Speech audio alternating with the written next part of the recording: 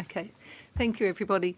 I declare open this public hearing of the House Standing Committee on Infrastructure and Communications in Sydney. The inquiry was referred by Minister Albanese on the 16th of November last year. To date, we've received around 227 submissions, of which more than half have been from New South Wales organisations than from any other state. This inquiry has a different focus to NBN inquiries that have occurred in the past, that are underway presently, or that will commence shortly. Whilst those inquiries have focused primarily on technical matters, either to do with the design of the NBN or the corporate plan and governance of NBN Co, this inquiry is focused on how the NBN will be utilised across Australia. As is evidence from the inquiry's terms of reference, the committee has a broad range of areas to investigate, including the capacity of the NBN to contribute to health, education, business efficiencies and regional development. While the inquiry is less technically focused than others, dot point I in the terms of reference requires the committee to consider the optimal capacity and technological requirements for the NBN to deliver the benefits in the other areas of focus.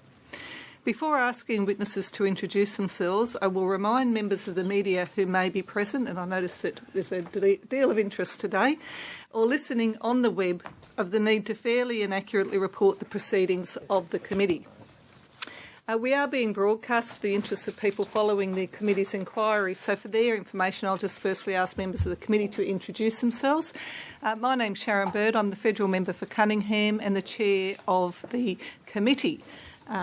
My name's Mike Simon, Member for Deakin in Victoria. Jane Prentice, Federal Member for Ryan in Brisbane. Paul Fletcher, Member for Bradfield. And we're also just being joined by Stephen Jones, the Federal Member for Throsby in New South Wales. So Stephen is joining us now as well. I now welcome representative of NBN Co to today's hearing. For the benefit of Hansard, can I just ask you to state your full name and the capacity in which you appear before the committee? Yes, I'm Michael Quigley, and I'm the Chief Executive Officer of NBN Co. Thank you, Michael. The committee does not require you to give evidence under oath. However, I should advise you the hearing is a legal proceeding of the Parliament and therefore has the same standing as proceedings of the respective houses.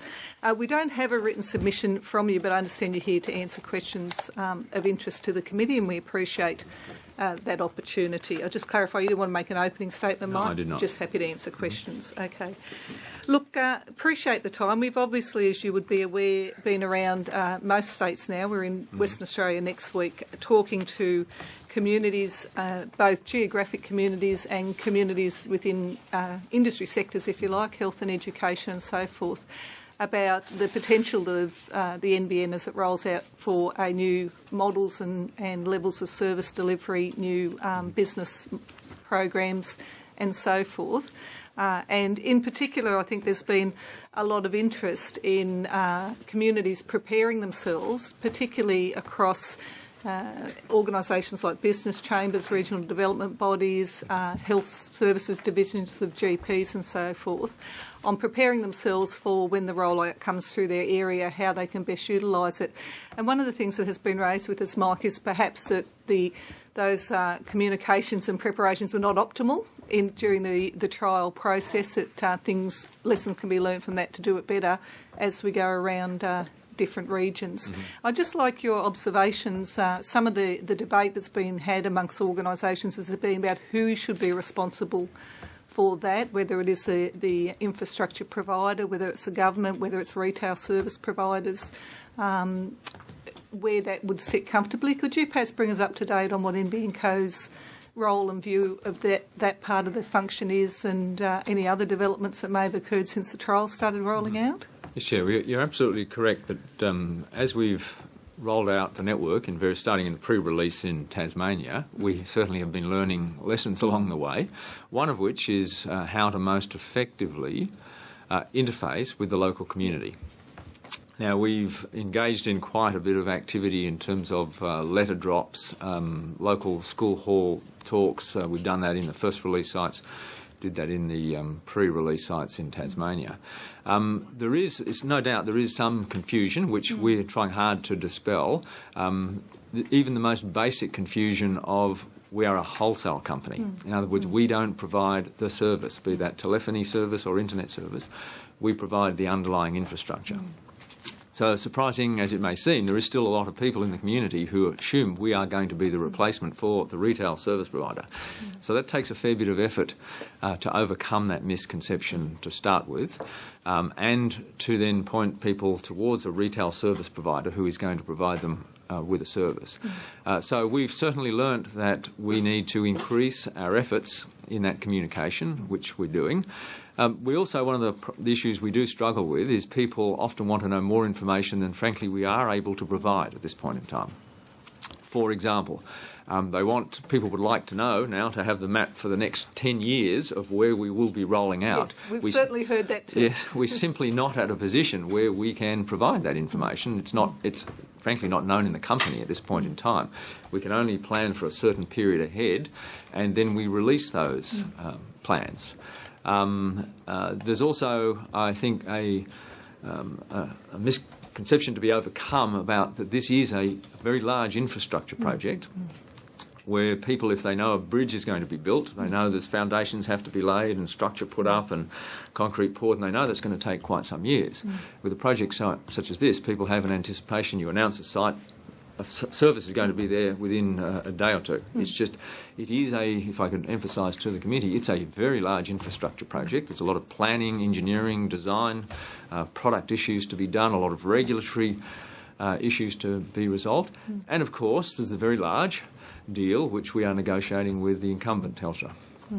And that's in the best interest, we believe that's in the best interest of the project overall, but it takes some time. We are conscious, we've had evidence presented of some fact sheets and so forth that the company has developed around some of the utilisation and potential. I think we saw one with the chemist from Tasmania who's looking at the new options available to him in his business. Can you give us an update on that side of the work program and what you've got in mind there? Yeah, we're continuing to increase the number of people inside the company who are focused on those types of applications. Now, one could argue an infrastructure company such as ourselves, a wholesale company, shouldn't be involved in such things because they are related to applications. But nevertheless, I think there's an expectation from the community and an expectation from our shareholder that we involve ourselves with a certain level of information dissemination around applications. So we are doing that. We're gearing up to have more people working on that side of things and to facilitate the transfer of information to application developers. But keeping in mind, we have to respect the relationship that we have with retail service providers, and we don't have a relationship with end users. Yeah. And what about more broadly in terms of the government's role? I mean, do you, on the promotional side, on the education side, how does that work between you and various government departments? Because the other thing that's clear to us, if we look at health, we're dealing with a different department to education applications and so forth. So could you give us some insight into that? Yes, we're trying to interface and assist as much as we possibly can various departments in the government, but I would also say, if I can make a note of the fact is the company is growing, it's trying to do many things, and it's very difficult to keep up with the demand for information from the company. So we're doing our very best to work very closely with various government departments, both at the state level and at the federal level, and even we get approaches from many people in local councils who would like information and would really like us to come and roll out into their areas very soon. Yes. We try to keep up with that, but we certainly are trying to make sure that people have enough information so that they can plan application development and know where we're going, and we're seeing that particularly in education and health. Yeah. It's interesting you raised local government because we did have a panel of 3 councils at yesterday's hearing in Wollongong. Obviously Kiama, because it's one of the test sites, and Shellharbour and Wollongong as well. And one of the things they raised with us was they were very positive about their experience with NBN Co, but their interest obviously in having engagement so that they can prepare around their planning instruments and their processes for future rollout, while also managing expectation, so that time frame issue is a challenge for them. Are you looking as a company at developing, rather than having to have individual relationships with every council around the country as they come and require, perhaps having some sort of standard model package or something that's available to councils? What's happening there? We are trying to develop that, and both in written format but also using electronic form. Yep. We're trying to obviously make our website increasingly efficient, I should say, for people to gain information that they need. And we'll be putting more and more effort into that as the months go by now. Yeah. In the early days of the company, we obviously had to spend a lot of time on the basic engineering. Yeah. And there wasn't much point putting a lot of information if you haven't done the basic engineering, because you can't answer most of the questions that people ask. But we're at that stage of the company now where a lot of the engineering work has been done, development and planning work has been done, so we'll be moving into the next phase, which is really more on execution. And the company will go through a transition over the next months as it moves out of the planning and design into the execution phase. And that will involve putting more work, obviously, into providing information to the community. And so how do you describe for yourself the balance between that wholesale role as an infrastructure provider and the applications and services promotion? Clearly, one of the things we heard, for example, was to some extent people won't respond to contact from the company when they're rolling through an area, because if they don't understand what the infrastructure is going to mean to them, they don't always engage. So to some extent, in delivering the infrastructure, there's a role for promoting it. I'm just wondering how, as a company, you see the line between that appropriate promotion for you to do and what should be done by other players. Yes, it is a fine balance, Chair, in the sense that we, as I said, we have to be very careful, and there is some sensitivity, obviously, on from retail service providers and other wholesale service providers, that we don't overstep the line. And you've probably seen debates in the press about us kind of expanding outside our remit. We're trying to be very careful that we don't do that. So there's a balance between supplying information that people are demanding and yet not taking the place of a retail service provider. So our job, we see, is enabling and enabling our potential customers, retail service providers, to the greatest extent possible, and trying to help them to promote applications to end users. So it is a fine balance. I think it would be a mistake for us to try and kind of intercede on the part of retail service providers. Our job is to get information on our website so people can look at it, and also to try and enable application development by retail service providers, and also make it easy for them to actually manage their services on our network. And that's a very important part, by the way, of the development. It's not just about the network itself, the electronic equipment, it's also about the systems which you can provision and activate and shore and bill. They are quite complex systems, and it's very important we get good, simple, straightforward interfaces of those systems with the systems of our potential customers. And that's a very big job. And in line with that, we had some evidence in Queensland too from smaller providers about their interest, I suppose concern would be fair to say, with engaging with the company, given that, you know, the number of large providers there are that might take up love and attention. Yes.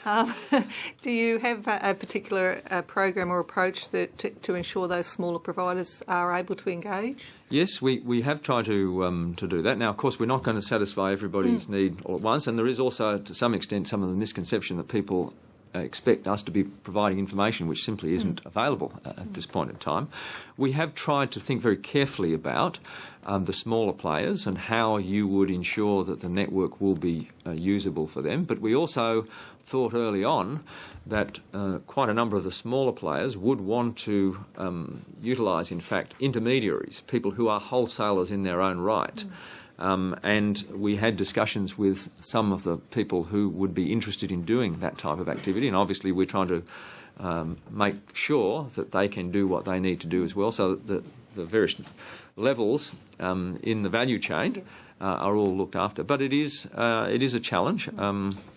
no pun intended, the company does have a finite bandwidth at the moment. So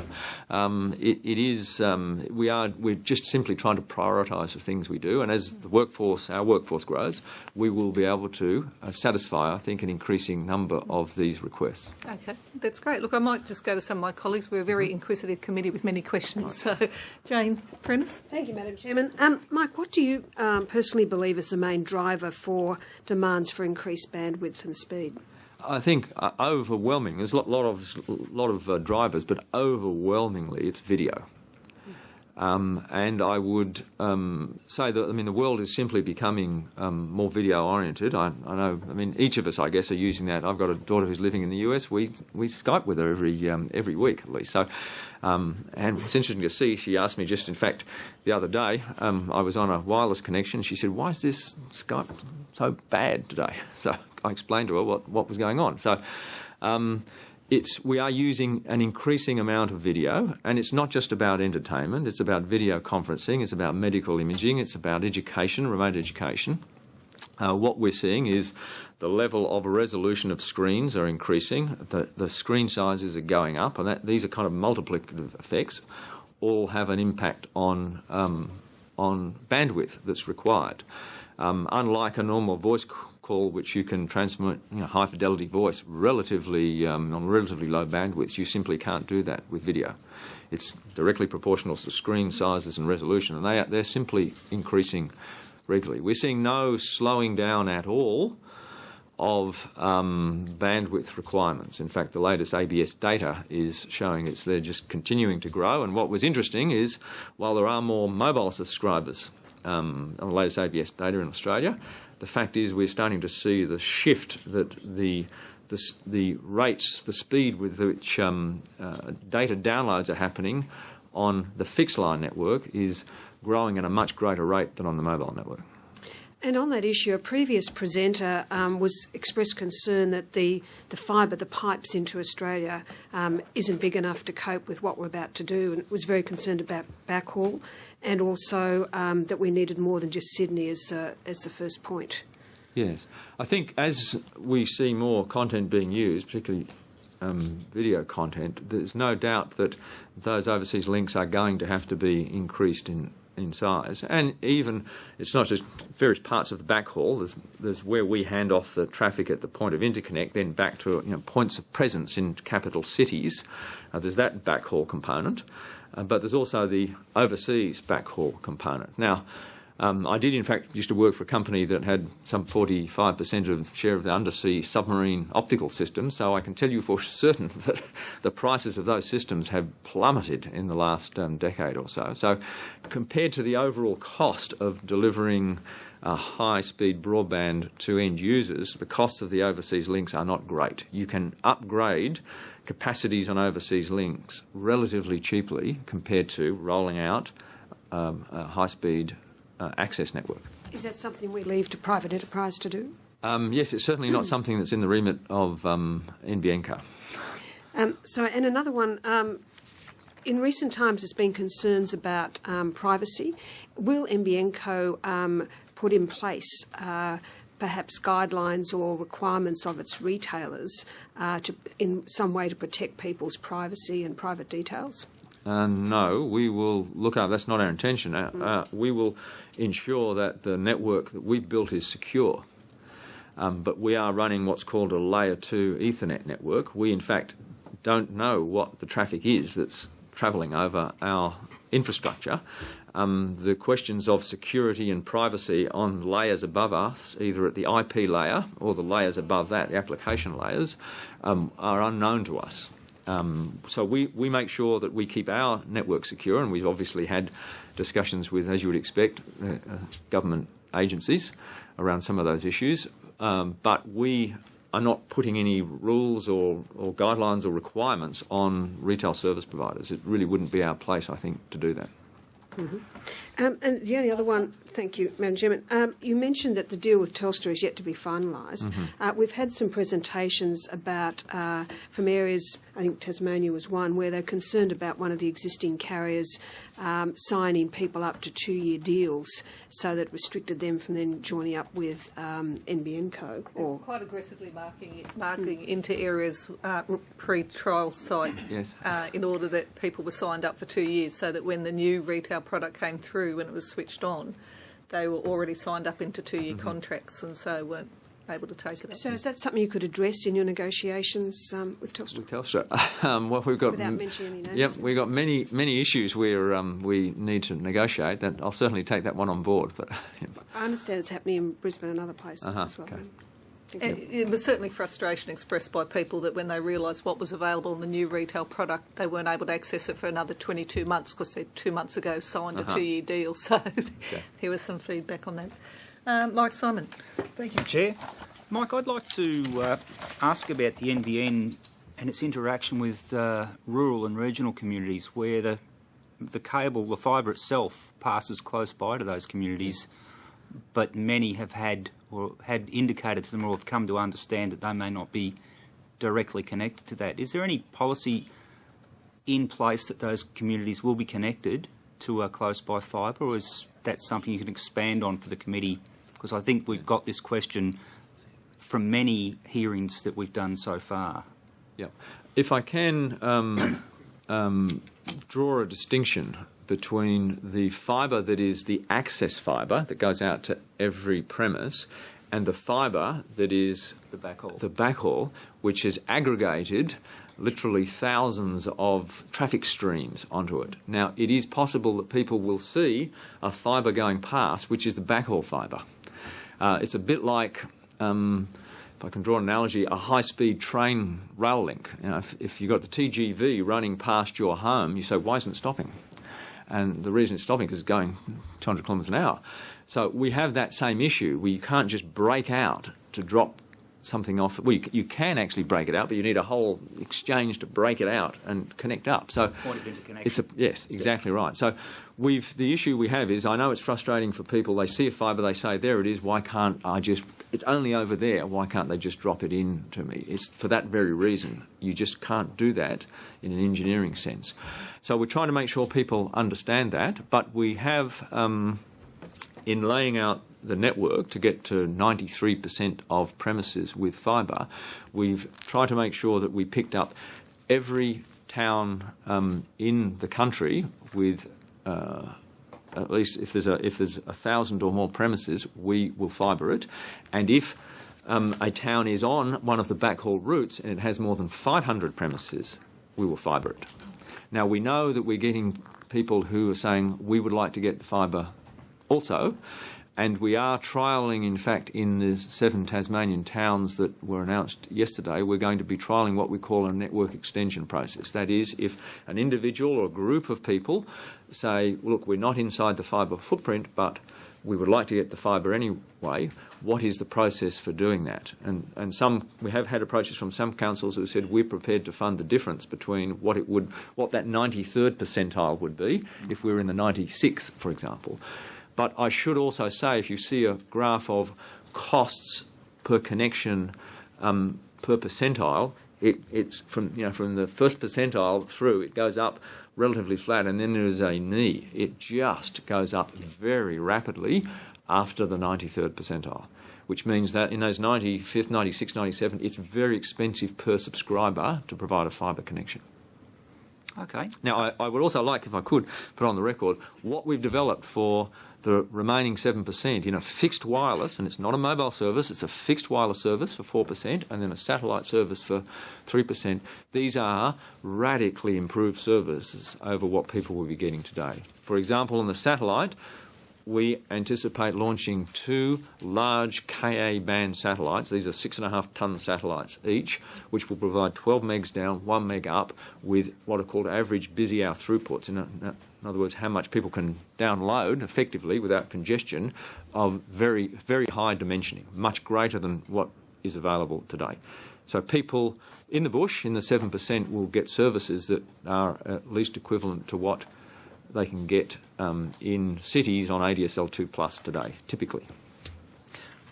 soon you've started talking about satellites. It's one of the questions I was going to ask you. With the new satellites, you've mentioned there'll be far less contention than there is on the existing service. On the ABG service? Yeah. Yes. Uh-huh.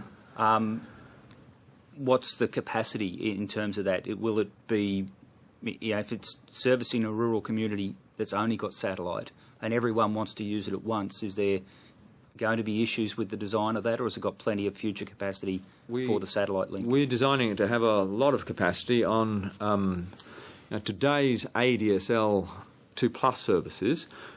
Different operators dimension things at different levels, but you could say it's somewhere around what we call the average busy hour throughput, and that's in other words how you dimension the thing. It's not speeds, it's kind of throughput, average throughput, busy hour throughput.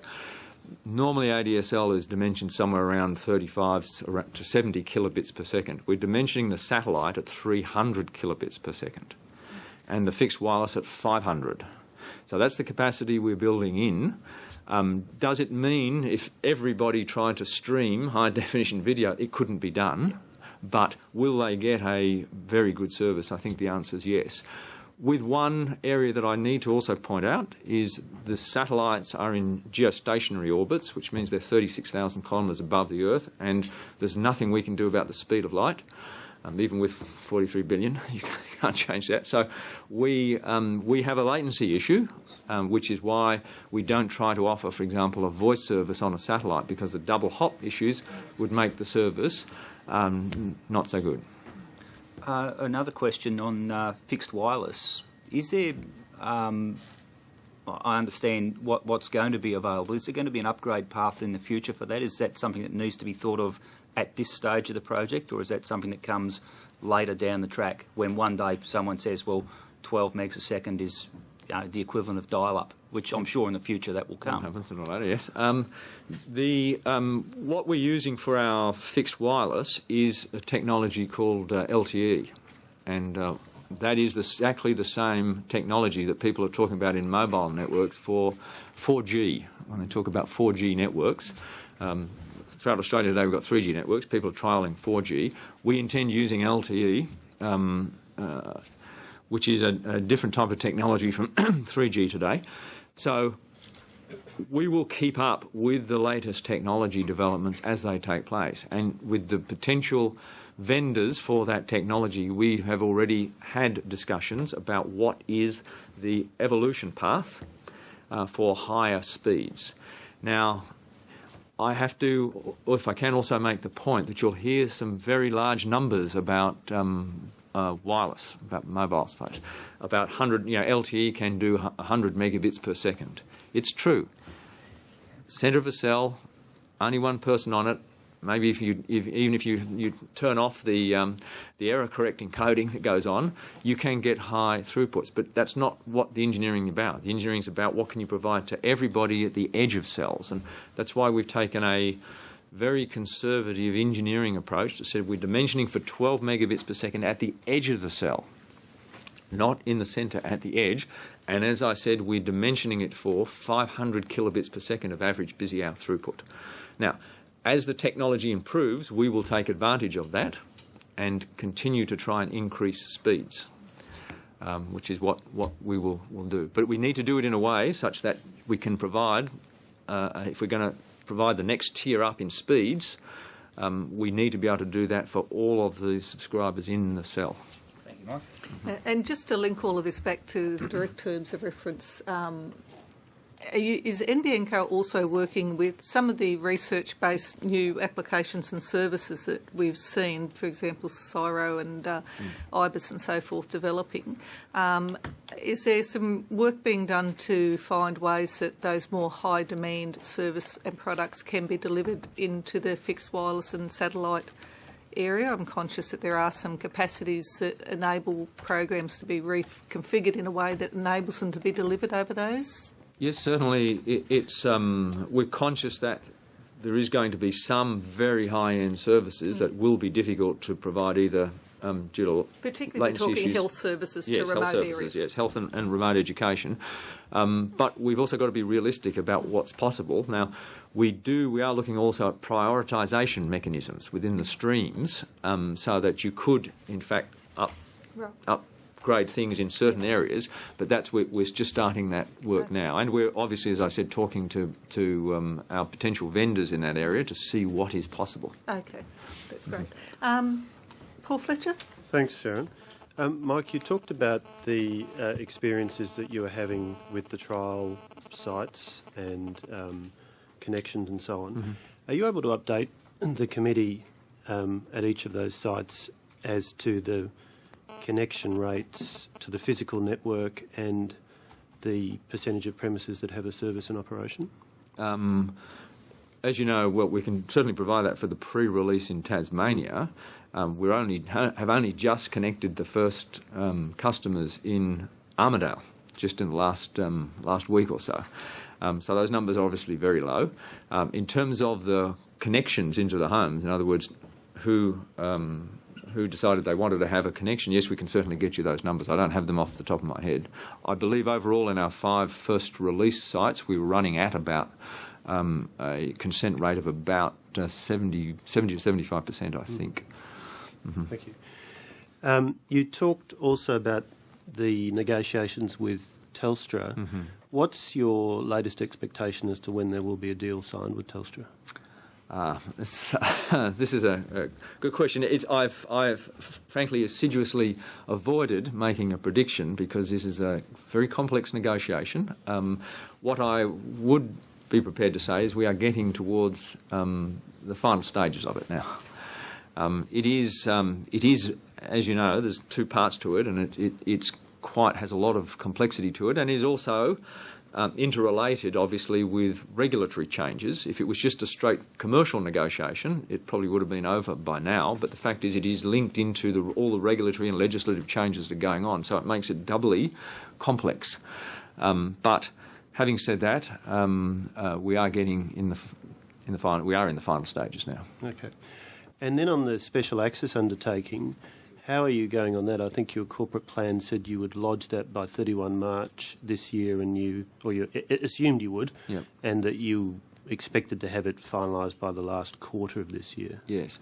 We are in discussions with the ACCC, and we are preparing the special access undertaking, but once again that was also caught up in the legislation because the actual rules changed about how you would lodge it. So we are still working hard on it and working very closely with the ACCC to make sure that when they get our special access undertaking, there'll be no surprises in it.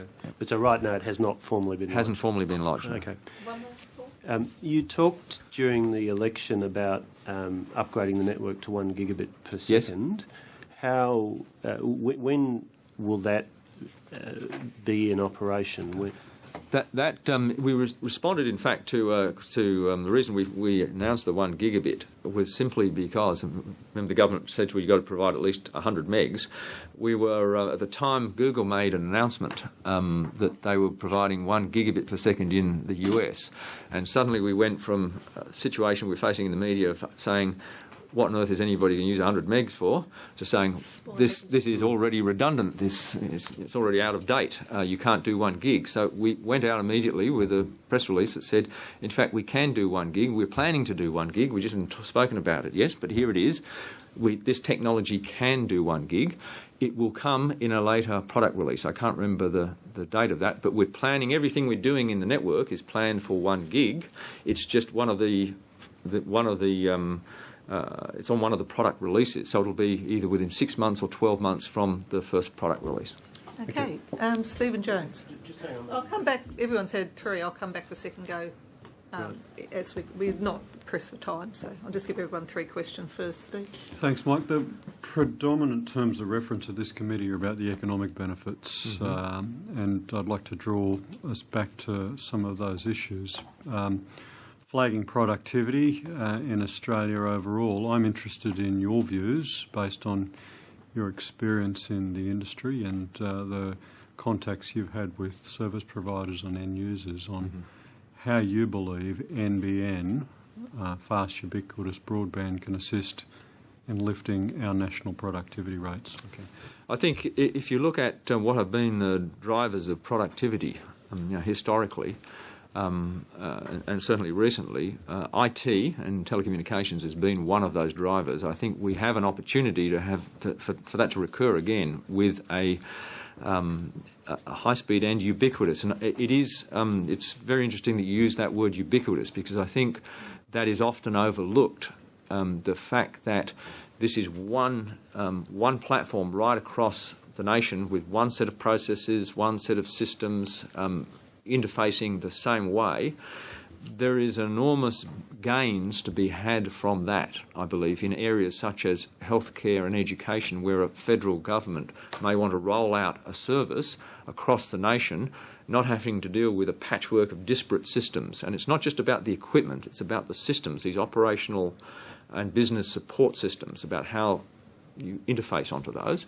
The other important factor is that the device that we're putting into the premise, the network terminating unit, has 4 ports on it, which means if the government did decide to use one of those ports, you could have services from normal retail service providers on the others, but they could actually have a port into every premise that has the service, which they could run a health service or an education service or whatever. So there absolutely is the potential for real productivity benefits, and the gains that could be had in savings in healthcare and education, I think, are very great. I happen to be a director of a neuroscience research institute, and the folks there, the researchers there, are very interested in looking at the cost reductions that can take place in aged healthcare due to fall reduction. It doesn't sound very exciting, but there's a huge cost to our community with older people, and as we know, demographics trends mean that there's going to be more people, elderly people, in the future. If they fall, they end up in hospital, and then a large percentage end up in nursing homes after that. If you can keep them in their homes and avoid falling, you save a lot of money. This network can actually facilitate a reduction of elderly people falling by having them doing remotely in their homes exercises. It's hard to get them to do exercises unless it's some fun, and they've actually developed a way of using video gaming technologies as a health application. Now, if you have that ubiquitously across the place, it means it's much easier for health services to roll that out. So that's just one application. There's the same things in education. There's video conferencing. We now have in our facilities in Sydney, Melbourne, Canberra, high-definition, low-latency video conferencing, which needs large bandwidth. That saves us getting on planes. It saves us, the travel times. We also expect to have more of our people doing teleworking from home. That will keep people off the roads, which means less money needs to go into normal infrastructure.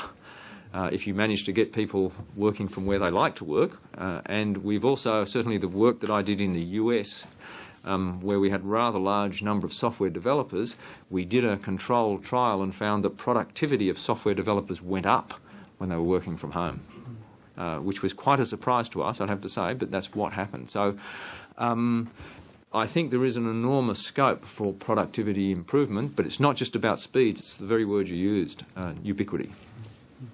On that issue of ubiquitous, is this also relevant to the issue of scalability? We've had some questions this morning about scalability, about moving to 1 gig, for example, and upgrading services.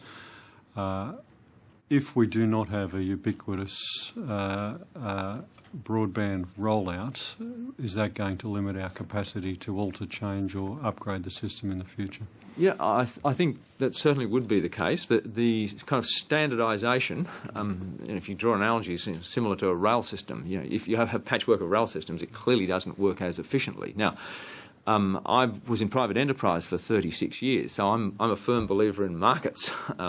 So I'm not suggesting that the entire telecom network should be one standardised ubiquitous network, but there is an argument, I believe, for having the lowest level, what's called layer 1 and layer 2, standardised across for the fixed line network in the country, and then having free and open competition above that. We just won't get two private enterprises building a new fixed line infrastructure. I think it will never happen. So I think for certain there is real benefits in having that ubiquity and standardisation, and scalability not just in speeds, but also scalability in the processes. These big operational and business support systems, OSS and BSS, are very difficult to scale. So you can get people offering fibre to the prem services in a little area, but what you find is very quickly they can't scale. Their systems can't scale. And so to do this across the nation is a big engineering job. So are you suggesting... Sorry, Stephen, last question. Yeah, are you suggesting, Mr Quigley, that having a single standard, we're using the term ubiquitous, is actually going to enhance retail competition? Yes, I believe it will. If so, why? If so, well, for example, if you had an underlying wholesale platforms, multiple wholesale platforms, then an operator who wanted to supply services over here would have to interface to that wholesaler. If they want to provide services in another part of the country, they have a different set of interfaces to reach customers over there. With a one national network, at the wholesale level, they just have one set of interfaces to do testing with and make sure their systems can cope with. And this is not an easy job. The job of aligning the two systems together so that they can talk to each other seamlessly, which what we're aiming to do is a retail supplier, for example iiNet, will be able to, from their terminal, see our network as if it was their own. In other words, they can test the performance of end-to-end connections without having to ask us. They can do it automatically. The 21st century equivalent of a standard rail gauge. Yes, it's a little more complicated than that, but yes, that's exactly it. Yeah, we grasp for analogy. Yes. Or indeed standardised electricity connections, which can be a great frustration for people as well. Look, I'm conscious that people may have want a chance at a second question, so I'm going to give everybody a chance to ask one more question of you, Mike. That's okay. We've got about 4 minutes of the time left. Jane? Yes, very quickly. Mike, you mentioned before we discussed the rapid increase in demand and new technologies. Are you therefore looking at ways to reduce the projected rollout? You know, from I think it's 19 years we're now saying before it's all finished, which is going to leave a lot of people behind. It's going to create can we bring that reduced down to, say, 5, 6 years? No, it's 9.5 years is what we've put in our latest corporate plan. This is just a massive undertaking. We fly over Australia and you look down, you connect each one of those premises. It's a huge undertaking. I think we'll go as fast as we can, and clearly, while the Telstra negotiations has taken quite some time, it will in the end speed up the rollout. Which is why it's worth doing this. And at the same time as we're doing those negotiations, we're also, of course, building our OSS and BSS systems, which is also on the critical path. So 2020? It'll be hard to see how we could do it. Now, we'll obviously be doing in parallel the fibre rollout and the fixed wireless rollout and launching satellites. And before we launch the big satellites, we'll be improving the existing satellite services with an interim satellite solution. Thank you, Chair. Mike, I'd just like to ask quickly about how the NBN is going to integrate with existing private fibre networks, for instance, ARNet that the universities are connected to, or in some cases businesses or even local councils have gone out and already installed fibre. Yeah. Is that going to be parallel with the NBN, or will in cases it be part of? No, in many cases it will be parallel. For example, ARNet, who has a network that connects universities together, we see no reason why we wouldn't certainly be trying to overbuild that. And that's one of the things the government has said, is we have an obligation to connect a premise unless it's adequately served. And I would imagine that places will obviously be adequately served, particularly if you've got CBD buildings that already have multiple fibre connectivity in them from various suppliers. It would make no sense for NBN come along to add another one in that. We, in most cases, won't be trying to duplicate infrastructure there. But if there is, if there happens to be a facility in there that is not wholesale, is not offered on a wholesale level, and there's only one of them and it's retail, then we may get a request to serve that, in which case we would have to serve it. Okay. Thank you. Paul Fletcher? Thanks. Mike, you talked about overbuild. Could you give us an estimate of the CapEx savings if you had a design rule that said you would not build to any premise that was served by the HFC networks? Yes, I certainly could give you an estimate of that, but I can't, not off the top of my head. There is obviously we have to think about it carefully. There's roughly 2 million premises, I think, in total, but quite a number of those premises aren't actually connected. In fact, they're even too far to have lead-ins, as you probably know. They're not even offered a service within that footprint. So we'll have to do that calculation carefully. Okay, and Stephen Jones. Okay. Mike, I just wanted to touch on one of the things that's been raised, particularly in the regional visits we've done, is, and you would not, wherever we've gone, people put an argument about why there should be early roll-out. It won't become as a surprise to you, I'm sure. But one of the issues that's been put to us is obviously the trial sites were picked for the particular engineering challenges and so forth. They had a reason, but that there is, particularly in the regions of the nations, a very high level of demand that's not being met, and that's becoming a constraint on regional development. And I'm interested, you gave the example of teleworking. I mean, a lot of regions, we heard it in the Illawarra yesterday, we heard it in Townsville in South Australia, where we went, that the drive for a lifestyle, whether it's seaside or tree changing, or can be facilitated by connectivity, and that professionals, creative industries and so forth can revitalise our regions. I'm just wondering, from the company's perspective, what your view is on some of the criticism that's been, well, why don't you roll out in the big cities first where the demand already exists, as opposed to the tapping into the potentials, because one of the dangers of potential areas is if people don't take it up, then you get criticised that the take-up's low. So I'm just wondering if you give us a perspective, just from a national economic productivity and participation point of view, regional development, of your views, having seen it internationally as well.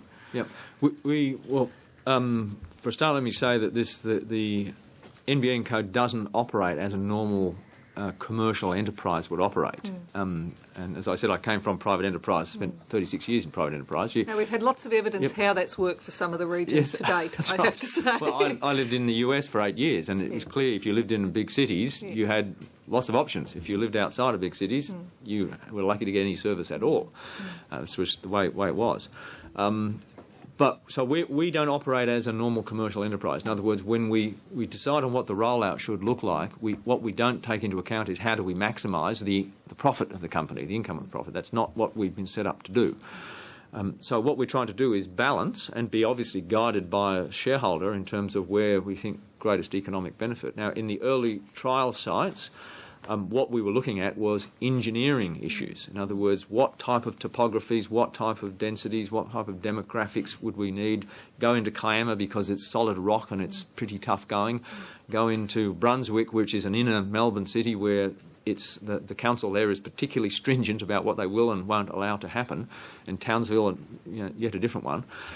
So we approach that one from an engineering point of view. When we announced the second release sites, it was then a blend of extending the first release sites, but also trying to pick up some areas in which there was some frustrations. For example, Gungahlin, where they were served by RIMS and simply couldn't get DSL off those RIMS. So to try and serve those. What is going to happen in the next phase, which we haven't announced yet, when we start to look at the volume rollout, there's going to be a number of factors. Obviously, once again, the shareholders' guidance of where they think the priorities are in terms of regional development or whatever, together with the ability, the availability of infrastructure, that is ducts, pits, pipes, but particularly exchanges and backhaul, because we can't roll out an access network unless we have the point of interconnect, the fan site, and the intervening transit backhaul. So that is going to some extent, I wouldn't say dictate, but we'll have to take that into account as we do the next phase of planning. So it's quite complex, and we will try and get that balance right, but it won't necessarily, obviously, be driven from the same angle as a normal commercial enterprise would, which normal commercial enterprise would fibre in the cities first, and frankly, it wouldn't put these satellites up, wouldn't put fixed wireless up. It would just simply focus on the areas where the take-up would expect it to be highest. Okay, look, thanks very much for that. And thank you for your attendance here today. You did undertake to provide some additional information, so if you just get that through to the Secretary subsequent to the hearing, you'll be sent a copy of the transcript of your evidence to which you can make corrections of grammar and fact. And once again, very useful information for the committee. We appreciate your time today. It's a pleasure. Thank you. Thank you. Bye-bye. Okay, I now welcome representatives of Huawei to today's hearing. For the benefit of hindsight, I'll just ask each of you first to state your full name and the capacity in which you appear before the committee. Jeremy Mitchell, Director of Corporate and Public Affairs for Huawei Australia. Thank you, Jim. Gary Ballantyne, I'm the Account Director for the NBN for Huawei. Thank you. And Tim Williams, I was a consultant on the report. Great, thank you very much. Although the committee does not require you to give evidence under oath, I should advise you the hearing is a legal proceeding of the Parliament and therefore has the same standing as proceedings of the respective houses. We have an extensive written submission, and I think some of the members were able to attend a presentation luncheon in Canberra as well, and to hear Dr Williams there, and so we're very keen to have the evidence put on the record and be able to question you, so thank you for your participation. We do have people listening to the broadcast, so did you want to make some opening comments, perhaps 10 minutes maximum, and then we'll go to a question and answer? Thank you. Thanks, Jeremy. Thank you. Firstly, I'd like to thank the committee for the opportunity to talk to you today on behalf of Huawei. For many people, it's the first time they know how to pronounce our name correctly.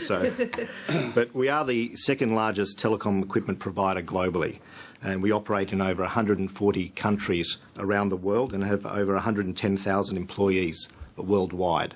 In Australia, Huawei partners with every major telco operator, including Vodafone, Optus, Telstra, TPG and Vivid Wireless.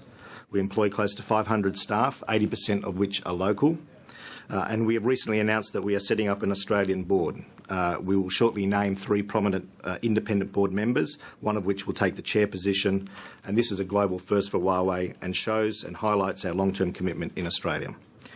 We have also established R&D partnerships with Australian universities, including next-generation technology training programs with RMIT University, and we are working with the University of Melbourne's Institute for a Broadband-Enabled Society by providing Huawei technology to create the NBN testbed environment. And I understand the committee visited that and got to see that equipment firsthand. Huawei is the world leader in delivering fixed fibre networks. Currently, Huawei is building the NBN equivalents in the United Kingdom, Singapore, Malaysia and the UAE and Brunei. There are only 2 other countries that are building wholesale fibre networks like Australia in the world, the United Kingdom and Singapore, and Huawei is the major provider to both these networks. Huawei is the only company with developed, tested and commercially operational equipment delivering open access wholesale broadband. For the past 5 years, Huawei has been the sole provider of fibre access equipment for the UK NBN equivalent BT 21st Century network. The network was created to ensure that all rival operators have equality of access to the BT's local network, namely to provide open access to all service providers in the UK. Huawei is supplying GPON and aggregation systems to the network build, and late last year we were awarded a £1 billion contract to extend these technologies. It is our work in the UK that motivated Huawei Australia to commission the white paper titled Connecting Communities. But before I introduce the author of that report, I wish to put on the record that Huawei supports the development of high-speed broadband. Huawei is not only the global leader in fixed broadband networks, but we also are the global leader in next-generation wireless broadband networks. Huawei was the first company in the world to develop a commercial LTE network. As a company with technology and leadership in both wireless and fixed broadband areas, Huawei fully supports a fibre-based national broadband network for Australia. Fibre and wireless, in our view, are complementary rather than substitutes. We also believe that the commitment to an NBN should be above politics, supported by both major political parties. There always will be, and there always should be, debate about implementation. In fact, of the 5 NBNs Huawei is building globally, no 2 are the same. But we believe there should be an agreed set of guidelines for Australia's NBN, the quality of service, investment in the best technology, and that we build not just a network but a network nation, where no one gets left behind. There are moments in a country's history where choices are made that lay the foundation for decades of social development and economic prosperity. And we are reminded that they are often decisions that help build and vitalise nations. The railway and the interstate highway networks in the United States are two such visionary choices for the 19th and 20th century. The 21st century is the Asia-Pacific century. Singapore, Malaysia and China are heavily investing in fibre networks. Korea and Japan have already invested. If Australia is to take full advantage of this opportunity, we need to make sure we aren't the poor digital cousins in the neighbourhood. From our experience in the UK, Huawei felt there was a gap in the broadband debate in Australia. Too much was being concentrated on the process rather than the end result. We commissioned Dr. Tim Williams to conduct a review of the impact broadband has had on the communities in the United Kingdom over the past 5 years and what implications there may be for Australia. I invite Dr. Williams to make a few remarks, firstly on his background and then obviously the findings of the report. Great, thank you. Tim? Okay, thank you. Thank the committee for the invitation to contribute to your deliberations. If you've read the report, you'll know it's militantly a non-techie report for non-techies, because I believe that high-speed broadband is too important to leave to engineers and geeks, and I realise that is not a dig at Mike Quigley. I think fundamentally the proposition is there's been a lot of emphasis, we've heard it this morning, about pipes in the ground, and the really exciting bit here is about end uses, applications, the transformations, and they feed back into justifications for the NBN. And I think what I was pleased to do is to try and raise that debate in the report, which you've seen, and I'll talk a bit about some of the findings. As you'll tell from my accent, that I come from the same part of the world as your Prime Minister, i.e. Wales. And I just want to say a bit of a vignette about Wales, because it's in the report, but it's really important, I think, to understand this. Wales, which has not been known as a byword for innovation in anything recently, has got all of its local government and central government, all public agencies, all emergency agencies on one fibre optic broadband-enabled platform. That's 300,000 public sector workers, 2,000 schools. The emergency services can talk to each other in HD video in real time, rather than confuse each other by not talking to each other at all. But here's a proposition. Here's where it really kicks in. Is that it costs $50 to make a paper transaction to a local authority in Wales. It costs 50 cents to do it by email. It costs 5 cents to do it by Skype. And when HD television comes in and it's ubiquitous in people's homes and in the offices, it'll be virtually free, and it will transform the relationship between the citizen and public services. That's the most exciting thing in this whole business, and that's it. That's what the report is fundamentally about. So the report is about, my background to this, by the way, is that I was an advisor to the UK government, largely on things like regional development and community development. So I knew next to nothing about broadband, and I've been quite interested by what I've discovered, and the report is about that. So the report is about the UK, where by 2014, 2/3 of the population will have 50 megabits plus. So it's about something that's already happened to some degree and is happening, so there's implications for the future. What I learned fundamentally, and I think it's a really important, and it really plays to your terms of reference, is that broadband is not simply a computer thing. It's not an end in itself. It is a means of furthering national objectives in the economy, education, health, environment, transport, and regional vitality. The report is very strong that it's a tool in the armoury of the recovery of regional areas, and I can talk to that. I also learned that in a country where 90% of public services are online and going digital by default, 10 million people are still not access the internet. So a key objective is not just to build a national network, but a network nation where no one is left behind. The dangers of adding digital to socioeconomic exclusion are real, and geographical exclusion are real, and the report calls for a new emphasis in Australia on getting everybody online. I think that's important. The mirror image of that threat of exclusion, though, is that the benefits and efficiencies available when all in the nation are in the network. And a number of the economic analyses miss the ubiquitous point of what Australia is trying to do. These are what they call the network effects and the externalities which kick in. And this is a big if the effort to put pipes in the ground is matched by coordinated cross-government effort, central, local government, about maximising broadband applications, innovation, interesting uses in all public services. Collaboration is also required. This is not said enough. The reason why Korea is making fantastic strides with broadband is the collaboration between the private sector and the public sector over end uses. You know, it's absolutely extraordinary what the relationship between central government and the private sector around end uses in the public services and what that means for business. It's quite interesting, right? So the real value proposition behind fast broadband does not reside in the construction of the digital highway itself. It resides in the applications enabled by it, catalysing its potential, transforming public and private sector business models. It just needs to be said, to be understood, it seems to me. That impact has a direct economic implication, and most studies stress the benefits of that. My report is more interested in how this broader potential is being catalysed in the UK and what it might mean here. The report calls for such impacts, and I think this is a new thing, I didn't say this clearly enough, for these impacts to be objectively measured and for a pre-NBN baseline established so as to be able to really identify benefits, transformations and indeed pitfalls. I think Australia could really lead the way on that. It's vital. A bit on the economics of this, because there's been some talk about value for money. I just want to make it clear that I'm sure there was an economic case was made against the Harbour Bridge back in the 1930s, and I know there was one made against the internet. I think economists tend not to agree. Or rather, there are those who are positive and they have different assumptions from those who are negative. I'm not sure that's conclusive. I think that sceptical economists also do not consider in any detail the societal benefits and externalities. And in the Australian case, they missed the point about the ubiquitous nature. A truly national network of fibre to the home has a transformational consequence in comparison with a country which has only 17% take-up. 70 versus 17% is a different world. Just the last thing on some of the headlines, 4 or 5 headlines from the terms of reference that you made, and we obviously would like to have a conversation about these matters. You ask, delivery of government services and programmes. This will be where the NBN can be most radical, seems to me, have most impact and most savings. The delivery of government services, but it doesn't happen automatically. And just as an example, in the US, the Congress has mandated that America's NBN include a plan for the use of broadband in improving public services. 1/3 of the American plan is about that, not about the pipes in the ground. Achieving health outcomes. There's stuff in the report about pilots of telehealth in Scotland and in Yorkshire already saving lives through remote diagnosis and pathology now.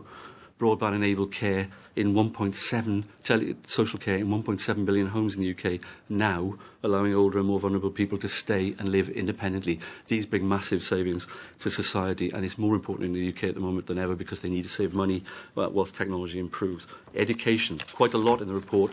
Very big audited study about the impact of broadband technologies on grade enhancement, but also reaching remote schools with teachers, if you like, remotely and resources. You ask about environmental impact. There's a bit in the report about that, but just a figure that I've derived from the World Economic Forum. If you add the stuff in the report around remote working, telepresence, smart transport and smart energy grids, the estimate is that it will save 4% of carbon emissions in the developed economies. So these are serious numbers. The last thing, 2 things around regional growth and impact. I pay a lot of stress in the report. I've done a lot of work on regional economies in Wales and Cornwall. A prioritised high-speed broadband rollout in Cornwall is transforming the image of the place, is bringing lifestyle entrepreneurs to live in the area, and is part of the recovery programme of a rather depressed place, because people want to live in these beautiful areas, but they need modern connectivity. So I think that's pretty critical. Despite Australia's scale being hugely different, some of that plays to some of your places, and I think that's important. Business efficiencies we've heard a bit about. I just want to say on that subject, SMEs are particularly benefited by the broadband connectivity. It creates virtual clustering for them, which they lack in any other context. It's particularly important. But again, Korea shows how you bring the real benefits of economic exploitation of that by a strong link between central government and the private sector. Facilitating community and social benefits, the report is entirely about that. We can talk about that. And the last thing, which I wish to say, something about technology, because it's been raised. There's a spectrum in the report. Some of the achievements are available at 1 megabit and others are at 150. The trend, though, is towards greater bandwidth, use of video rather than text, and the ingenuity requires bandwidth going forward, and the benefits are greater as bandwidth grows. Internationally, fibre seems to be the core of a network, but wireless and mobile is where many of the more exciting applications take place. They should be complementary. I don't think they're substitutive. And a last point about some of the issues around wireless and mobile. While innovation proceeds at pace, a next-generation wireless technology has begun to challenge, as we've heard. I think it's fair to say the report comes down on the view that wireless service continues to be more interrupted than wired technologies, especially when congestion arises, and that will inhibit its use in healthcare. Critically, this is the last point, the extent to which mobile wireless service will substitute for wireline service will depend on how demand evolves. if it shifts more to high bandwidth, low latency applications, like the HD video uses that will become conventional, I think, in relationships with the public sector and consumers. If it shifts to that, rather than a mobile application, it seems to be happening, the two services should be viewed as complement, not substitutes. And that's what the report says. Okay, well, thank you very much. There's a tremendous amount of information in what you've presented. So, again, I'll try to keep us all to about 3 questions each. I particularly want to go to one of the issues around a lot of the evidence, I think, that's in both Huawei itself's documentation and Dr. Williams' report around the issue with, I suppose it'd be fair to say we had a lot of evidence about the benefits that can flow in those areas of terms of reference. And to some extent we've had to sort of tease out and try and find what are the factors that ensure uptake and utilisation, and perhaps what you've presented to us is one of the few occasions where I would say the whole focus has really been on that side of it. So that's why it's particularly valuable to us. So I would just like you to comment to us on, if you wanted to say at this point to government, look, here's 3 things that you really have to get right if you don't want to increase the digital divide, if you want to ensure uptake and participation and innovation. Here's 3 things I would say to you you really want to have a close look at what they would be, both from the company perspective and from your research in existing systems, Tim. So, I think there's 2 clear ones, and I'll bluff the third. Actually, okay. Okay, if you want to give us 2, that's fine. I think what comes through the report is that, in a sense, people have.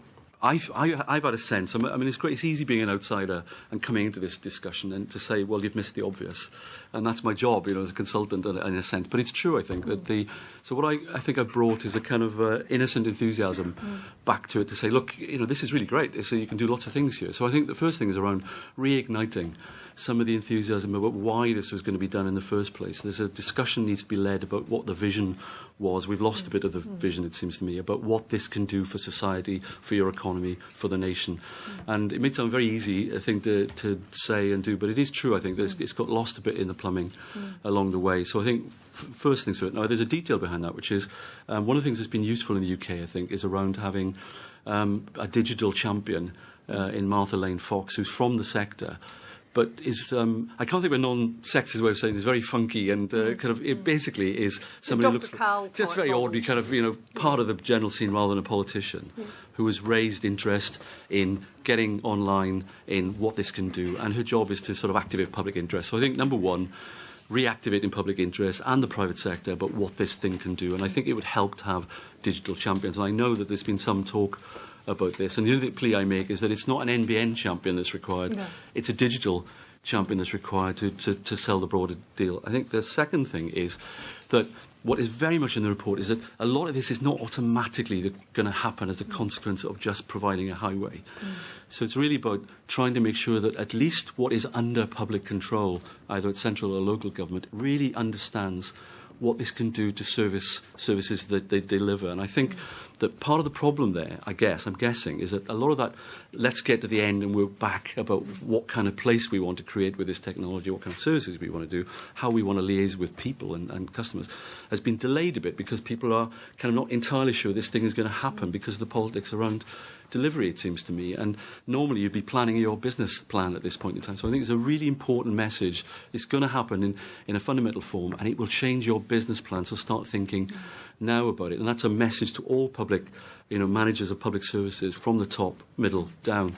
I think the last thing is a lot of the innovation in this thing is actually coming from below anyway. There's a kind of... I read one of the economists who had a go, I think it was Robert Kenny had a go at the cost of all this, and the assumption I think he makes is that Australians are going to be happy with ADSL level service because Americans are, as it were. Well, actually, Koreans are not.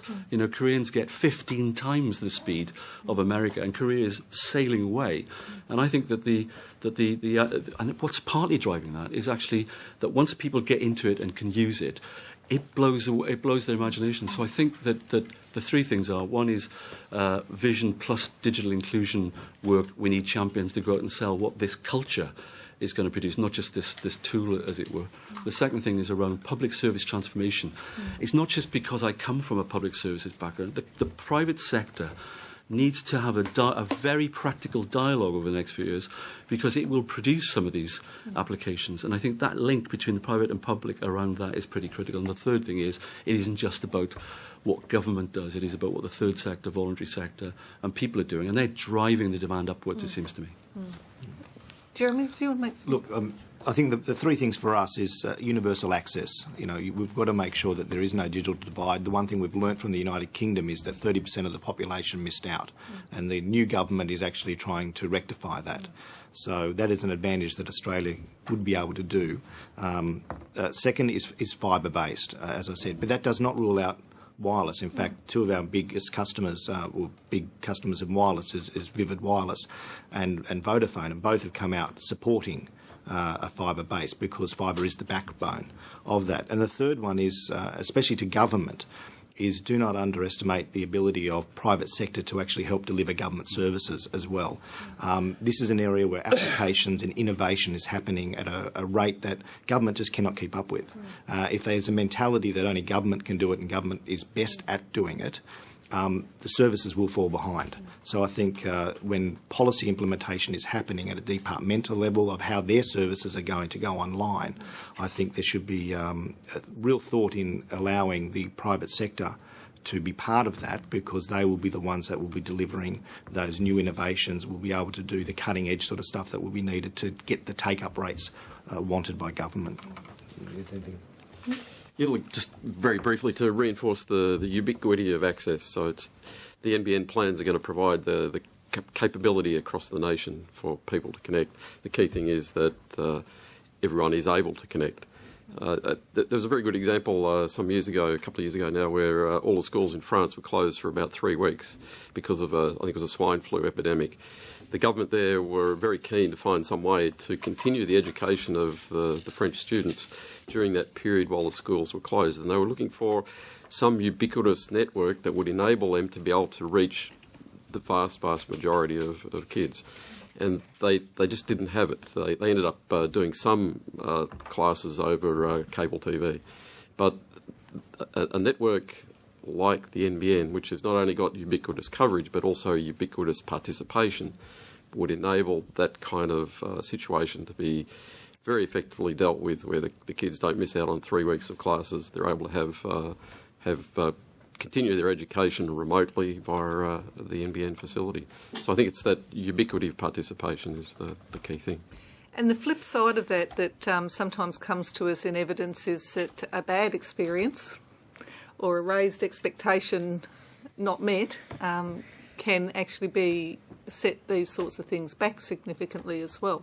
For example, I think one of the later submissions from today talks about our online Centrelink services, and yet by and large you still have to turn up at the Centrelink office. So for young people in particular, thinking I can engage online and then discovering that has very significant limitations, to some extent I think in a transition process would not surprise us, but it can cause a level of frustration about government services. I'm just wondering if you have some observations on how best government service delivery in this process can set realistic expectations and manage those. Well, I think it's important that, a good example from the UK is that, there's a massive amount, probably more here, of people that you would regard as socially excluded in the UK, but there is social exclusion in Australia. So one of the things that is interesting in Britain is the role of third sector voluntary organisations, social enterprise organisations, housing associations,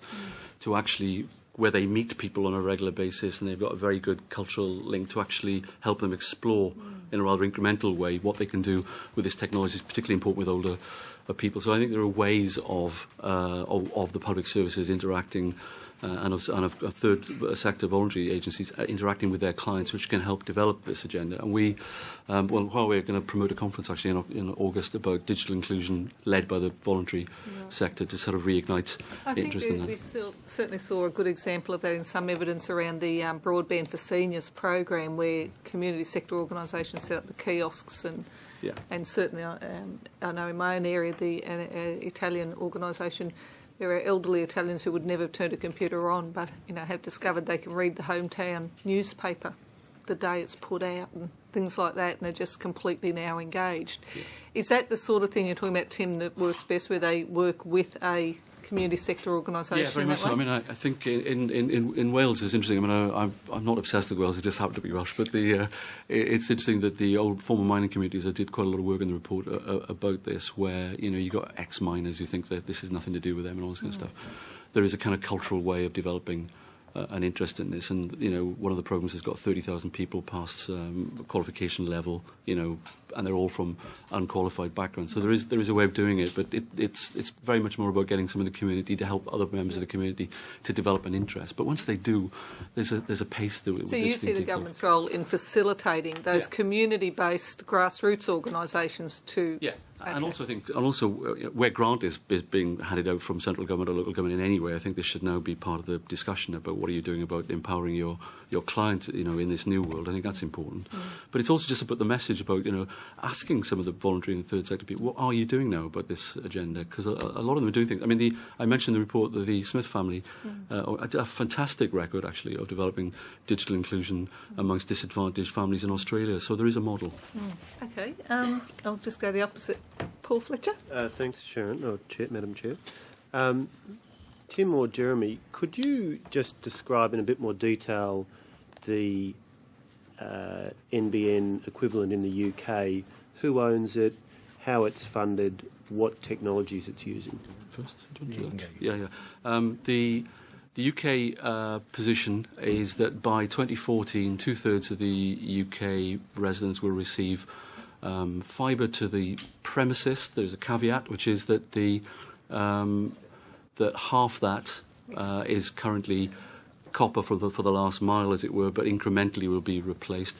That is by largely BT, private sector, it's a privatised utility from 25 years ago, as it were. Another private sector deliverers working with that. So 2/3 is effectively a private sector result.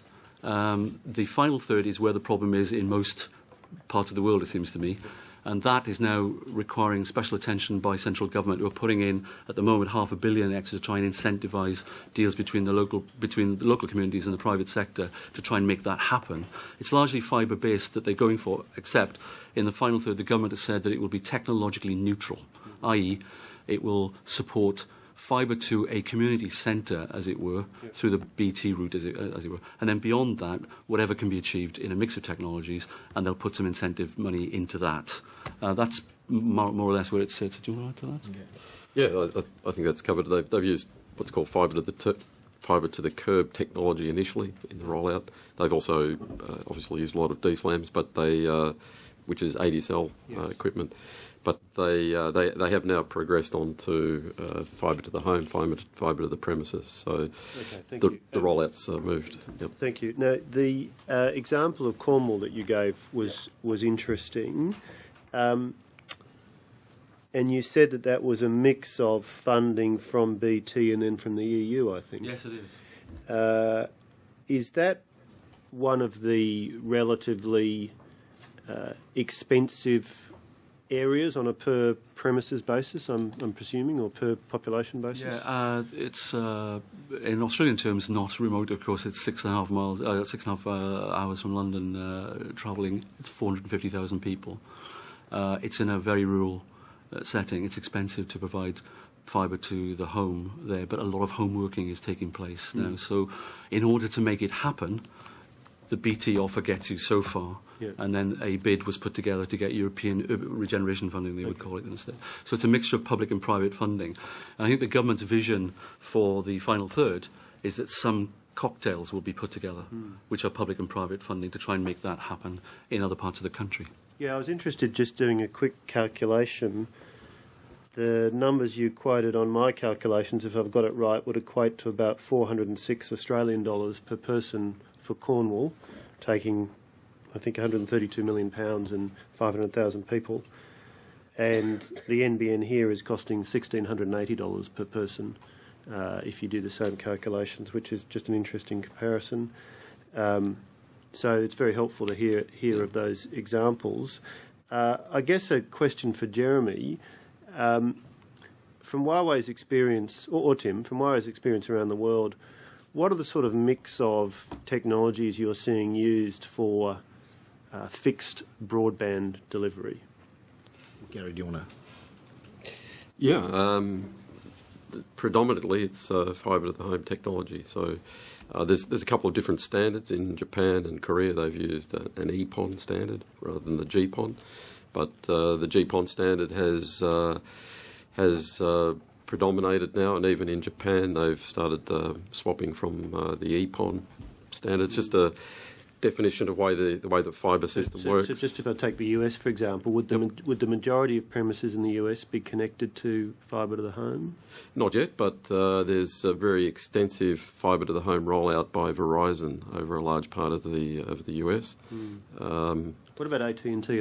Which one are they? AT&T are also doing fibre to the home rollouts as well, but less extensive compared to Verizon. Yeah. Okay. But they are, it's all fully private.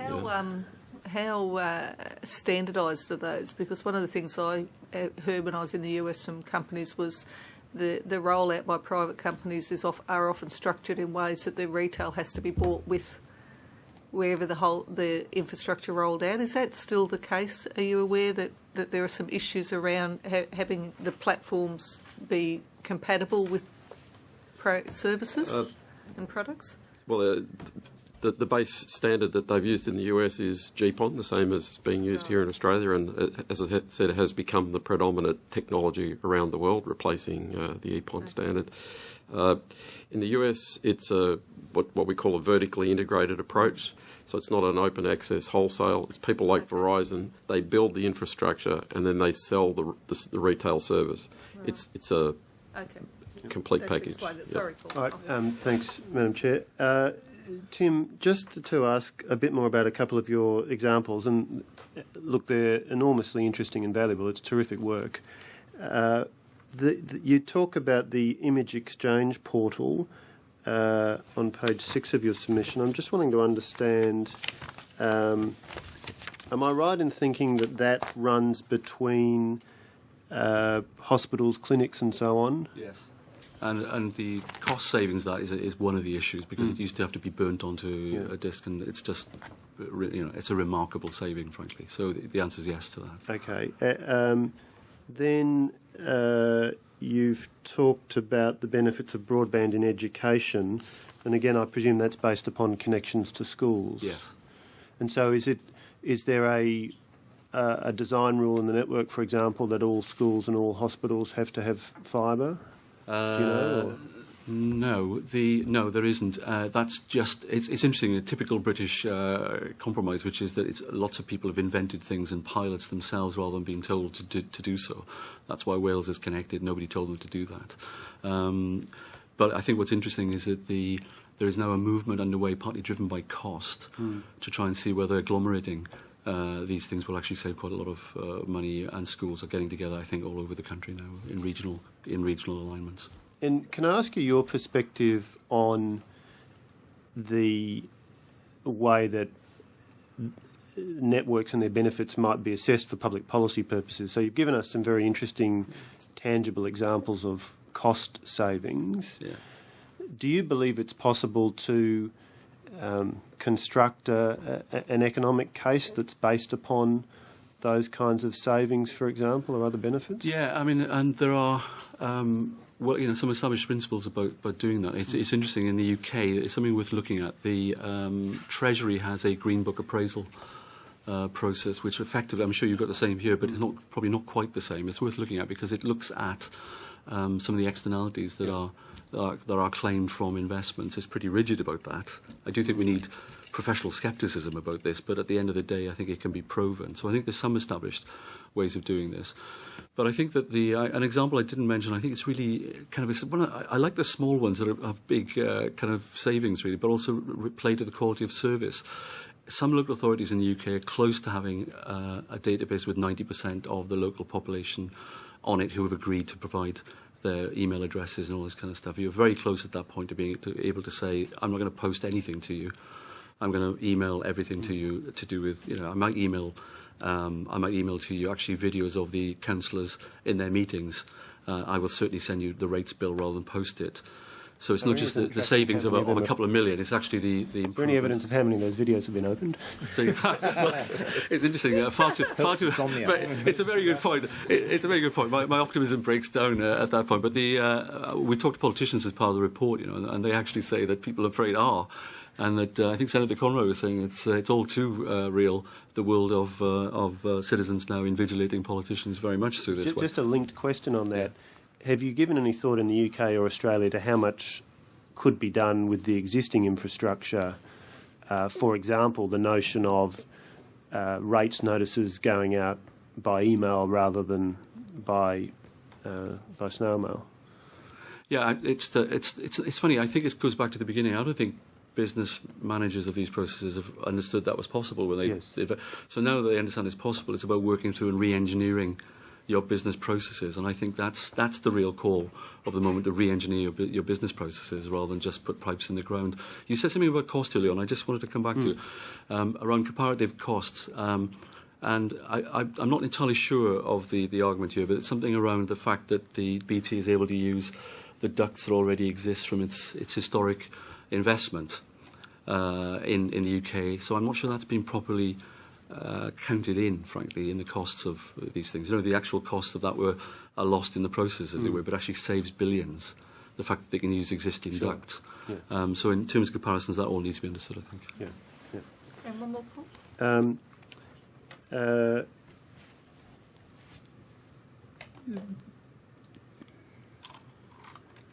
I think that's all for the moment. We can come back if you want to. Stephen Jones.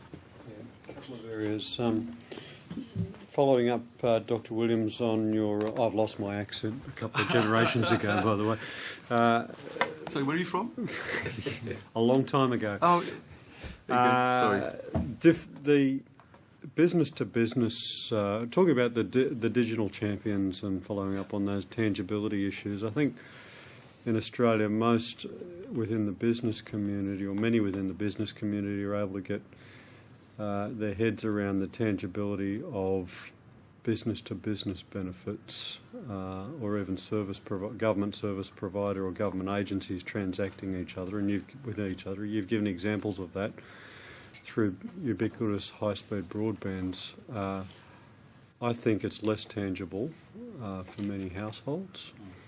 I was wondering, from your experience, whether you have examples about how the ubiquitous high-speed broadband can make a difference to a low-income, working family in a suburb in Australia, or an aged pensioner living somewhere similar, or in a household.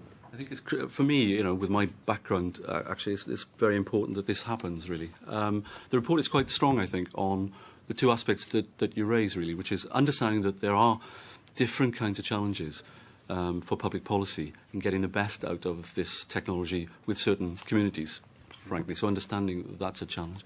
I think the second thing is particularly about older people. There's quite a lot of, a massive amount of effort actually in the UK, and there's quite a lot of effort over here as well around reaching older people. My take on this is that there are ways of doing it, setting yourselves the target of overcoming those divides and understanding what is required.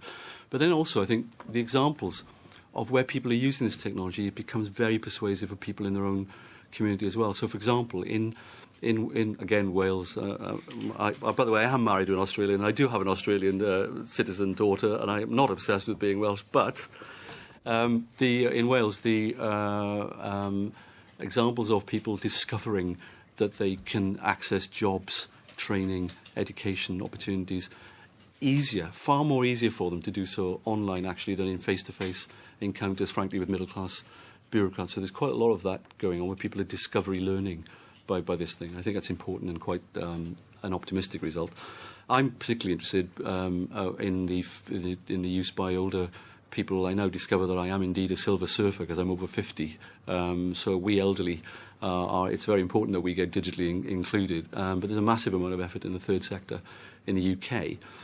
But again, I think what's really interesting is that what older people are finding, what we're finding with older people, is that they're not just doing it introspectively and it's in front of a screen all day and it's 10 hours of darkness. It's actually reigniting their involvement and their interest in community outside the door. And there's quite a lot of evidence about that there's more social interaction resulting from being online rather than less. And it particularly affects older people. If you look in the report, the advocates of digital inclusion for the elderly have tremendous stories around what the elderly are now doing with this inclusion, which is actually making a difference in their communities outside the door. So I'm quite optimistic about this. Second question asks you to dig back to your background in regional development. I represent an area which has traditionally obtained both its wealth and its employment base from manufacturing and coal mining. We need to expand our employment and economic base. How will the NBN, in your view, assist, or will it, in that process? It's interesting. I think there's an opportunity and a threat in this, inevitably. The opportunity is that as manufacturing moves towards advanced manufacturing, and I've just done some interesting work in Knox, actually, around advanced manufacturing in Melbourne, as it moves from brain to brain, then the connection with design and with using modern technology is pretty obvious, and the capacity also for people who are the lifestyle entrepreneurs who are design people, for example, to live where they want, but to connect with an international community of experts on a manufacturing product online. That is really interesting and is happening. The threat is obviously also of further social exclusion and economic exclusion from people who haven't got those skills and that capacity, and that's why I think Australia must not think that it does not have that challenge, the challenge of not just incorporating people because it's socially beneficial to be involved in the national network, but actually the economic consequences of being excluded from that are really important. So I think it's quite a major task ahead. I think the final bit is optimistic also, though, is that there's evidence that particularly kids from unskilled backgrounds that don't like formal teaching techniques are actually switched on literally by what you can do with this technology, so that hard to reach kids, actually kids that would have been involved in manufacturing years ago, are actually the ones that find this particularly interesting. So I think it's an opportunity as well as a challenge there. Okay, Jan. Thank you, Madam Chairman. I was just wondering where you saw Huawei being involved in the NBN rollout in Australia, where you'd like to be involved, and what do you see your role going forward? Well, obviously, as the number one provider of fixed networks, we see we have we could play an important role. We at the moment Physically rolling it out. No, well, the providing of the GPON equipment, the NBN has announced that Alcatel-Lucent is the first provider of the GPON equipment. When they made that announcement, they said a second vendor will be announced within the 12 or 18 months. That was in July last year. So we are hopeful that we may be considered as the second vendor.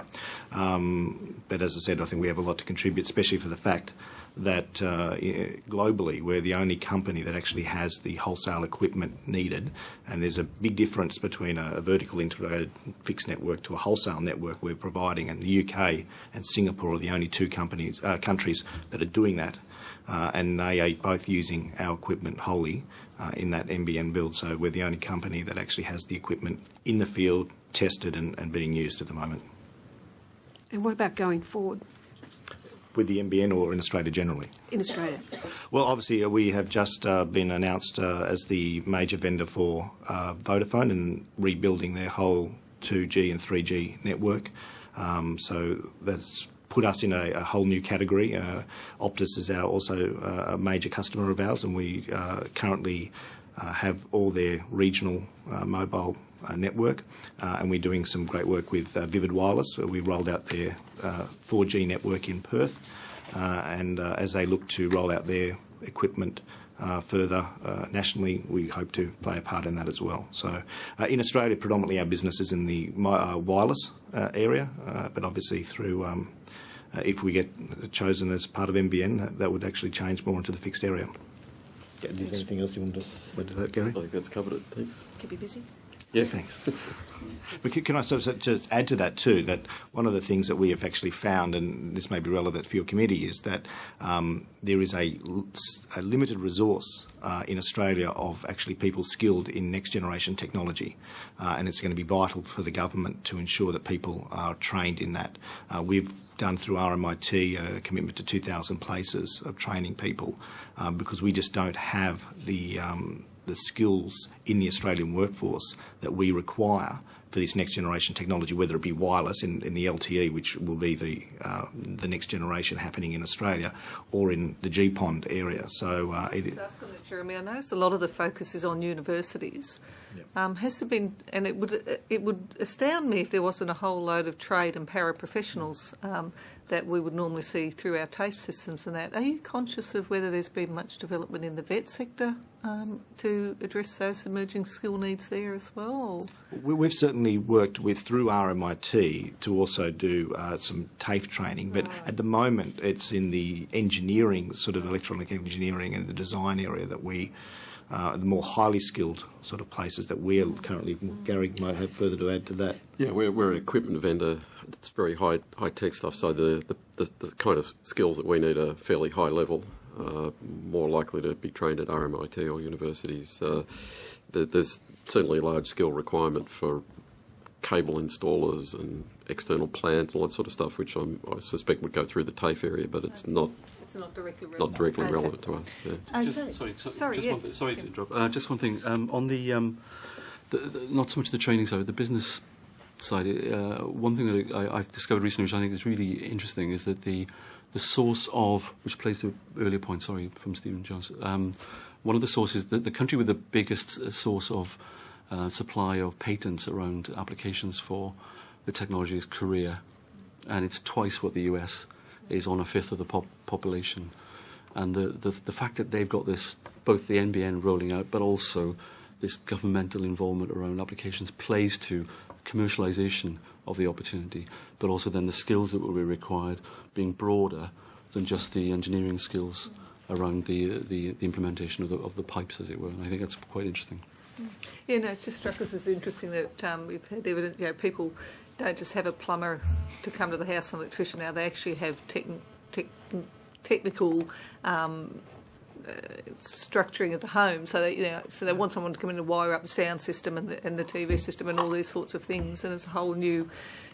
I share the area with Mr. Stephen Jones, and there's a whole new level of trades I would have thought emerging that don't know that we've quite come to grips with either, but that might be a different sector. Mike Simon. Thank you, Chair. As an electrician in a past life, I know a little bit about that subject. Tim, I think, again, I've got to say what a great report that you put out earlier this year. It draws attention to so many areas which I don't think are always looked at immediately. They're normally looked at later on, and to be able to read your report and what's happened in the UK and then look at the difference between what hasn't happened in those areas here has given me lots of openings into areas I hadn't really thought about before. So thank you very much for that.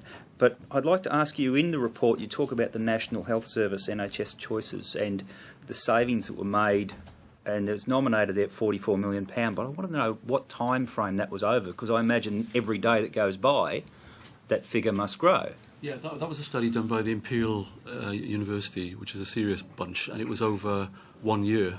That's effectively a kind of Facebook program for interacting with patients. It was actually over 1 year, so since then it's probably gone up to twice that because it was done 3 years ago. I think I would add to that is that you saw in the report that 300,000 people in the UK accessed that site on one day.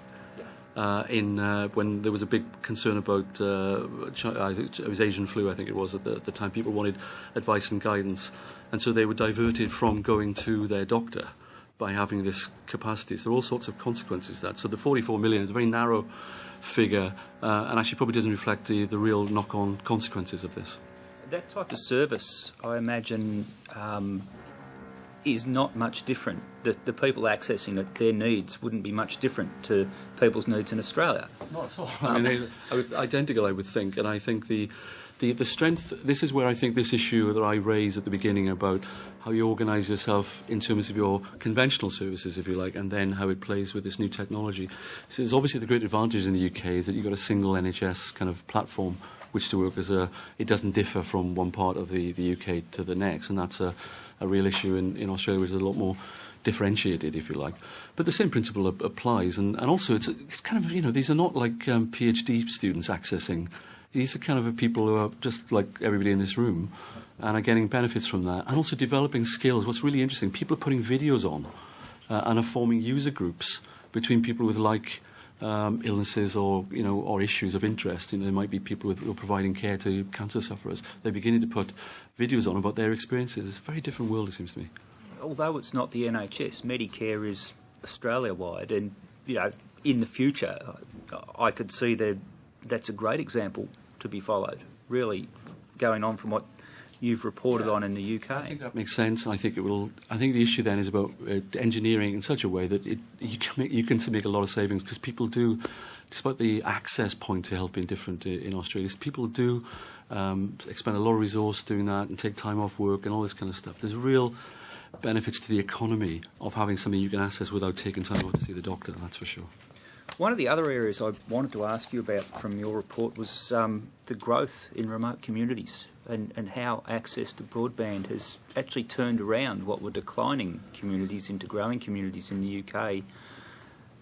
Do you see that applying in the same way in Australia, or do we, from what you've seen, have differences that might make that harder? I think the difference is that make it harder but not irrelevant. I think that's the point. I think that it's horses for courses, but there are places exactly the same that not only will benefit from this kind of thing, but I think we are beginning to see it. I mean, a number of recent studies have shown some demographic turnaround. Families don't always want to live in the inner cities these days, so there's some real forces at work already that you can play with in Australia, it seems to me. But I think the fundamental proposition is this, and it works, which is that in the UK, whereas up until about 10 years ago, the rural areas had seen a massive depopulation, they're now seeing repopulating. The only parts of the UK are growing are regional and rural areas, because people want to live in Scotland or in Wales or in the north of England if they can do the kind of job that they would have done in the city. They really want to do that for the quality of life for their family. If they can access public services and private services online in a remote area, they will do so for all sorts of reasons. Now, that logic does apply in Australia.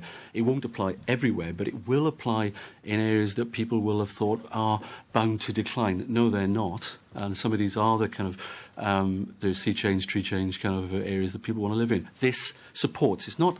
It's like it's a necessary but not sufficient, in that all sorts of other things play into this agenda. But you can't. I think you can't envisage the recovery of some of these areas without this kind of modern tool. And I think it's as applicable to Australia as it is to rural Wales. The other question I have... Make it the last all one. right, I could ask these all day. The public sector broadband aggregation you talked about in Wales, and the delivery of services, you mentioned up to 90% of some council services can go over that. Yeah. I have a fairly, I suppose it's a practical question, and it's one that bugs me quite often here in Australia. Email addresses are quite intangible. They're quite itinerant many times. People change service providers, leave addresses behind, and not always when you send something to a defunct address is there a notification that no longer exists. Is there any way or system in the UK where that is overcome? The honest answer is I don't know, and I was going to come up with a sinister answer, which is that they do know where you live, really. But the honest answer is I don't know, but I think that that's a technical problem, which I'm sure my colleague over there is thinking about night and day and will solve. But yeah, I take the point. I think I have to come back to you on that one. There was certainly a move a few years ago to make email addresses portable, but it seemed to just die and go nowhere. So I mean, we've managed to do it with phone numbers in Australia.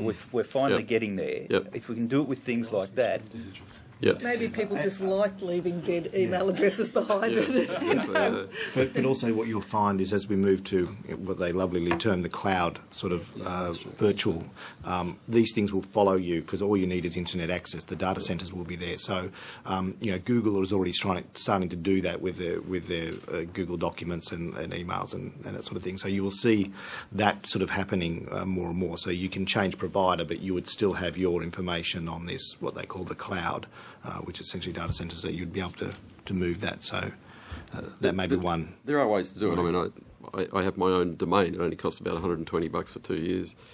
And it doesn't matter which service provider I then use for my broadband service. I just keep that one email address. But it's something you have to be perhaps a little more knowledgeable than the average person to be able to take advantage of. So it can be done already. But to make email addresses portable between service providers is, as I said, still an unsolved problem, but I'm sure it will be.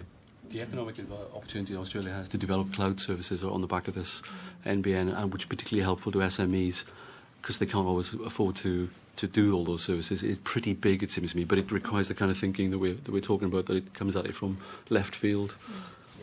And I think Paul Fletcher had one last question. Actually, just two very quick follow-up questions to make sure I was understanding properly what you said before. First of all, Tim, just quickly want to make sure I'm understanding. So your view is that, for example, there's a standard methodology used by the British Treasury which could potentially be used to do a cost-benefit type analysis. Yeah, it's funny, I'm resistant to say anything positive about the UK Treasury at all, but they do, because the Green Book appraisal is always a way of stopping projects happening as well.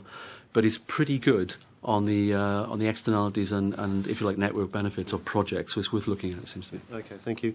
And Jeremy, just a quick question for you. I want to make sure I'm right in thinking, you said you're a major fibre to the premises vendor, but it's true also, isn't it, that you're a significant fibre to the node vendor as well? Oh, totally, yeah. The GPON area where we are is fibre to the home, fibre to the cabinet, and fibre to the curb, so both. Okay, yeah. understand. It runs off the one box. One box. Including ASL, the whole thing. Okay, I haven't even begun to touch on many of the issues, including teleworking and alternate business models. I think you gave a great example of a travel company where there's actually no office. Everybody's working and connected from home. Some really transformative information in there that is just profoundly useful. We had a gentleman who was an early ISP small company in Ballarat talk to us, and he said, you've got to stop talking about the engine and start talking about the outcomes. That communities want to talk about what I want to do with the thing. Don't confuse me with the technology of how the engine works. I just want to know I can drive the car to where I want to go, so to speak. And I think what you've presented to us has given us a fantastic example of that and an important, very, very important contribution to our inquiry. So we greatly appreciate it. Thank you for your evidence here today. If we've asked you to provide any additional information, it's just forwarded to the Secretary. You'll be sent a copy of the transcript of your evidence to which you can make corrections of grammar and fact. And once again, thank you very much for the time today. Appreciate it. Thank you. Thank you. Now, we'll break briefly. We're actually out of our break time, but we'll take 13 minutes and reconvene at 11. 12 minutes now and reconvene at 11. Is that okay to go? Great. Okay, I do welcome everybody back to the hearing and welcome representative of Optus to today's hearing. For the benefit of Hansard, I'll just first ask you to state your full name and the capacity in which you appear before the committee. Maha Krishna Pillai, Director of Government and Corporate Affairs with Optus. Thank you very much. Although the committee does not require you to give evidence under oath, I should advise you the hearing is a legal proceeding of the Parliament and therefore has the same standing as proceedings of the respective houses. We do have a written submission from you and thank you very much for that. Did you want to make some opening comments to that? About 5 to 7 minutes, and then the committee's 3 would be fantastic. We did have a promise of 3 yesterday that was 30, so I'm hoping your 3 is not as flexible, Maha. But would you like to make some opening comments, and we'll have a question and answer session. Thank you very much, and thank you very much for the opportunity to speak today. Optus welcomes the opportunity to appear before the committee today to further examine the role and potential of the National Broadband Network. Optus supports a national broadband network which will deliver greater competition and choice for consumers. In particular, Optus continues to be a strong supporter of the government's vision that the planned National Broadband Network NBN and high-speed fibre, as it has the potential to positively reshape the fixed-line telecommunications sector in Australia and deliver significant benefits to Australian consumers and businesses. As a product of competition policy itself, Optus will always challenge the industry to operate as competitively as possible. We welcome the NBN and the separation of the vertically integrated incumbent as fundamental steps in the right direction. For the NBN to deliver robust competition, it requires a governance and management structure which is accountable for delivering its pro-competition principles promised by the NBN policy framework. In other words, with the right checks and balances. Back in February of this year, Paul O'Sullivan challenged the current way of thinking by introducing the concept of possible new management and governance models to ensure commercial pressures are brought to bear and continue to be brought to bear on NBN Co itself. Optus encourages a focus on the requirements of end customers and the benefits to our community through the competitive delivery of services over Australia's broadband infrastructure. Competition and choice drive meaningful innovation and improve customer service in technology and telecommunications. Innovation is accelerated and allowed to prosper through a truly competitive industry. It is this competition which we believe drives a focus on the customer and society's wants and needs. The real strength of the NBN will be the fact that we'll see an explosion of applications delivered simultaneously to end users and not simply one or two in each specific sector. The sheer volume of data the NBN will carry will in turn attract more usage, which will see innovative new products and applications continue to develop and grow. Speculation on the future can often be very fraught with danger, as by its very nature, predictions can limit possible opportunities. Historically, predicting the possibilities of the information, communication and technology sector has seen its fair share of mistakes and underestimations. However, Optus believes if the right framework is built now with a focus on creating competition and supporting research and development, and the opportunity is here to create an environment where innovation will flourish. All Australians need to be proud to look back and see that we use this opportunity to create the infrastructure and the market settings that ensure we remain a world leader in productivity and innovation. Thank you very much. Thank you. Look, and thanks for the submission as well. I just want to take you to some of the principles that in the section on delivery of government services and programs in your report. And in particular, you make the point about the emergence of government 2.0 agenda, and some of the opportunities there, and also you talk about the multi-channel event-driven contact services, more personalised touch points, and potential fast, efficient one-stop online shops. Now, I'm wondering if that's just a concept that you're talking about, or if you've actually seen examples of where that may operate or might be working that you could point us to that advise you in that. Which particular section are you looking at? So 2.4? It's 3, the delivery of government services and programs.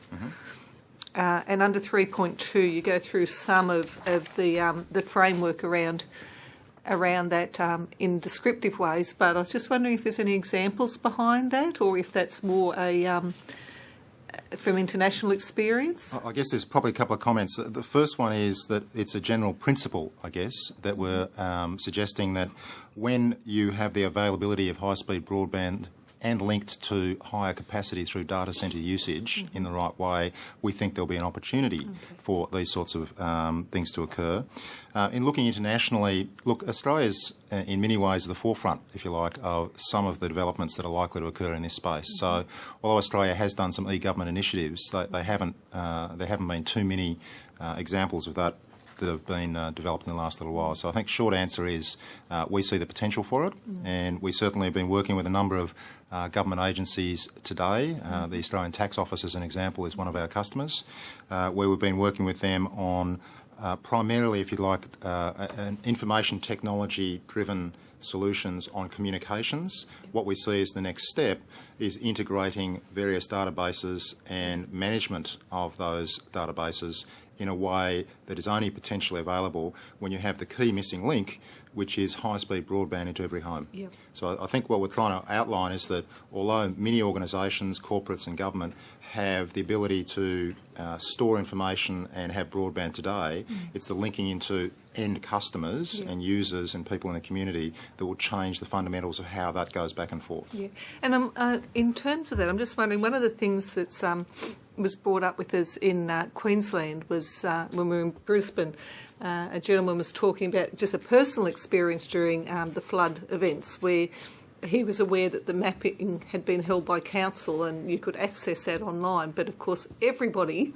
whereas previously people would wander in and have a look, all of a sudden you had an event and everybody was trying to get on at the same time and access that, and he said it was just impossible to do so.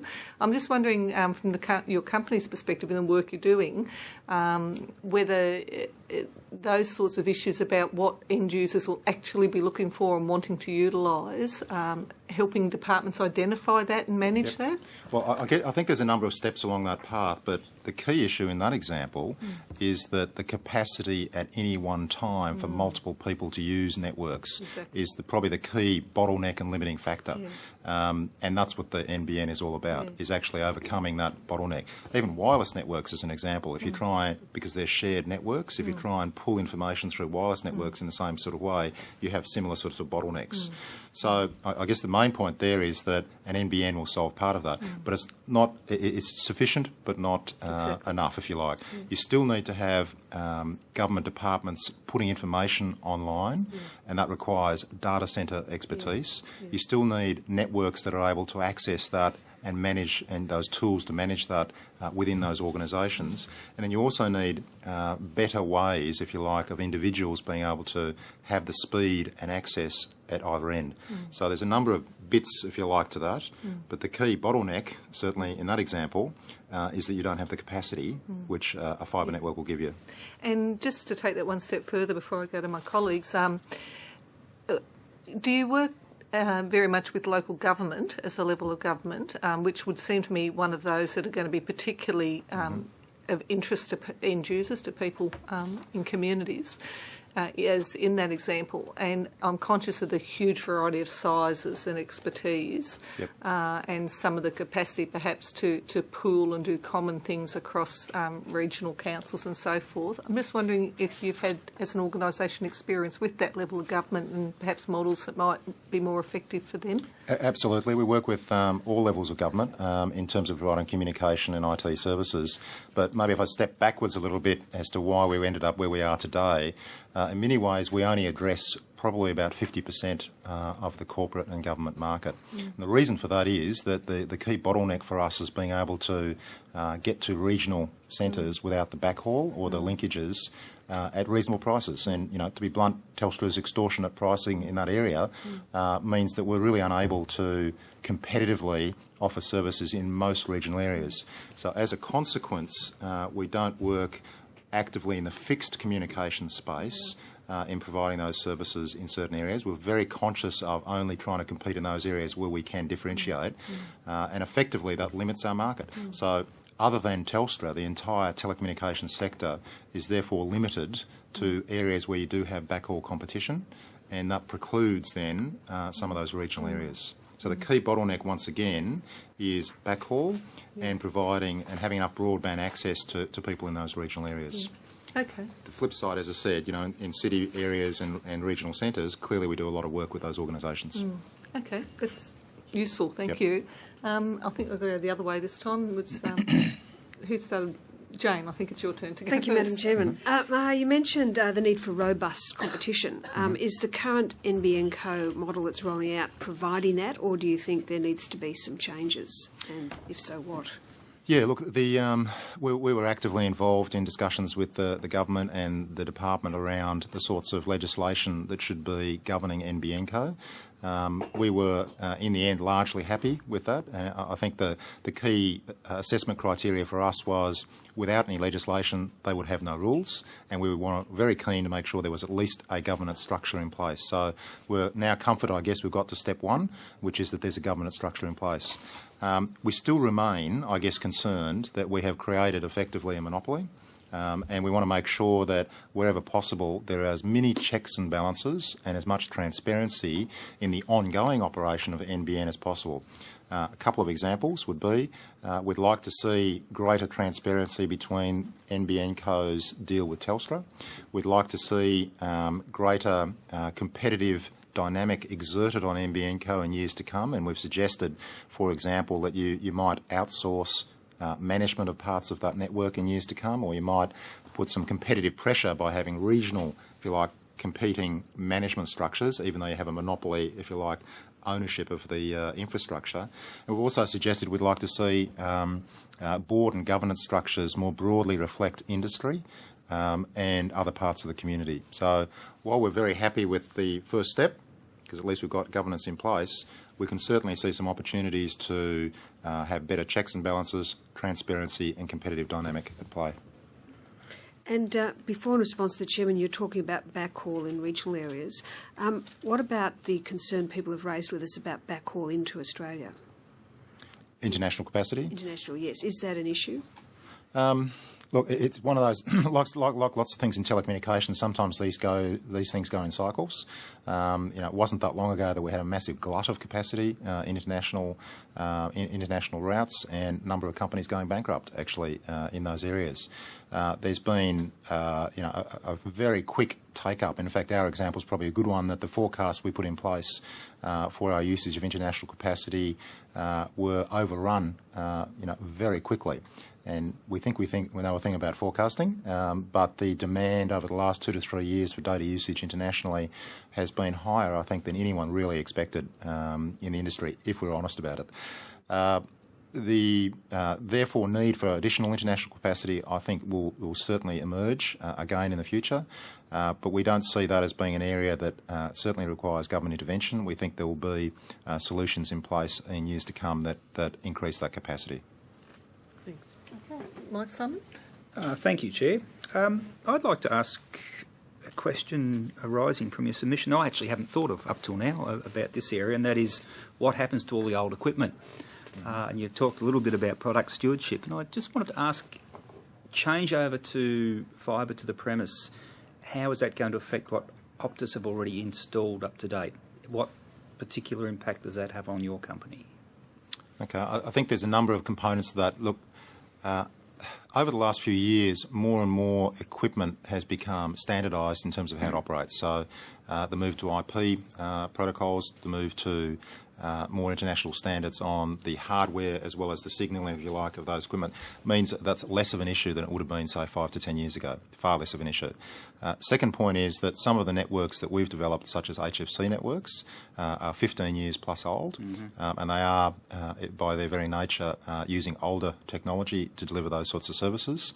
And the third thing is that, clearly when you standardise to an NBN, you're going to have a standard, if you like, interface that you're going to be required to work to. So all of us in the industry, and I suspect in the future, will be looking to standardise. That's not necessarily a bad thing.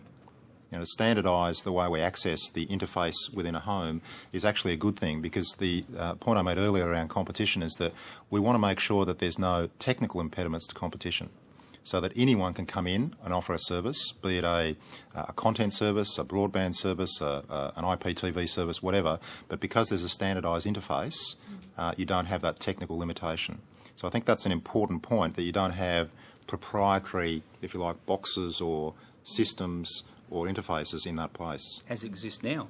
Exactly. My house has 3 connections. It's exactly for instance. right. So I think that's part of the advantage with standardising, and as we've said many times in the past, we're reluctantly accepting that there's a monopoly.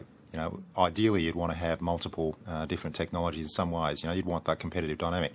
What we've realised, I guess, over years gone by, is that when we've tried to roll out alternative facilities-based infrastructure, such as our HFC network, effectively, we were carpet bombed back into the Stone Age, and we were losing $300 million a year, had to write down $1 billion in that period. So we've, I guess, reluctantly accepted that you need a common standard interface and common standard piece of infrastructure, and as long as that's kept down at the layer 2, to use the technical term, the layer 2 level, basic roads, and then you have competition at layer 3 and above, then that'll be a good outcome. and therefore avoiding having multiple fibres or cables running to premises. That's exactly right. So you'll have a single fibre into every premise.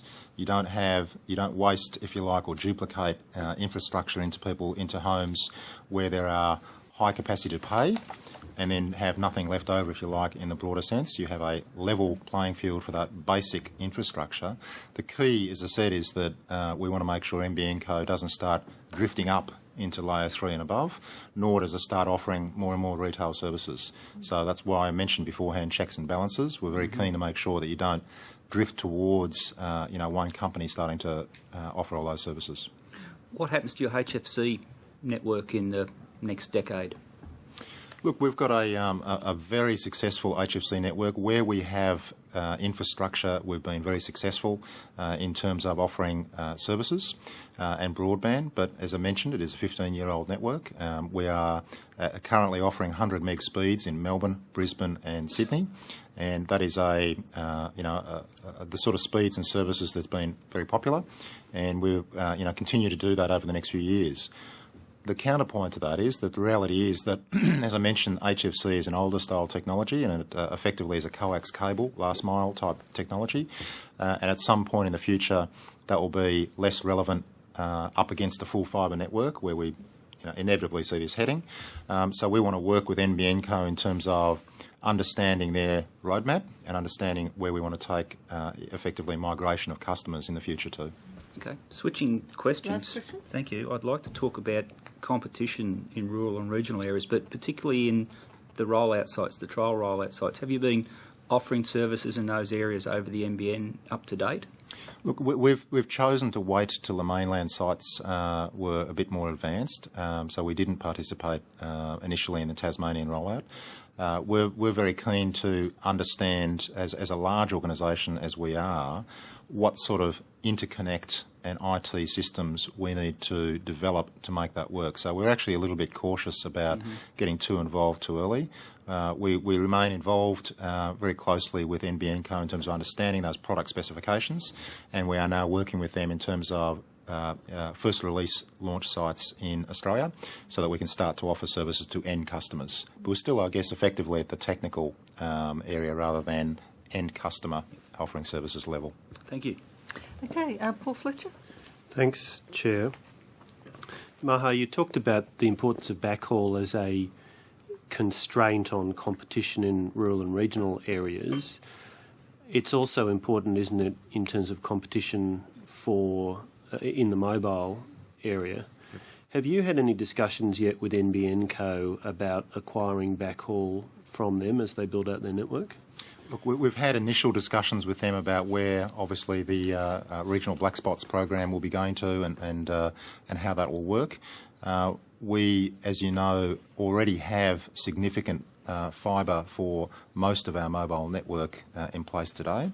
So when we start talking about the last 15-20%, which is the regional areas of those mobile networks, we're not at a position yet to establish whether changing lease arrangements, which we have today, across to backhaul arrangements is appropriate. One of the challenges we have, of course, is that you don't always have the base stations in the spots that the regional backhaul is going to at this stage. So we do need to think through how that would be linked in to regional backhaul.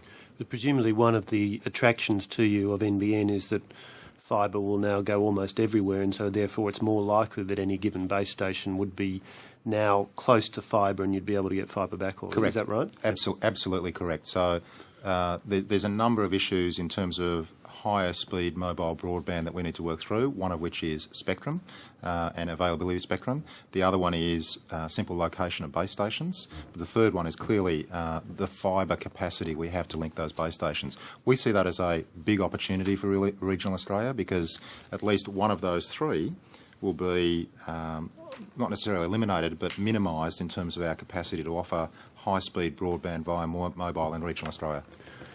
In terms of the issue about points of interconnect and the number that there would be with the National Broadband Network, which was originally proposed to be 14, I think, and settled at 120, had we been stuck with 14 points of interconnect, what would have been the implications of that for the existing fibre networks owned by Optus?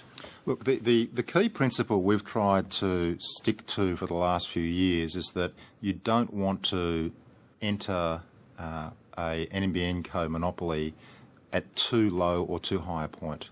So what we've said all the way through is that there is already backhaul in about 120 points of interconnect. We were suggesting more than that, probably about 200. We have fibre in those locations, so do 2 or 3 other players. That is not an area we would like to see NBN Co enter.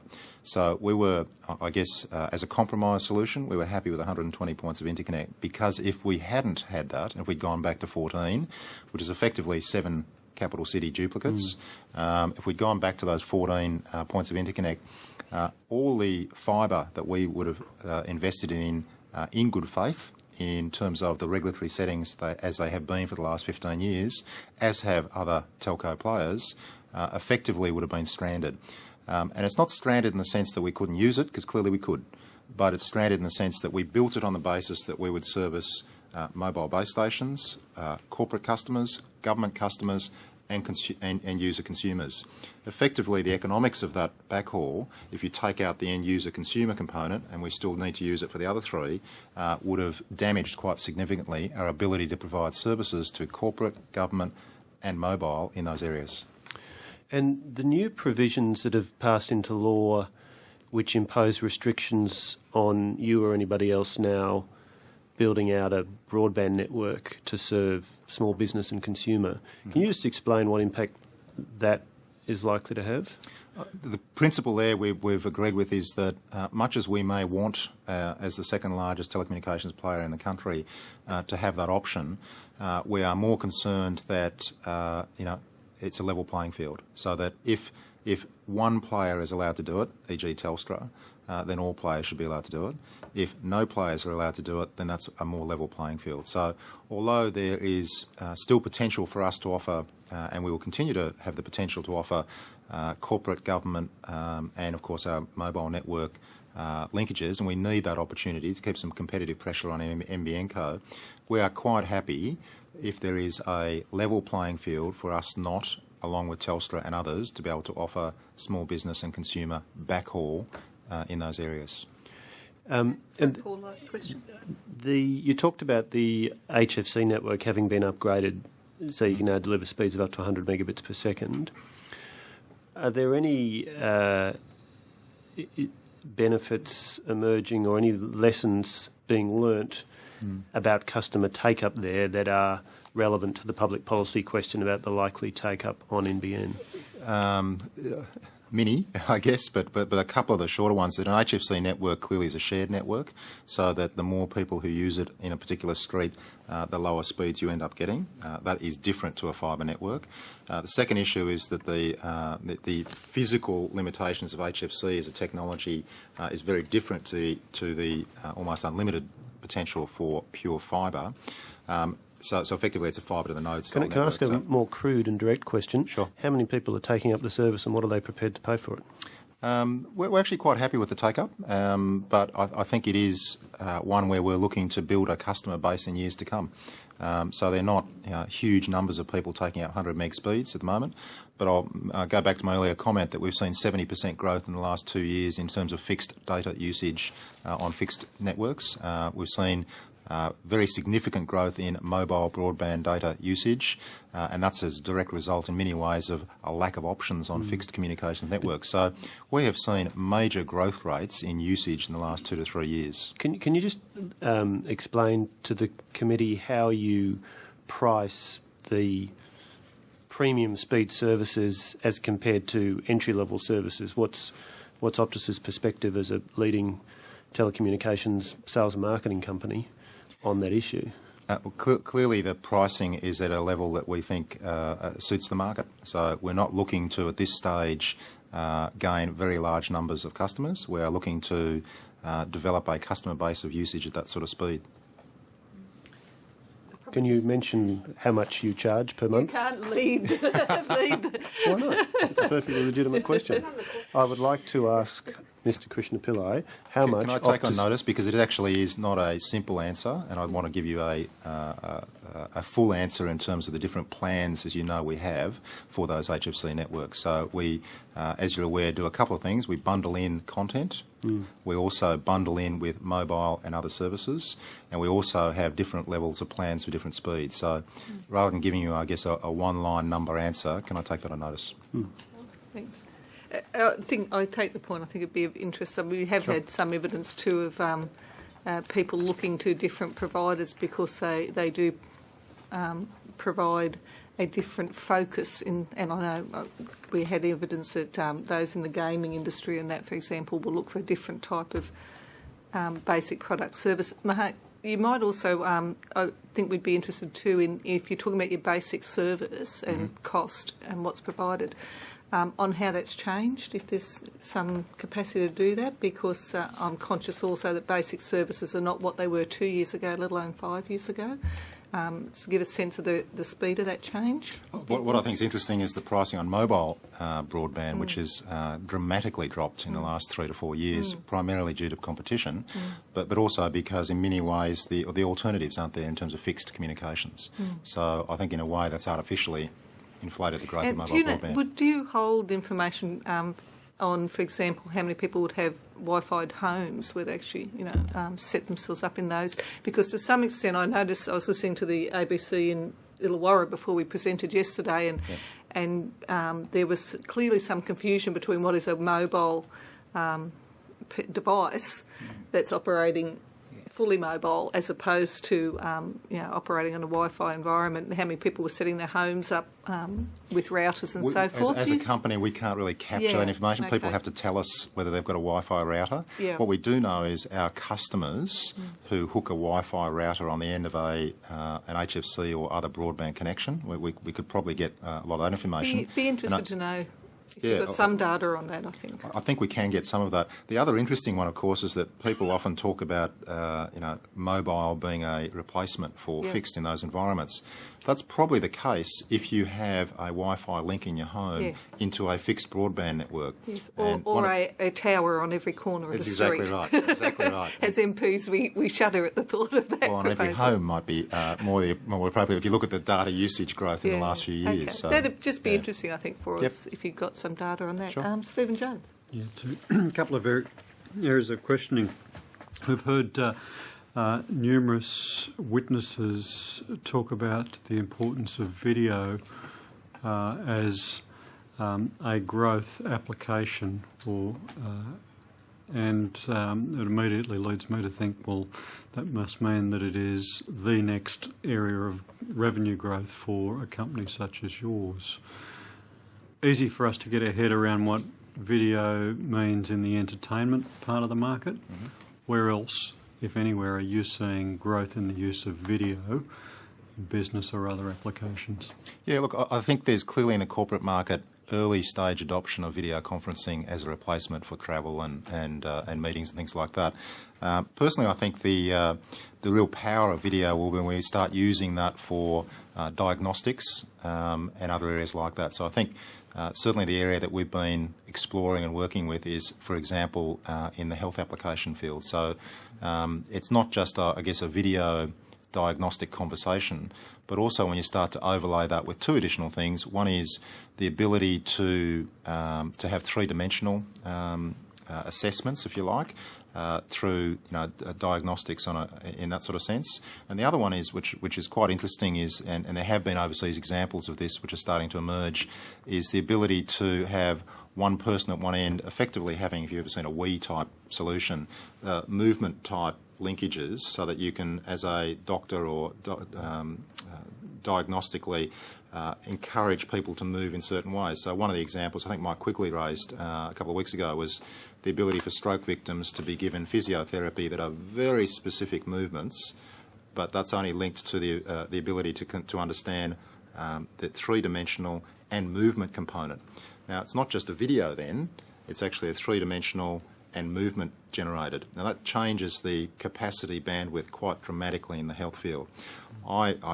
dare I say, and I'm not going to be forecasting what's going to happen in the future, but dare I say that those sorts of applications will have, or that sort of capacity will have application in education, in a range of other areas such as agriculture, security, and many other business applications. In many ways, I suspect that we haven't thought through yet. I can only assume that the sort of capacity required to both download and upload those sort of applications would be wildly in excess of what is currently available. Certainly in excess of 100 meg speeds, absolutely. And I think that's, it's the classic chicken and egg issue, isn't it? That without the capacity, you're not going to get the innovation and development of those applications. But without the applications, you don't need the capacity. So there will be, certainly in my view, an iterative process in years to come. Certainly internationally, you're starting to see that where capacity of the hardware, capacity of the broadband link, and innovation around the IT systems to make it work come together to lift, if you like, the sorts of applications that are available.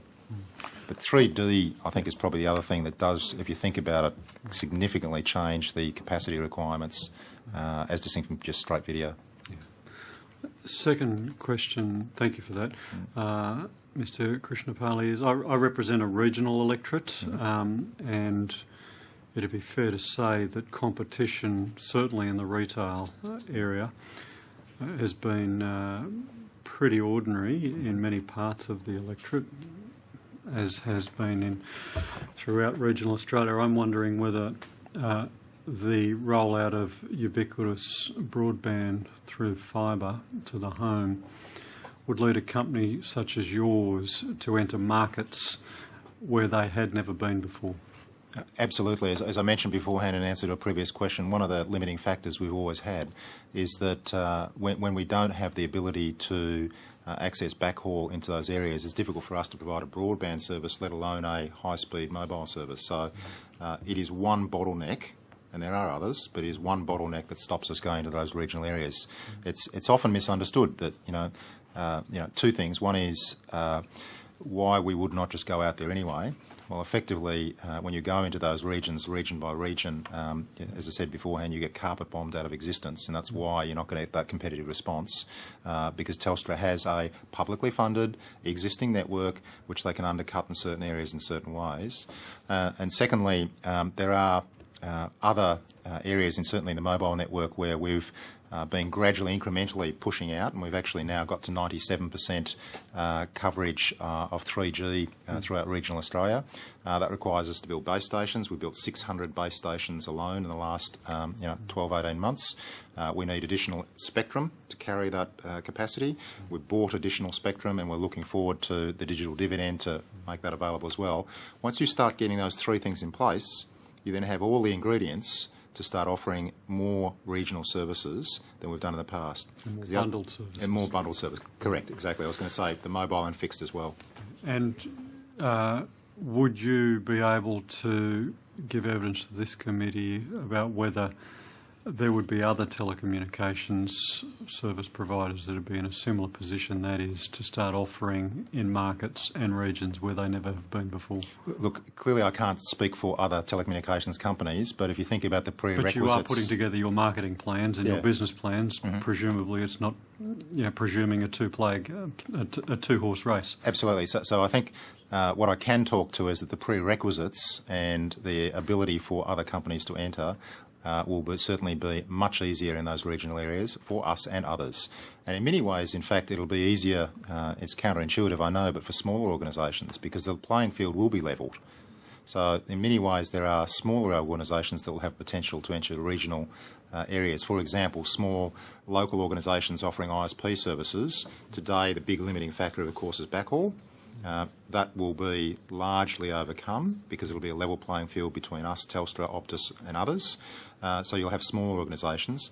Conversely, you'll have other organisations like ours who will then have a broader scale, who can justify, I guess, additional investments starting to push that boundary of where competition can occur further and further out. So it's certainly not one that will require scale, though scale will be an advantage, but it also, I think, opens up the opportunity for smaller organisations in those areas. And the last question is, what do you think that will mean for end users in those regions, households, small businesses in those regions? Okay. Again, at the risk of forecasting the future, because I think that can be problematic, I think what you will see is certainly smaller organisations being able to offer ISP and broadband solutions, but other organisations starting to bundle in content, functionality and applications in the SMB and consumer market as well. So the potential for that to happen, I think, will be quite extreme. It will be, like a lot of these sort of things, there's a competition line, I guess. What we're trying to do with NBN, I think, is move that line further and further along where you can get competitive services. The last 2 to 3% of Australia, I suspect you're not going to see competitive outcomes in those areas other than through some satellite and other services.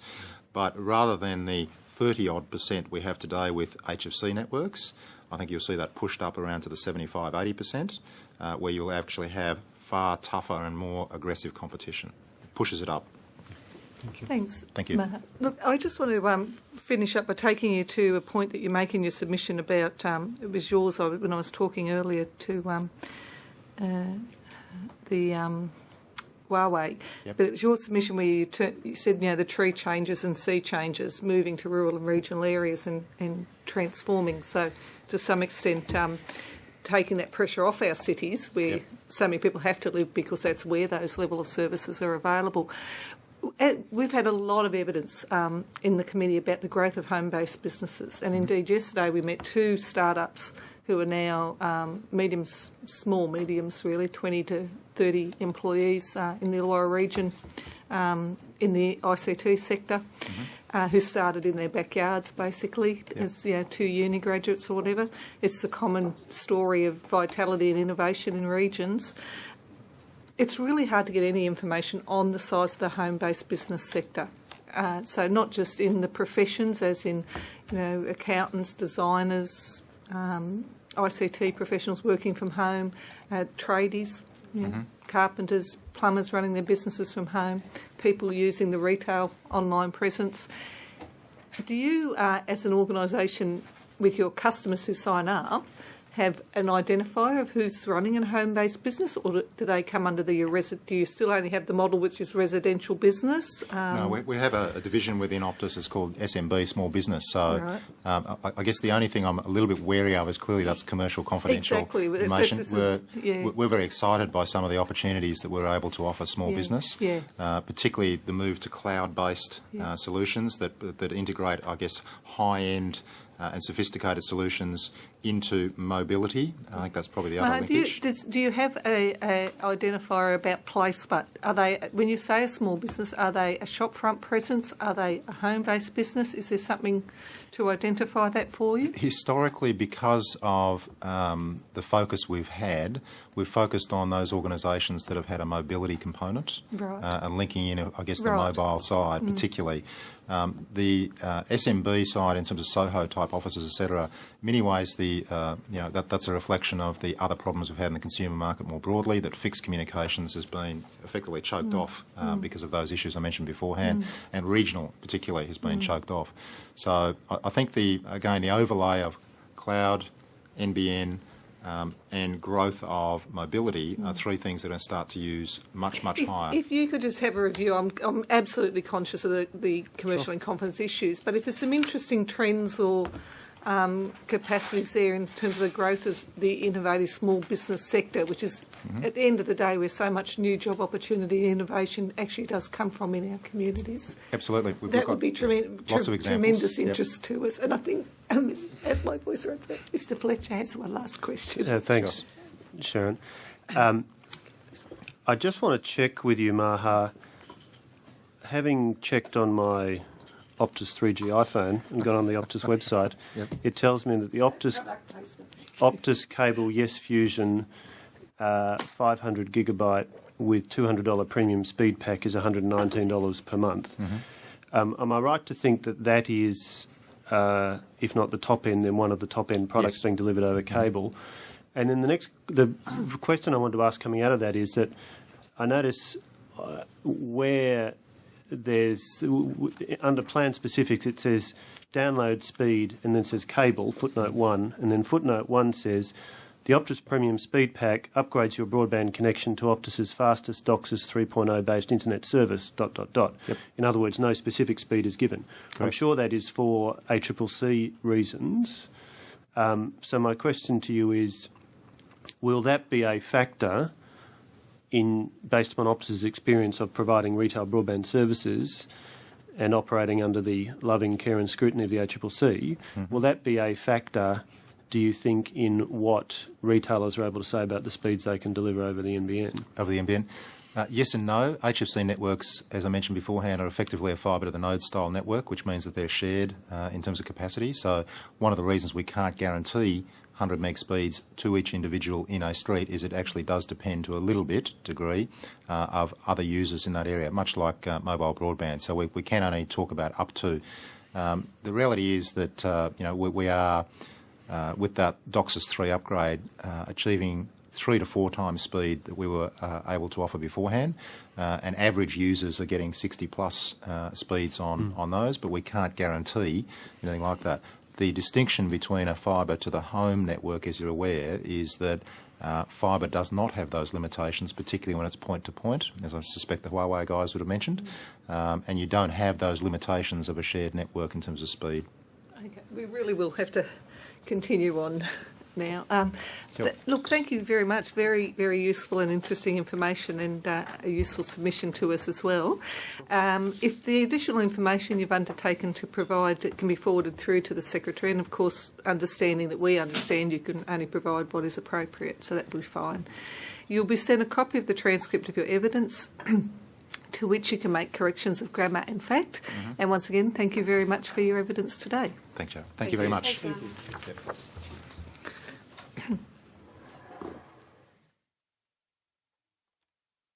I now welcome representative of Communication Alliance to today's hearings. For the benefit of Hansard, can I just get you to first state your full name and the capacity in which you appear before the committee? My name is John Stanton. I'm the CEO of Communications Alliance. Thank you, John. Although the committee does not require you to give evidence under oath, I should advise you the hearing is a legal proceeding of the Parliament and therefore has the same standing as proceedings of the respective houses. We do have a written submission from you, and an extensive, very useful one it was. Can I thank you for that, first of all? But would you like to just make some opening comments to that? Maximum, John, about 5 to 6 minutes, and we'll have some question and answers. Thank you. Thank you, Madam Chair, and members of the committee, both for the opportunity to put a submission to your inquiry and also to appear before you today. Communications Alliance is the primary telecommunications industry body in Australia. Our membership's drawn from a wide cross-section of the industry, including carriers, carriage and service providers, internet providers, content providers, equipment vendors, consultants, IT companies and others. By way of example, your 3 previous witnesses, NBN, Huawei and Optus, are all members of our alliance. We believe that the NBN, as planned for Australia, is a credible solution for the challenge that's been set for it, and we probably should think that because there's about 200 people from our member organisations who've contributed heavily to the design of that network, both the original reference architecture and also things like the B2B interfaces, all of the technical specs around the network. We organised 7 different working groups over the last 18 months who've contributed a lot of industry-based advice to NBN Co. The objective being that when the network lights up, it works not just from an access infrastructure point of view, but also as a network on which service providers can actually deliver services to customers. Our submission attempts to give examples that we've found around the region and around the world of where the introduction of a ubiquitous high-speed network has made a big difference in terms of providing economic benefits in the health, education and other sectors. We've looked at how economic benefits are realised through cost savings, through efficiency gains, competitive gains, the attraction of investment and so forth. And we've also highlighted in the submission the importance of a network being ubiquitous, and this is a topic that's been touched on by several people today. But it does make an enormous difference to the utility of applications as they are rolled out on the network, if that network does reach the entire sort of target market. So we do believe the NBN is a game changer. We've also highlighted in our submission, however, that it's going to take a lot more than just this network to derive the economic benefits that are possible, and that what is needed is concerted action at the applications layer, as again several witnesses have highlighted, if we are going to really drive the value that can come from this network. One of the things that we've called for in our submission and elsewhere is the creation of a digital roadmap, as we've called it for want of a better term, for Australia to coordinate policy settings at all layers of government to try and make sure that we are aligned and able to drive value out of the network. Such a roadmap needs to include things, in our opinion, such as a genuine concerted policy to digitise content in Australia. According to some respected commentators, only about 3% of the content that rests in Australia at the moment is digitised, and therefore there are limitations on how well we can provide things like e-government services and others. I was recently staggered to find out that we haven't even completed in Australia the digitisation of our passport records, that's a telling thing, because in the countries that have done this well, early action was taken to make sure that all government content was digitised. For example, the Koreans started doing this in 1987, before we'd even started dreaming about the topic. And they acted early to digitise everything such that they could actually drive a platform for e-government services. And that's worked. More than 60% of Koreans today are accessing e-government services. And that's what's driven take-up of the high-speed network in Korea. If you look, for example, at the Japanese situation, you've got 100% of the people in Japan now connected to high-speed networks. That is more than 30 megabits per second. It's 100%. Only 30% of Japanese people are actually using the internet. A much, much smaller proportion are using the internet for e-government services.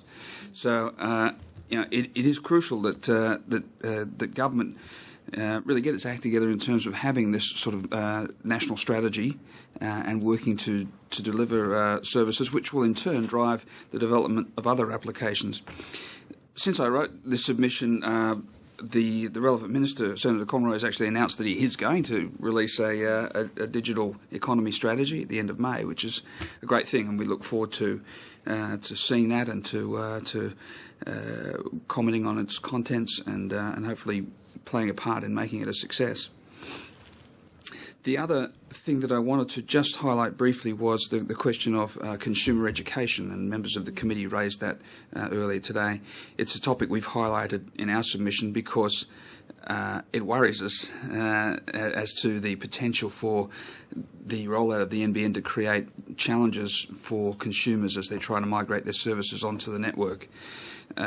For many consumers, they will face a more complex matrix of decisions as they try to manage their migration and their communications experience on a fibre-based platform. It's much more complicated potentially than things like switching over to digital TV, and the government has supported that digital switchover of the TV networks across Australia, with very significant financial commitments. At the moment, it has directed NBN Co to undertake a public information campaign which extends beyond the NBN Co network boundary into areas of applications and services and so forth. And we're working with NBN Co to try to make sure that we've got industry advice available to them on those types of topics. But it's an area where even if the public education execution is done really well, there will still be challenges. If it's not done well at all, it could be something that we all live to regret. So I think it's an area that needs to be highlighted as we go forward. Thank you, Madam Chair. Okay, look, thanks very much. I think some very pertinent points, certainly in terms of the evidence that we've received to date. And you make the point about the roadmap that you reference in the submission, and the subsequently there's been the announcement on the digital strategy. I'm just wondering if the Alliance has I'm not sure of your structure in terms of regional presence and connections, if you could fill me in on that, and whether you've had any observation of the development. We've seen some very good regional digital economy strategies that have been developed, in particular in places where you have some local champions who really get this stuff and are driving their region. So just whether there's a regional perspective to that, John, that you... We have about 170 members, and they do include service providers and other players in all states and territories. Although, like the industry itself, we tend to have a fairly heavy Melbourne-Sydney concentration to our membership. Certainly, I think there are some good examples happening in regional Australia of the digital economy initiatives. And equally, we've highlighted some of those from overseas in our submission, and we have more information available about those. But, in various parts of Japan, for example, where regional centres had sort of fallen into a fairly depressed state, there have been some good initiatives at the prefecture level to create digital economy and e-commerce initiatives that have actually started to turn around places like Osaka and Kyoto and other cities. So I think there is good evidence to draw on as to what a powerful enabler it can be if regional governments are able to act. And one thing the Japanese government has done, the central government, is to subsidise local governments around the country where they come up with an infrastructure-based or e-commerce-based initiative, and I think they're starting to see some success there. And what, from your observation of that, who mainly drives that? You say the prefecture level. Is it that level of government driving it in itself? Are the business organisations in those regional areas involved? What's your observation of that? I think in some cases it's been the impetus has come from the local Chamber of Commerce or its equivalent, if you like, who've worked back through the regional government and up to the central government.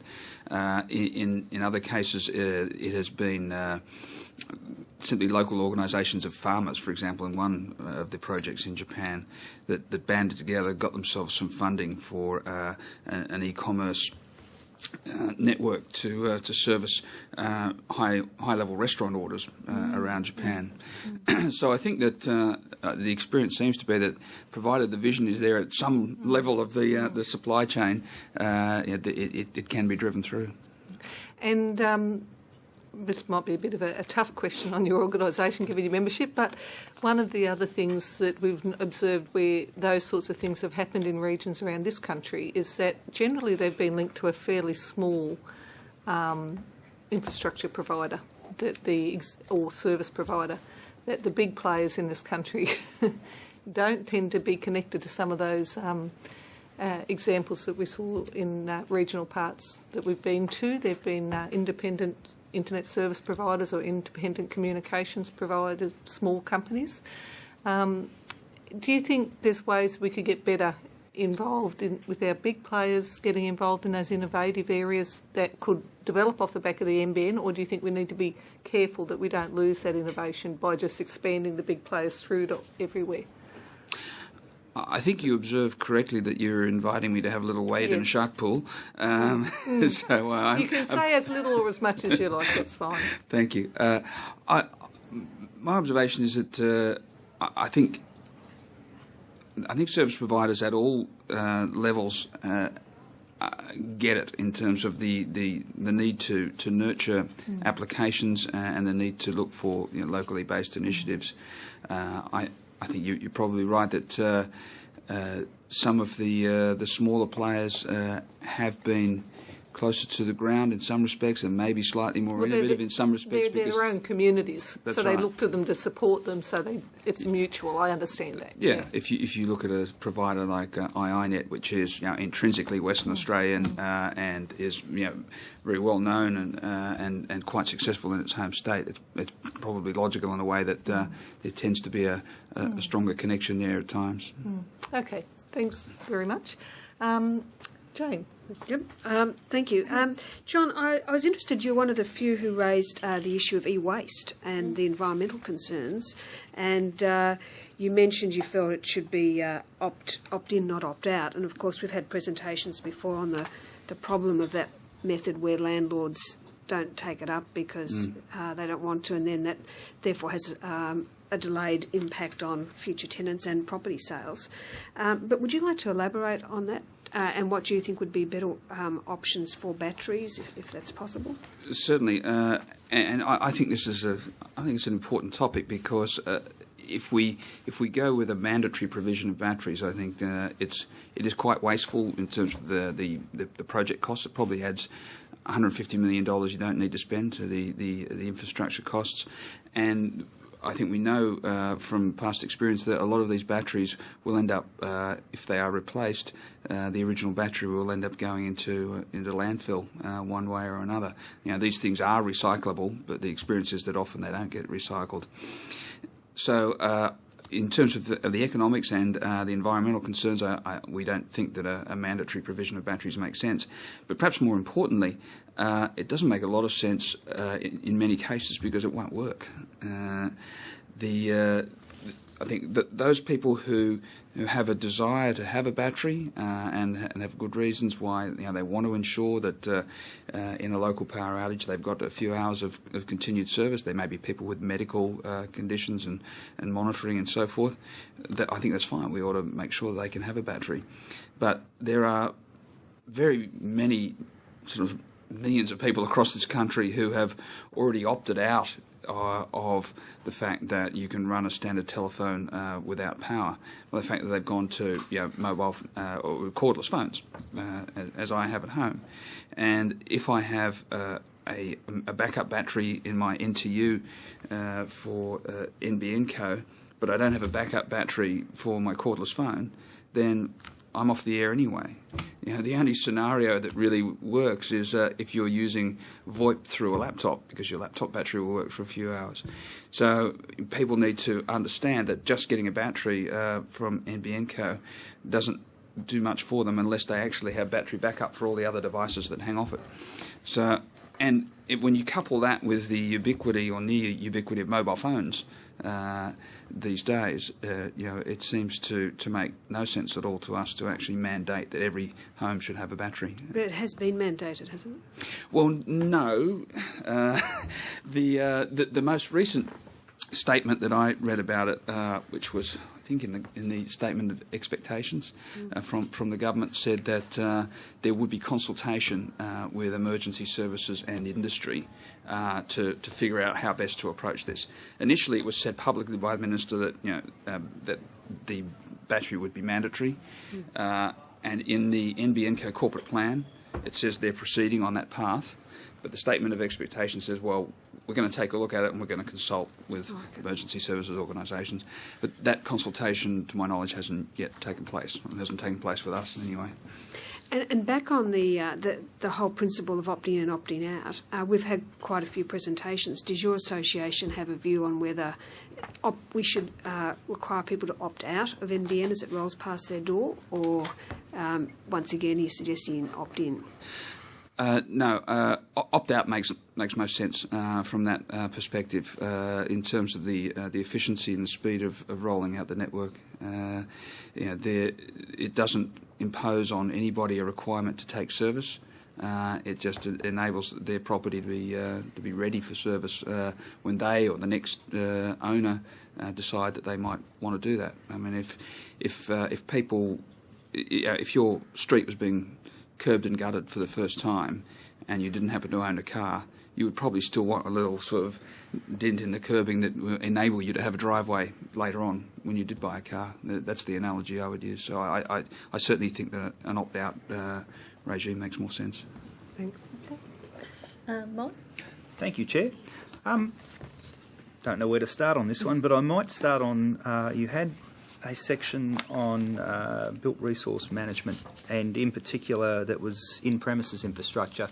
I think talking more from the household side of things, it was around about page 16 of your submission. Talking about wired and wireless solutions, but I think leading on to a point further in your paper, that the consumer, the customer as it were, doesn't always understand what they're putting in terms of new technology. And I note your submission also calls for a government-sponsored information program in that regard, similar to what we did with digital TV switchover. I'm from a trade background. I understand a lot more about in-premises wiring than many people, but that doesn't mean I'm always up to date. So for some people, although they only want to use a product, they actually have to understand what it is they're buying along the way. Could you enlighten the committee with what you would see as a program that would possibly educate the public in that regard? Well, thanks for the question. Again, I think it's an important area. We've started doing some work of our own to create a messaging platform for service providers, recognising that in most cases the primary communication channel with the end user is going to be through the retail service provider that has that existing customer. They'll be talking to them about the new offerings and the product suites and how to migrate to the NBN. So at Comms Alliance, we've started creating a messaging platform covering all of these areas: the rollout, the contract services, equipment, fault management, managing multiple RSP relationships, and so forth, with the intention of giving that to all of our members, so that there is at least a consistent base of information that they can embed into their own marketing messages.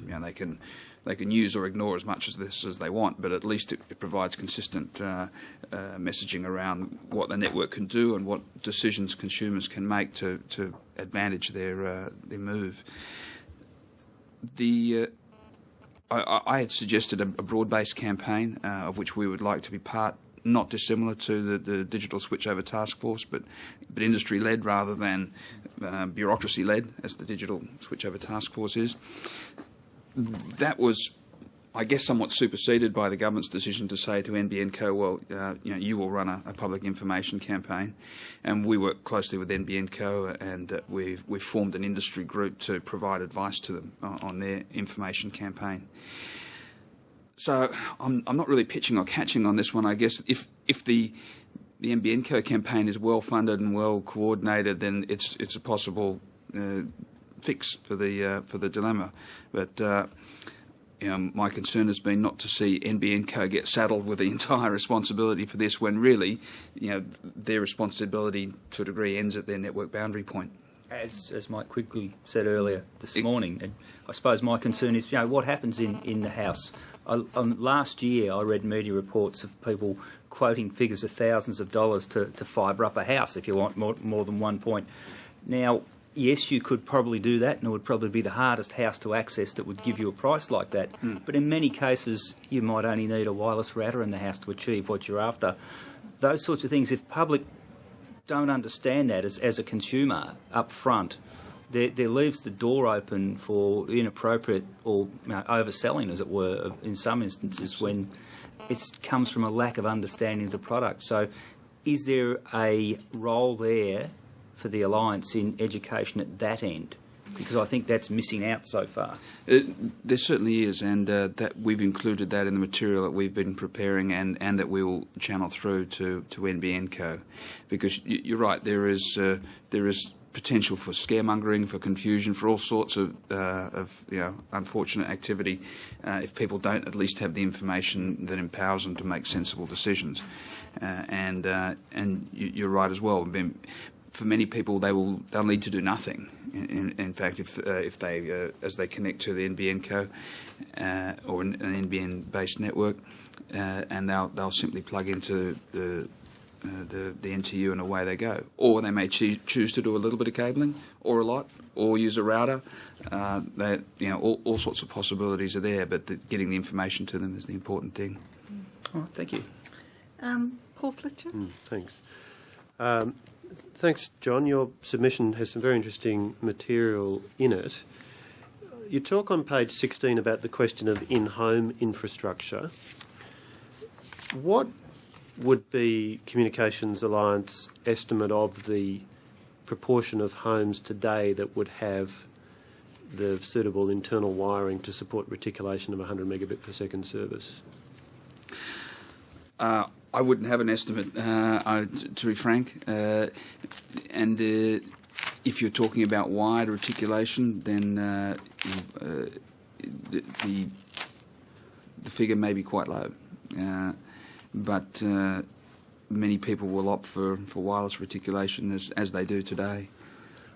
I presume the reason that you've raised it is that you think there's an ongoing issue there that will need to be addressed. I think there is, yes. Partly to avoid the sort of panic-type stories that we saw in the newspapers around the time of the federal election, because for many people they will be happy to take the fibre to one point and reticulate it wirelessly. Many homes don't demand to have 6 phones and 5 computers around the house, and therefore don't need to start rolling out Cat6 cabling all around their premises. It's a question of showing people what their options are, and we've talked in our submission about one of the initiatives that's taken place in this area, which is a so-called smart wiring code by the Copper Development Centre that is designed to give people easy access to knowledge about the sorts of equipment they will and won't need, depending on what services they want where in their home. Okay. On page 13, you tell us that only 30% of the Japanese population use the internet. What conclusions can we draw from that about the causality between building a fibre network and achieving high take-up of the internet? I'm sure I don't have a complete answer to this, but some of the factors, I think, particularly when you compare it to the situation in Korea, firstly, prices are somewhat higher in Japan than they are in Korea for fibre-based services. There's a real paucity of e-government services so far in Japan. They're working hard to address that now, but it's clear that there is not the same motivation to use e-government services. I think I've provided in the submission. I may not have, but 6.6% of local governments provide is that the figure? Exactly, yeah. So if you look at the degree to which services are available, it's still relatively low. So is it fair to conclude from that upgrading bandwidth, delivering higher speed or higher bandwidth, is not necessarily linked to an increase in take-up or penetration? I think, as I've said, the network in itself, won't achieve everything that we're looking for in terms of a digital economy development, because unless there is a reason to connect and to use it at higher speed, people won't. They'll need applications. They'll need the opportunity to take advantage of what the network can provide. But at the end of the day, it's a layer 2 network. The magic is above layer 2. They're the sorts of things that will drive economic benefit and substantial take-up. Thank you. You have some comments on page 10 about industry structure and the problem. I don't think you used the express term, but I think you're arguing about the problem of vertical integration in fixed line telecommunications in Australia. It's right, isn't it, that if you say that the policy solution is structural separation, NBN would not be the only way to achieve structural separation? That's correct. And I was also interested in your comments on page 5 about ubiquity and drawing the distinction between ubiquity on the one hand and bandwidth or speed on the other. Yeah. Does that, that makes a lot of sense to me. Is an implication of that you could set a policy target to achieve ubiquity which is quite independent of the speed target that you choose? Well, certainly. You could, as a government, choose to say, as the Japanese have, that we will ensure that 100% of the country has at least 30 megs or higher. recognising they had some previous investments. All of their new rollout is 100 meg, but they've said, well, the line in the sand for our country is 30 megs or higher. So yes, they've pushed for ubiquity. They've used a very high-speed network for the last piece of it, but they've decided that 30 megs is a functional number for those who don't yet have fibre to the home. Right. And then you give an interesting example about online filing of tax returns as the kind of application that we hope will deliver benefits to consumers and citizens. What sort of data rate is required to do that? And do you have a view as to the percentage of households now in Australia that would have a connection sufficient to be able to do that? Well, certainly filing an online tax return is not particularly bandwidth-intensive exercise. If you had an ADSL type connection, you could certainly do it. So the proportion would be at least those in Australia with ADSL capability. Even with I don't know if you're an extraordinarily patient person, you could probably get one through on dial-up. But that's an example, I guess, where the development of the e-government application has generated benefits. Doesn't rely on having 100 megs, but it does rely on concerted government action to make these things happen.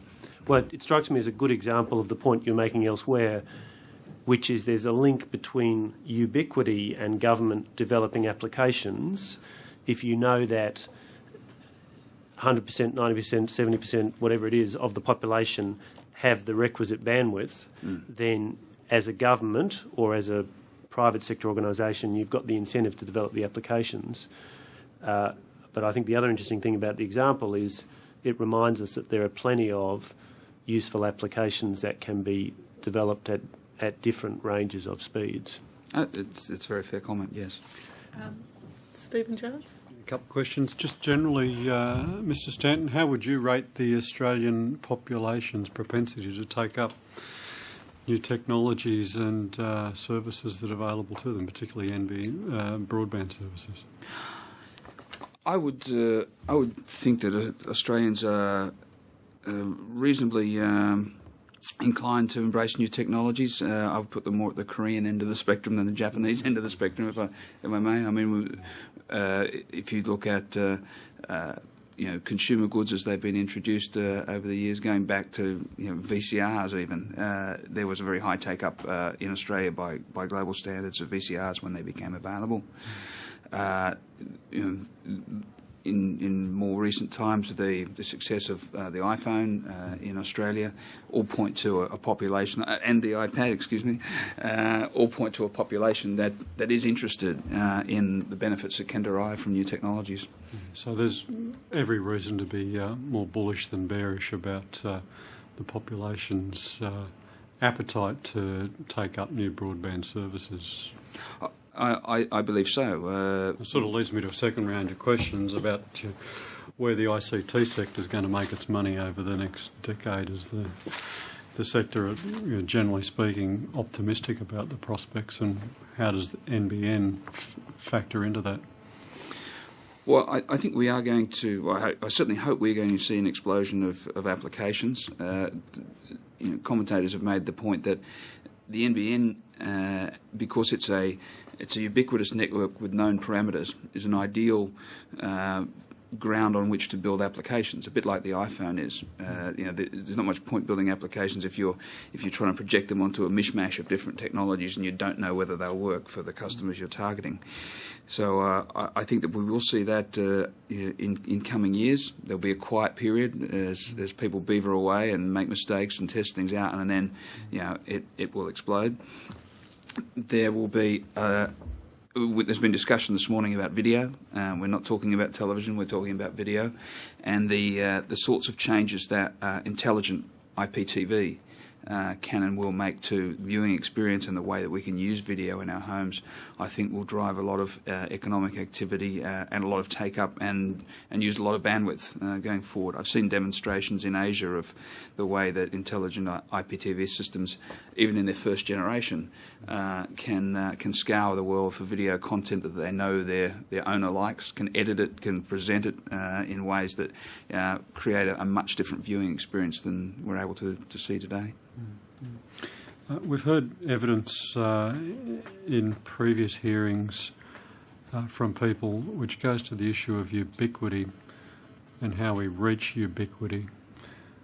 Some people are looking at the NBN through the prism of a utility and say that we have national building codes which mandate the requirement that new houses built should have access, or houses renovated should comply with that code in relation to electricity, ventilation, plumbing, sanitation, etc.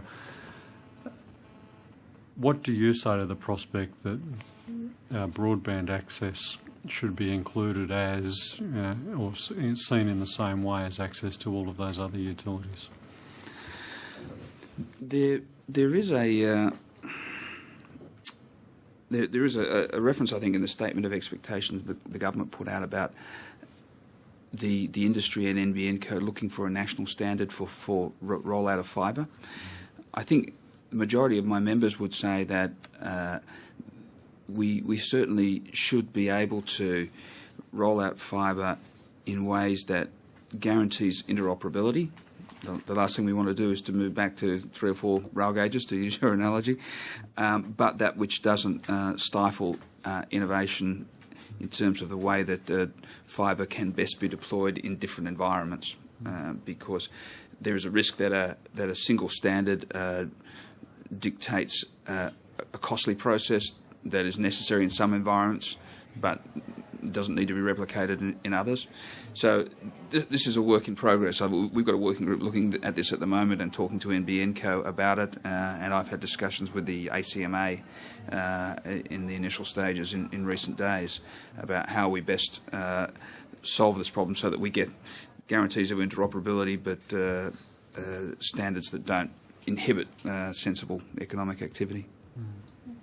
We probably need to wrap up there. I'm conscious we are over time already. Can I just put in a quick defence? I appreciate our passports mightn't be up to scratch, but the National Archives of Australia indeed lead the world in digitising historic records and are an example to other countries. Indeed. Thank you. Thank you. Look, thank you very much, John, for your presence and the submission, which was very, very useful to committee members. We greatly appreciate that. If there's any additional information, you can forward it through to the Secretary, and you'll be able to tell we'll send a copy of the transcript of your evidence, to which you can make corrections of grammar and fact, and any undertakings will be in that, just to remind you. Great. I'm not sure if there were myself. But once again, thank you very much for your participation. Greatly appreciate it. Thank you. And we'll just break for lunch and resume at 1:15. Well, welcome back everybody to this afternoon's session of the inquiry. I now welcome representative of the Australian Telecommunications Users Group to today's hearing. For the benefit of Hansard, could I just get you first to state your full name and the capacity in which you appear before the committee? Rosemary Sinclair, Managing Director of ATUG. Thank you, Rosemary. Although the committee does not require you to give evidence under oath, I should advise you the hearing is a legal proceeding of the Parliament and therefore has the same standing as proceedings of the respective houses. We do have a written submission from you, but for the interest of those listening to the broadcast, Rosemary, would you like to take about 5 minutes and just do a bit of a summary of the main points of the submission? Do a very brief That'd be summary, lovely. and Thank then you. we can get into the discussion. In our submission, I made the point that ATUG's been working on communications policies for 30 years, and I should acknowledge the contribution of Jane Prentice to that work in Queensland over many, many years. So it's rather nice to be in this particular forum continuing those discussions. Our focus has always been on the outcomes for end users, the availability of services and the affordability of those services. And we've always been interested in having services available for all Australians, wherever they happen to live or work. With broadband, when I pulled this submission together, I was reminded that we started thinking about this a very long time ago, really, right back to the Broadband Services Experts Group and through various national bandwidth inquiry and on, up to the Broadband Advisory Group, and I think every Senate and House inquiry and discussion that has gone on, we've made it our work to make a contribution to your deliberations. We support the National Broadband Network policy, and I always try to distinguish between the policy, the network, and the NBN company, which is actually going to build part of the National Broadband Network.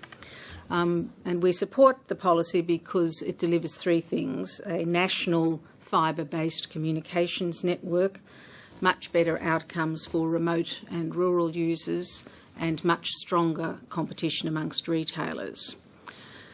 People talk a lot about applications. We tend to focus on what we think the outcomes will be, and we think they're going to be much more convenience and effectiveness across the whole economy. New communications tools and services that we're only just starting to see, and significant increases in efficiency and productivity for industry and government service deliverers such as health and education. We think that the work, a lot of work rather, needs to be done once we've built the National Broadband Network. The shift to a digital economy is not going to be an easy shift. It's not going to be just a matter of there it is, everybody can use it. There are significant big pieces of policy that must remain the focus of the Parliament to ensure that Australians get the benefit of this particular asset and policy. And we've suggested a number of areas where the committee might like to look at ongoing programs and strategies. A particular focus for us would be to continue our work with regional communities. There's a lot of focus on the first and second release sites. There are a lot of communities that are not listed amongst those 19 sites that need to understand the directions and developments. We think there's a really important piece of work to be done, developing digital literacy skills for Australian workplaces. It's really marvellous that all our teenagers understand how to use Twitter and Facebook and the like. It's very important that our workplaces and all our employees become skilled at the use of these communications tools as well. We'd like to see the effort on telework ramped up, I think, beyond the good work in terms of information sharing now. We think the development of some policy frameworks so that people could take those off the shelves and apply them in their organisations would really help to encourage employers to have a go at that. We'd also like to see specific support for the not-for-profit sector. We think that's a hugely important sector and a growing sector, and support will have to be provided to get them on board, if you like, but also in the use of these services. And we don't think it's going to happen just by waiting. And we'd also like to see NBN company itself much more directly engaged with users. We definitely understand the distinction between retail and wholesale, but we think that this is such a big policy and a big program. It's important that all Australians understand what the change means and are in a position to be able to support the policy and be interested in the services when they're available. Thank you. Great. Look, thanks for that, Rosemary. And can I first thank yourself and the organisation for the submission and the number of exhibits as well, which are great interest and particularly pertinent to the nature of our particular inquiry. And you go directly to the very issues. I mean, it's something that was said to us in Ballarat that we need to be talking about outcomes, about what people want to be doing, so that, and the example given was, for many people, they want to know what can they do with the car. How will it transform their life, being able to drive a car? They don't want to know how the engine's going to work or any of those sorts of issues. And so it's exactly what the information you've provided for us go to. I just want to ask on two areas. Firstly, on participation and on ensuring that we don't exacerbate the digital divide. You mentioned that in terms of engaging some of those demographics. Have you seen what you would call particularly good examples or models that government, either through the Broadband department or indeed in separate education, health, wherever it might be, does well in this area and something we should be looking at perhaps replicating? Well, interestingly, for me, one of the issues with the whole kind of e-government strategy is that the focus is on internal efficiencies and making information available. It's not really a transformative strategy as I see it. And I'd make that point across a range of different sectors, that at the moment we're still looking at internal efficiencies and productivity. We're not really looking at engaging the community.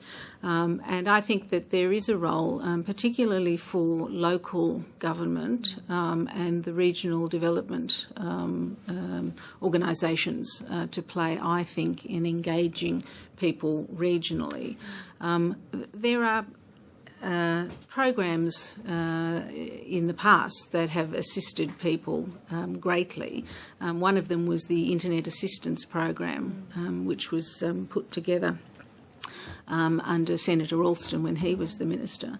And that provided a service where people could ring and get information about how to ensure that their service was running at the maximum. So I think that sort of infrastructure needs to be put in place. I know in my own community, older people are interested in using the internet and broadband, but unless there's some family member available, they get stuck. You know, it was raised with us by I think it was the Communications Alliance. John raised about utilising community-based organisations, generally the not-for-profits that you mentioned, to actually roll out the engagement with some of these groups, and the Broadband for Seniors kiosk model was something that he saw as being able to be expanded. I'm just wondering what your views on given that the not-for-profits require support and assistance themselves, but is that a way we can perhaps engage them? Yes. I think that using the not-for-profit sector is a really good idea because they are engaging with more disadvantaged members of the community. And I think once that sector is enabled to play this role, then I'm sure that they would be happy to do that. And I've seen some very interesting examples of physiotherapists and people like that who have been using the tools themselves, but I see them as providing a kind of frontline support for in-home service delivery. And I think you'll hear a lot more about that from the witness following me. Some very interesting examples in the Hunter region, where people are enabled to stay in their home because the technology is not frightening. It's easy to use. So you've got to have the network, you've got to have the technology in the home, you've then got to have skills and support available to people when they want to ask the question, because that's when people learn. When they have the question, they go looking for the answer. Support in advance of that, I don't think is going to be very effective. So the the sorts of structures that we use to support the community now, I think need to be engaged in this process. We've, on our regional roadshow, have seen terrific contribution from community libraries, for example. You know, people are not frightened to come to the library. The librarians are, you know, very valued members of the community. So I think all those touch points. The other one that's occurred to us, and we've had, you know, some very informal discussions, is whether Australia Post may play a role. It's a matter of finding those touch points where members of the community go with confidence and thinking through what role those organisations might play. Okay, the other second area that I wanted to just explore from your submission is the issue of teleworking. And we've certainly had, from the regional areas in particular, a lot of interest expressed in this area. Obviously, the infrastructure and the connectivity is a major factor in how realistic and viable an option that is. But I'm just wondering if you're aware of, from your membership, are there any other barriers? Are there any other issues? I mean, if government wants to foster, you mentioned perhaps a take-off-the-shelf guide, whether you could just expand on what might have been a good model you've seen anywhere in that area, or particular barriers that we need to consider that... The best models of teleworking are within the ICT sector itself. But you've got high levels of connectivity, you've got everybody with the devices, and you've got people who are very skilled in this way of working. I haven't seen too many models of that translating into what I'd call, you know, more ordinary parts of the economy, if you like. And having been part of the teleworking task force that Senator Coonan put together, we explored this uphill and down dale, and in fact wound up with an issue around management, comfort and capability. So it's a cultural issue.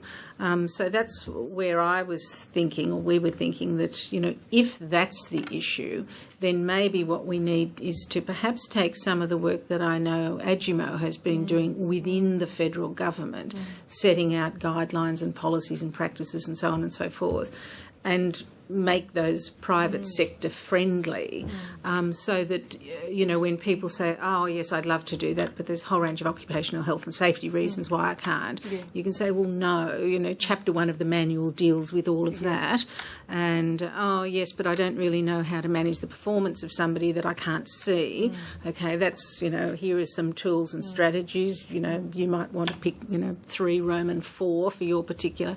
So it's a matter, I think, of taking the work that's been done inside government and working... Is there anybody in the private sector that's actually providing a consultancy service to businesses in that field? Not that I'm aware of, Sharon. Okay. It's just of interest to me that usually in those sort of emerging HR type areas there is some work being done privately. The only work that I've understood is within some companies, but they're within the ICT. Because it's quite interesting, as we've taken evidence, we have put to a lot of organisations the issue of whether they use telework, and it's interesting how few of them say no, they don't. Like, it's not necessarily extensive. No.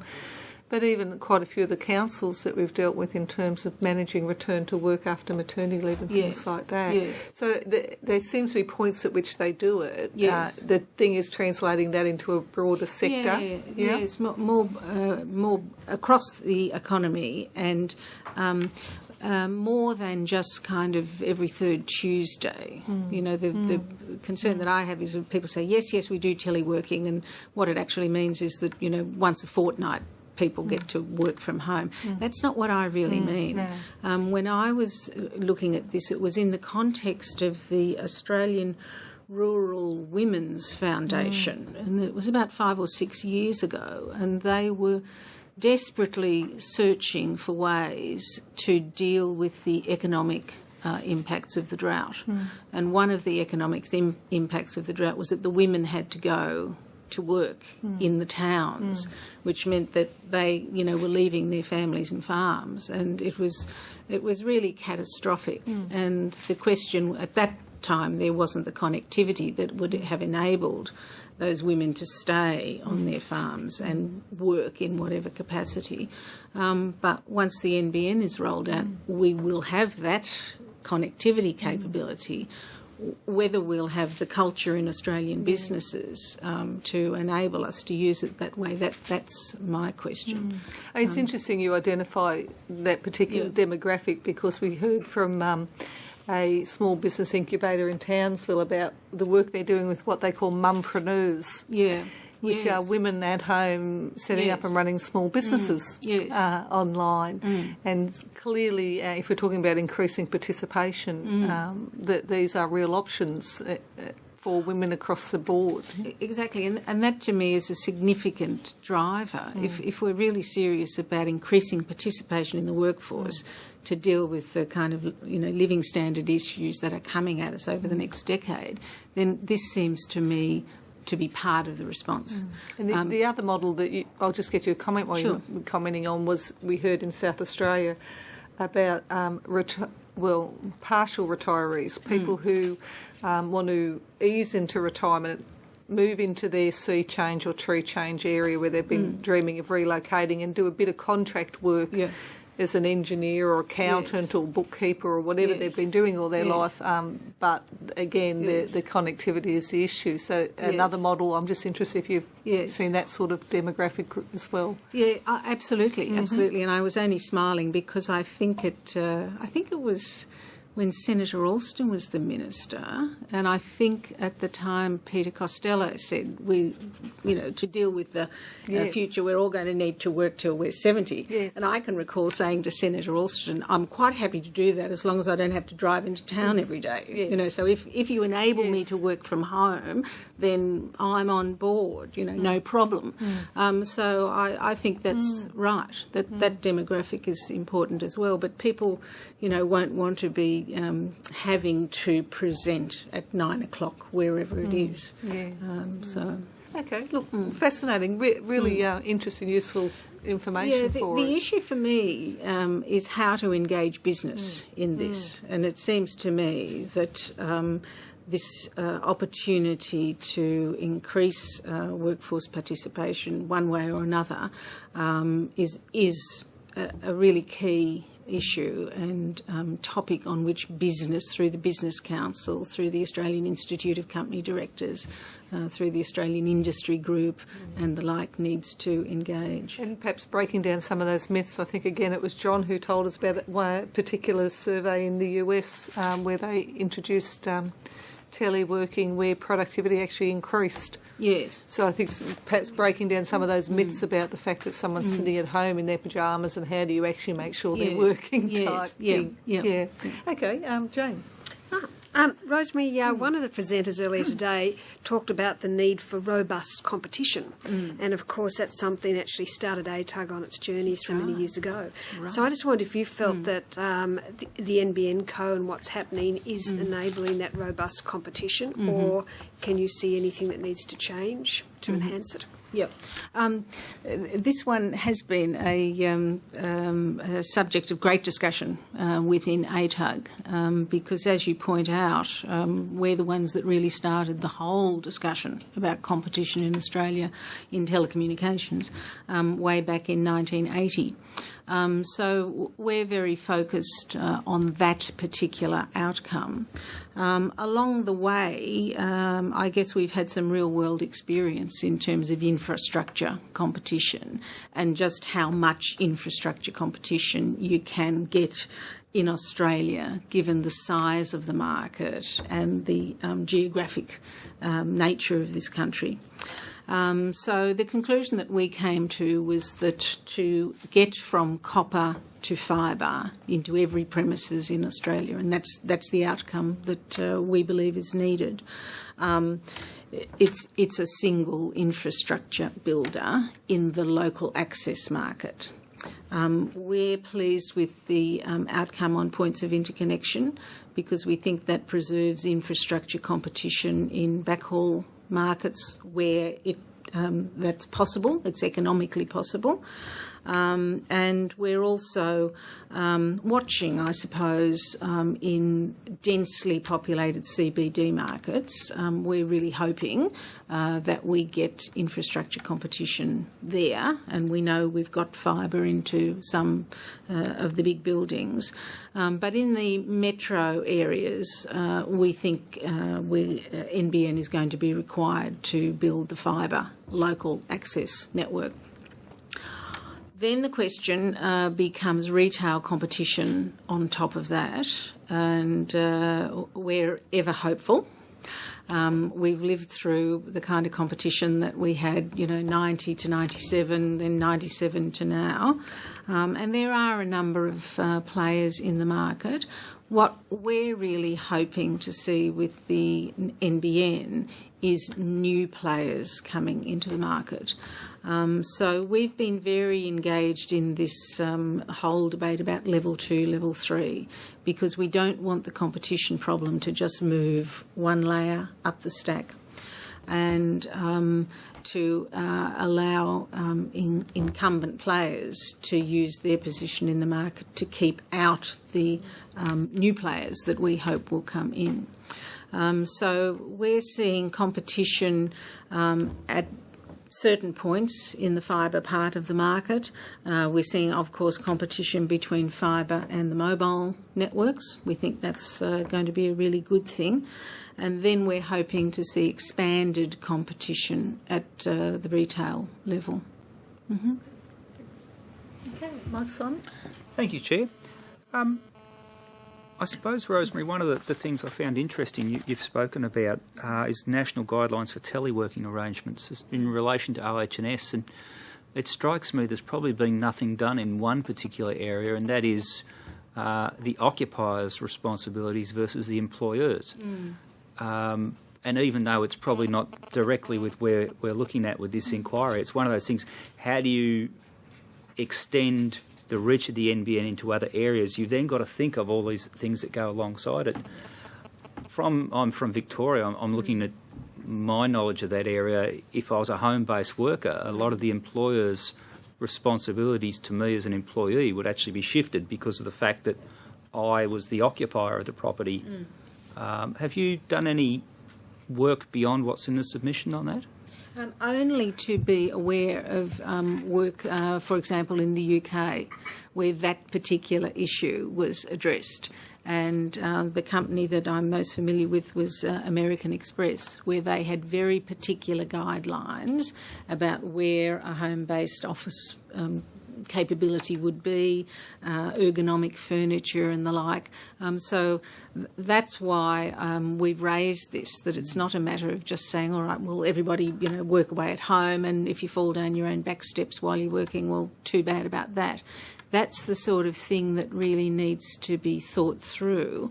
But my understanding is that there has been quite a bit of work on that. It's just that I don't think it's in the public domain. I mean, I worked from home 10 years ago with a state government department, and they had occupational health and safety guidelines about setting up your home. Yes. But it's not widely shared or discussed. No. And it's, to my knowledge, not reflected in acts of state parliaments that cover that area either.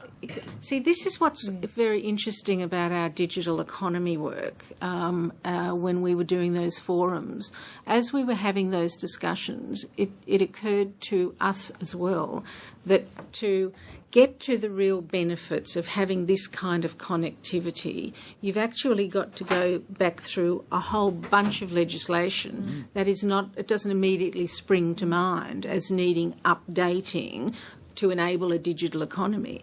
But the way we were thinking about it, and I'll leave this with the committee, we said, if we're going to get the benefits of the NBN, then we've got to be in a frictionless digital economy. So imagine that state. Just imagine that you're in a frictionless digital economy. What needs to change to get from here to there? And it's really interesting when you start thinking this way, how many times you go, oh, clunk. That's not digital economy. And one example was with an insurance claim that somebody was doing. And they're busily online doing this and that all seemed fabulous. And then they got to a point with this particular company, I can't think who it was, where it said, now we want you to download the PDF, print the PDF, sign the document and send it to us. And I thought, gosh, I wonder, is it in the Insurance Act that we have to have this? Is it in the working practice of the industry? Is it in the company's own working practices? Is it because we haven't got an, completely robust authentication process for a digital signature? What is it that says after I've done all this online, I get to this point where I have to have a piece of paper and send it off? So unless we can, work our way through all of these systems and change those processes, we're not really going to get the benefits. The maximum benefits. We were having a conversation at lunch about Centrelink processes, right, where people are told you apply online and have exactly the same experience, where you get to a particular point where it says, now print this off, sign it and bring it into the office. Exactly. My son at the moment, unhappily, has got a dislocated hip, so we've been having to do the special consideration at the university. Right now, everybody say the university sector is completely online, marvellous shining example of the digital economy, blah, blah, blah. Right, we get to this point where bring the piece of paper in. Yeah. So there he is with his crutches and, me without the disabled parking sticker on City Road, thinking, well, now he's got to hobble from the car to, Wentworth and up 3 flights and present at some counter. So, it's all these processes. That's why we say this is not an easy task. It's not just a matter of saying, well, there it is, folks, now off we go into the digital economy. I think it's worthwhile that organisations such as yours are starting to think about that, because it's going to have to flow across into every level of government and the way everyone interacts in the country. Yes. In many cases, turning what was always a physical boundary into a digital, box or boundary, whatever it may be. This fits in there. At the moment, you're right, it doesn't. No. The other thing I just wanted to touch on was you spoke about digital literacy skills for other than younger people. And I think you're right, we have a fairly large gap of people that are currently in the workforce that weren't taught anything to do with this at school because it didn't exist, that bounce along with a little bit they pick up from friends or whatever. Do you have any ideas on what could be done as a wider education for a group like that? This one's a really easy one for this committee. All you need to do is to take the work that has been done by the Innovation and Business Skills Australia Council, one of those skills councils. They have actually commissioned and prepared a report on digital literacy skills for the workplace. That effort just needs to be funded. And the curriculum's there. Then we could engage all the registered training organisations and a whole bunch of other people. It's just that work needs to, get off its shelf and be funded and progressed. They've been trying to get the Department of Education involved, but DUA says, well, it's not winding up in a qualification as such, and we do qualifications. And, and that's right, they do qualifications. This is not that. This is an upgrade of skills in the workplace. Just finally then, is there a subset of that report in relation to digital literacy skills for use at home other than the workplace? We've been looking at that, and I think that the core body of work could be updated or refocused perhaps, so that we had a program that could work for people in homes. Thank you. Yep. Okay.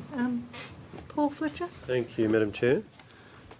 Rosemary, it's a great pleasure to welcome you here, firstly as one of my constituents, Indeed. but secondly, given, and I just want to acknowledge your distinguished record of advocacy on behalf of the user community in your time as Chief Executive. Building on some of the questions my colleague Ms Prentice asked about the competition implications of the National Broadband Network, what lessons do you think we can draw from the point of interconnect issue, which you spoke about earlier, to avoid the risk of similar impediments to competition emerging? I think the issue that the points of interconnect discussion raised for me was that it's really extremely important that everybody, including NBN company, understands that they operate within a policy framework that is set by the government and Parliament. And I think the points of interconnect debate indicated that left to their own devices, NBN company will come up with solutions that make a great deal of sense to them, but might not make sense to the rest of us. So I think that there is a danger which needs to be managed of ensuring that NBN understands that it is a response to market failure. That's what it is. It's not a grand and glorious, adventure funded by private equity investors. It's a response to government failure, to market failure rather, where government has said, we've all watched this market for 15 years and we had grand expectations of it. I mean, we have discussed, the iron laws of economics and what that means in Australia, and we've got to this point. And even in the few years after we realised that we need to move from copper to fibre, various proposals were put forward and thought through, and all really came up against the barrier of an ineffective wholesale market, where the person, Telstra, who was supposed to be, an open-minded wholesaler, buying or building completely rationally, that was not the case because of the problem of vertical integration. If we had had an effective wholesale market, then we might be having all sorts of discussions, but we didn't. So that, I think, is the ongoing management issue, to make sure that NBN Co understands that it operates within a policy framework that is set by government and monitored through the Joint Committee, which I think is going to have an incredibly important role. Taking the point you made earlier about access networks being, in most parts of Australia, arguably a natural monopoly in economic terms, is it ATUG's view that that needs to be buttressed, as has been done with the legislative provisions making it now a legal monopoly? In other words, preventing new entrants, building out high-speed networks designed to deliver retail services to consumers and small business? Yeah, it's a tricky one, Paul. It's a tricky one for us, and we thought long and hard about it. At the end of the day, we decided that the commitment to a uniform national wholesale price was an essential underpinning to making sure that everybody could be connected. You see, we're not going to get to the benefits of a national broadband network if we've got patchy connectivity, because you can't transform the health system if you can't be absolutely sure that people in the Hunter Valley and Sydney and Townsville and wherever else have got access to the same platform. And just on that important point, is it an implication of that ubiquity of service or connectivity is one dimension and speed is another and distinct dimension? Yes, it is. It is.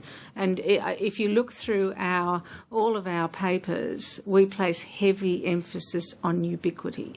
Our view is that people are on a journey in terms of speed. And what we have advocated very strongly, and comes back to your point, is for an affordable entry-level package, because we want everybody on the platform as soon as we can manage that. Can I just ask about that point? Because it goes, I think, to an area where ATUG has been a consistent advocate for a long time, over many years.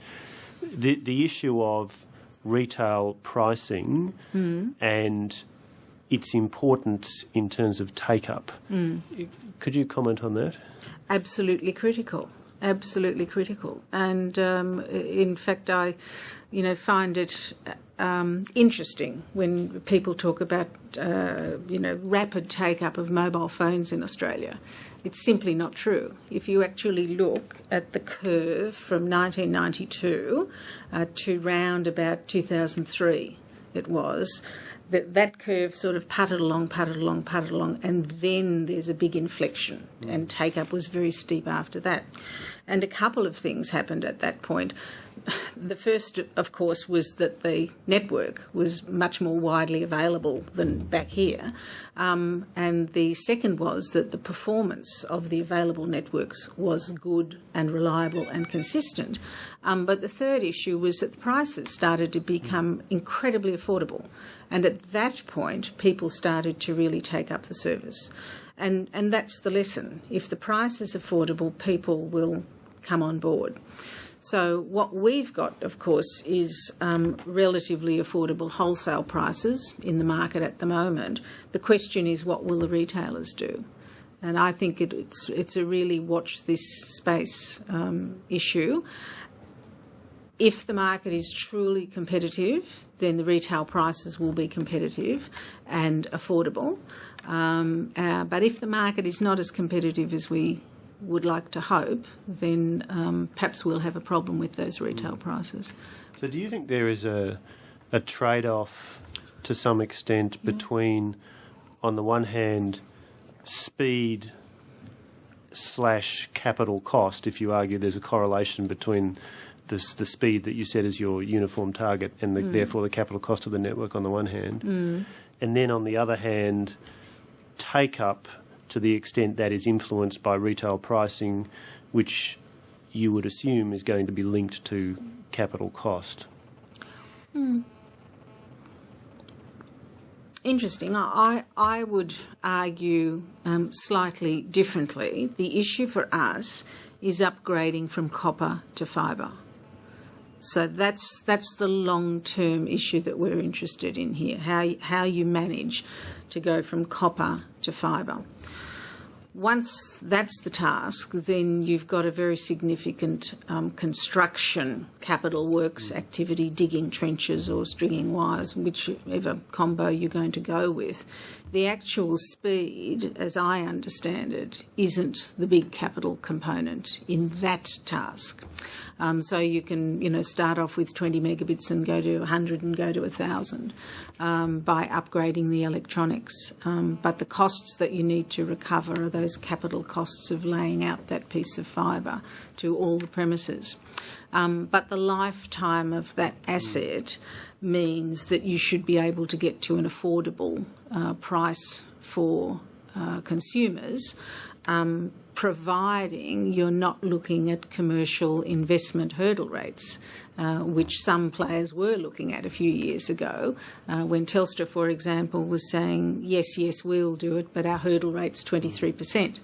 Well, that means it's unaffordable.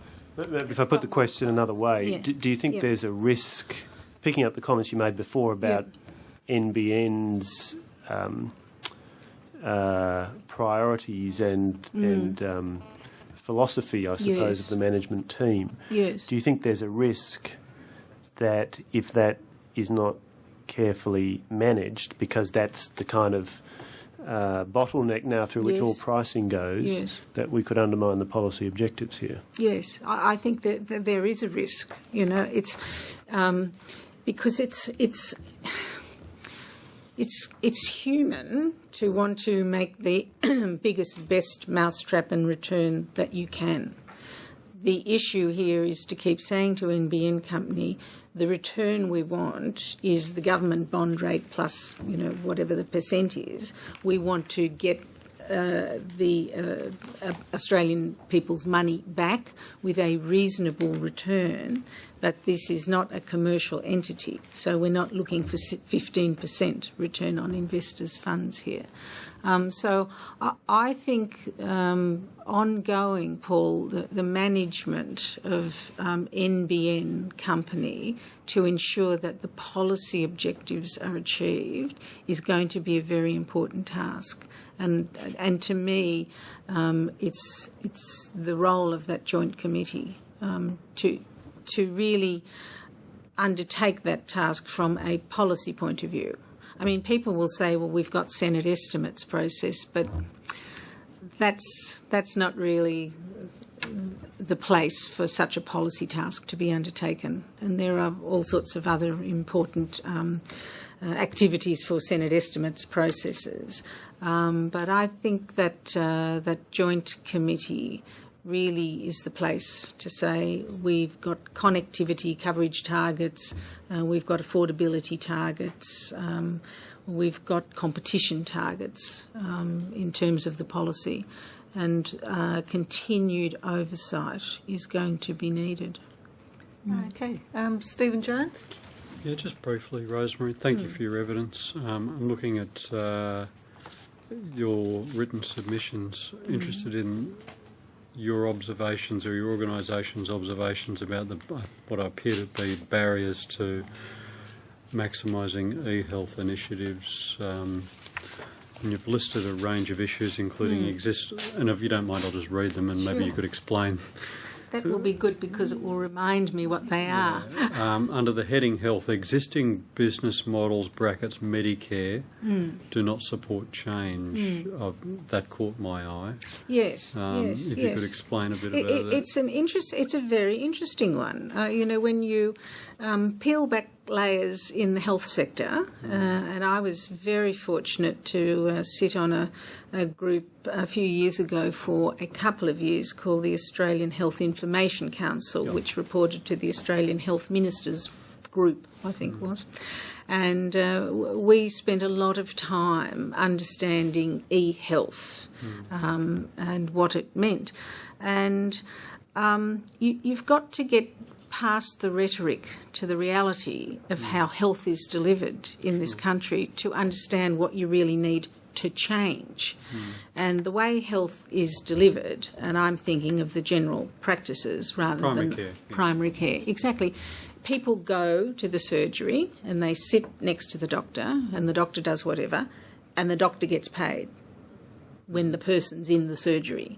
There isn't in Medicare, as a general rule, a mechanism for paying for e-delivered health services, apart from psychiatric services in regional Australia and the election commitment last year, which created another, small element for regional services. But GPs get funded through Medicare when people turn up to the surgeries for attendance.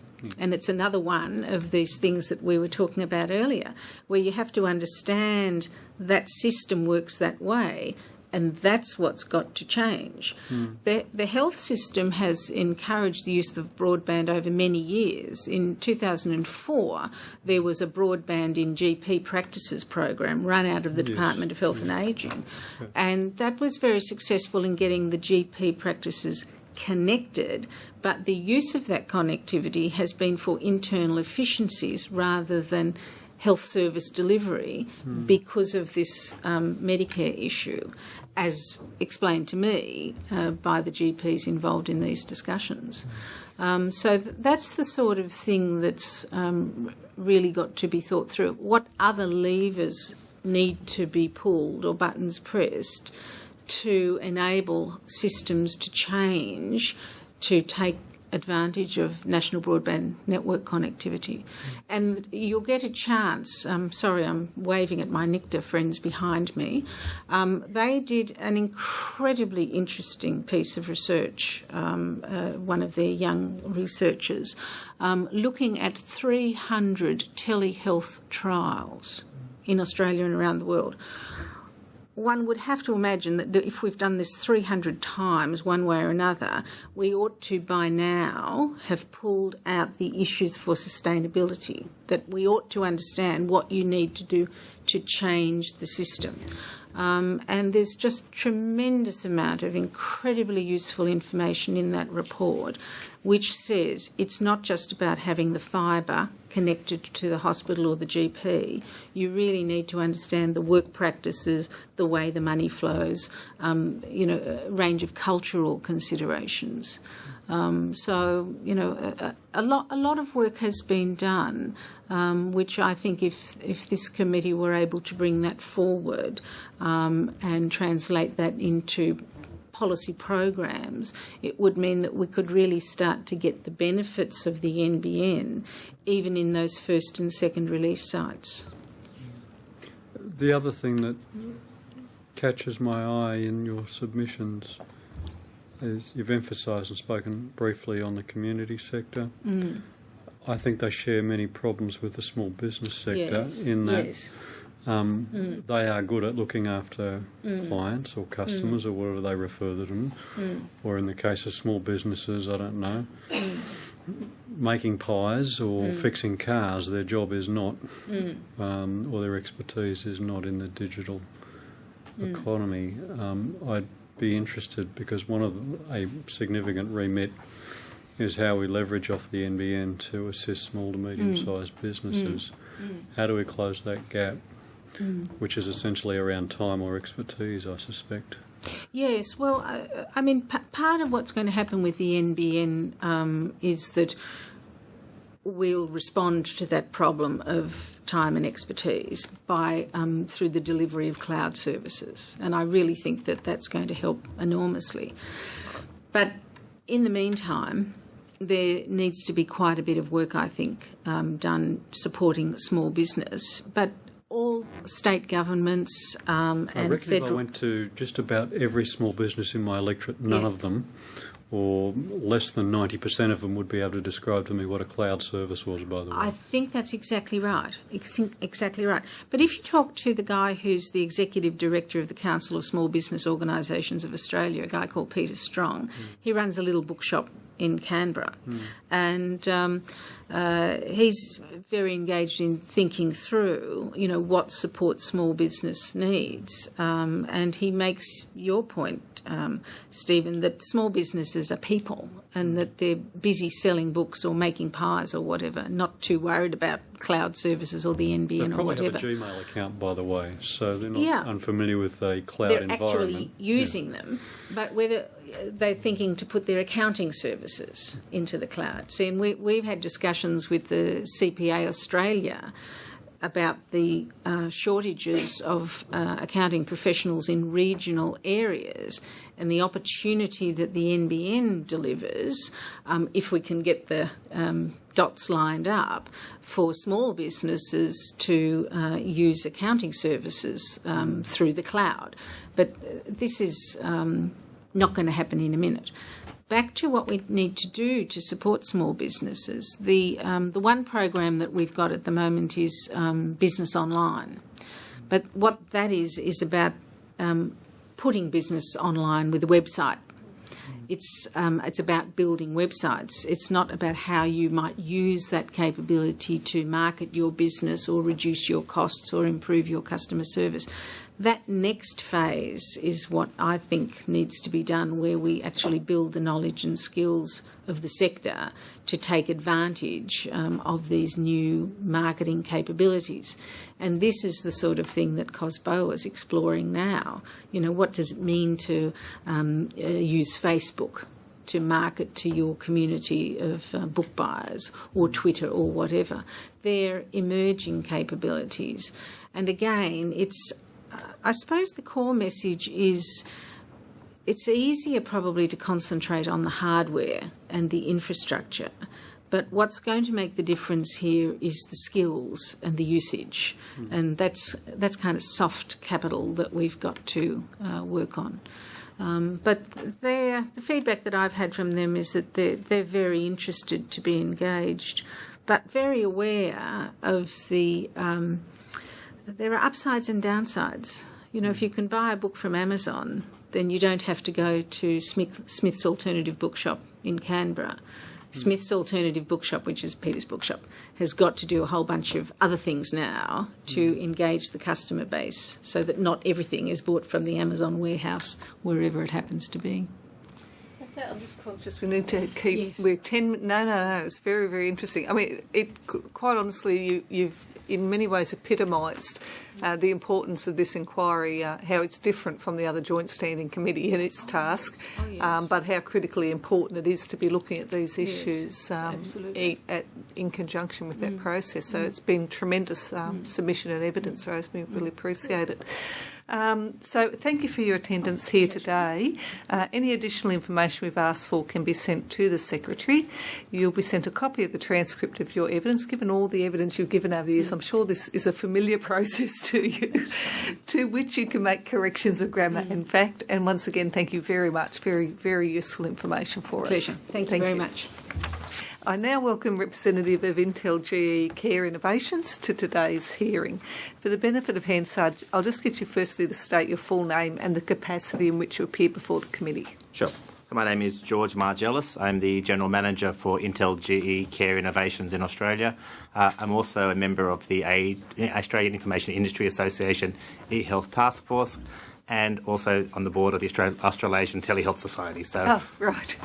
So multiple hats. Multiple hats, yes. Excellent, thank you.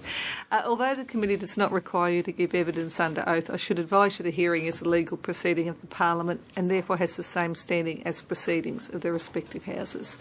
We don't have a written submission from you, but we have some background information. Would you like to just do about 5 minutes, George, on filling us in on what your involvement is in the area and any views you'd like to express to the committee? So as background, my training is as a medical practitioner. I actually graduated as an optometrist first. I went back and did medicine and have been working in healthcare now for about 30 years.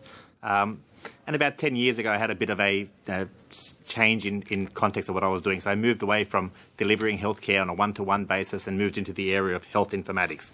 That's basically how we use technology to enhance healthcare delivery.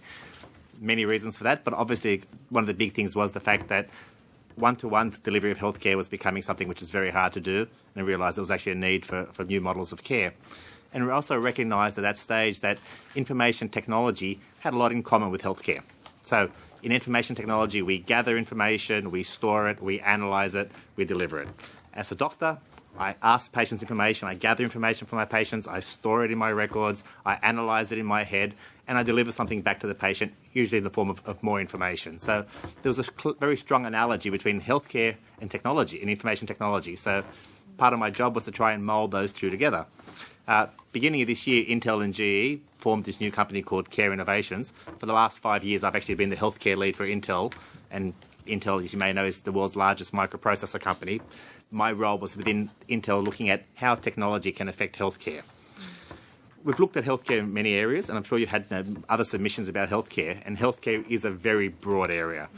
And there's already some great examples of how high-speed communication enhances healthcare.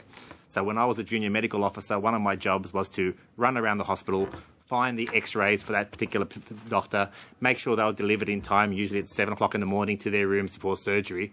Now any hospital will use a network and a PACS system, a system which takes that imaging and makes it available on a computer. So my junior medical colleagues now no longer have to run around hospitals carrying pieces of paper after 6 years of university. The area I want to focus on is more specifically on how we deliver healthcare services to the population over the age of 65. Very much focusing on the merging between healthcare and wellness, because as you look at the population over the age of 65, they are the population where we deliver most healthcare services.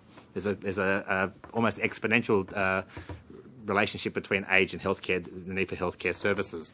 And the biggest challenge that market faces isn't good healthcare services. Australia, bless our hearts, has one of the best healthcare services in the world.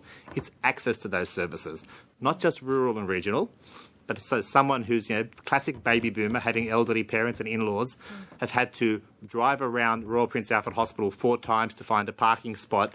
And as Rosemary commented earlier, drop off an elderly parent and say, wait here while I go and find a spot before we can get and see a doctor, who's someone I probably graduated with. So I actually had the inside leg to get in there. It still was a major issue in metropolitan Sydney, yet alone looking at outside those areas. So access to healthcare services for that population is critical for their quality of life. Our group's been looking specifically at what we can do to enhance that group's quality of life. And a couple of key things came up. One, this is a group that as they get older, recognise they have limitations, but also recognise that they want to stay within their own community. They don't want to be taken out of their homes and moved into a nursing home unless they really need to. Nothing against nursing homes. No, I spent a lot of time working in nursing homes, but if we can deliver services that enable people to delay or, if possible, totally remove the need for them to spend their last years in a nursing home, we can improve that person's quality of life and also improve the quality of life of their family. Because, again, the major issue we faced in nursing homes was that family and friends can't come and visit when the nursing home is 20 kilometres away from work and they need to go spend their day. So how we use these technologies in home is critical. Rosemary commented earlier that what are we doing in this phase? We actually did a project here in Australia last year with a group called Hunter Nursing Agency, where we delivered home technology into the homes of about 50 patients who were at that stage receiving regular care by a home nursing service. So Hunter Nursing is a nursing service, has about 400 nurses. They basically go and visit people in their home and deliver healthcare services. What we did is pick 50 of those patients who had the highest needs. So these were patients, average age was about 83. We delivered a little white box into their home, which for all effects and purposes was a small computer, but was designed to be used by someone who didn't know anything about computers. So the classic patient had never used a computer before in their life, had never had to worry about those sort of things. This device spoke to them, gave them very large on-screen prompts, took them through a process of healthcare delivery and enabled them to also communicate with their healthcare provider remotely. So the nurse sitting at her desk in Hunter Nursing could video conference to this patient and discuss their health concerns. They could get information about their blood pressure, their weight, their blood oxygen, their general well-being, actually asked patients questions about how they felt. And it did all that quite simply. The patients, 99% of our patients were satisfied with the way it used. It was very easy to use. We had no issues around the technology. The biggest challenge we faced rolling out these 50 units was getting a network connection in these people's homes. So the device needed two inputs, electric power and an IP address through a network connection. I had the resources of the world's largest microprocessor company running around trying to get those network connections, and the engineers spent more of their time finding a network connection. So we were in an area which was supposedly 3G enabled, and we had a 3G enabled solution, but the hit and miss nature of 3G in those regions, and we're not talking back of Bourke, this is less than 100 kilometres north of Sydney, so it was in a metropolitan built-up area. We spent more time, and there's one of the comments that came out of it, more time managing the network than we did managing the patient. That was wrong. That was a real issue from our perspective. So we really came to the understanding that if we had access to ubiquitous connectivity in these people's homes, our job would have been a lot easier. Yeah, I wouldn't have had my guys running around the streets, literally with antennas trying to find the best spot to find a 3G connection and run a cable out of people's homes. Out of that project, we came up with three key findings. The current technology that we were using was very limited by the connectivity. So we had the ability for good high-definition video conferencing, for good data transmission, but we had to actually scale down the system to take into account that we only had, at best, 256K up. So we may have had 1 or 2 megabits into the house, but sending data out of the house was limited to 256K, often a lot less than that. Secondly, discovery that we needed to move away from a passive system, not just capturing information, but an active system, using the technology to involve the patient more.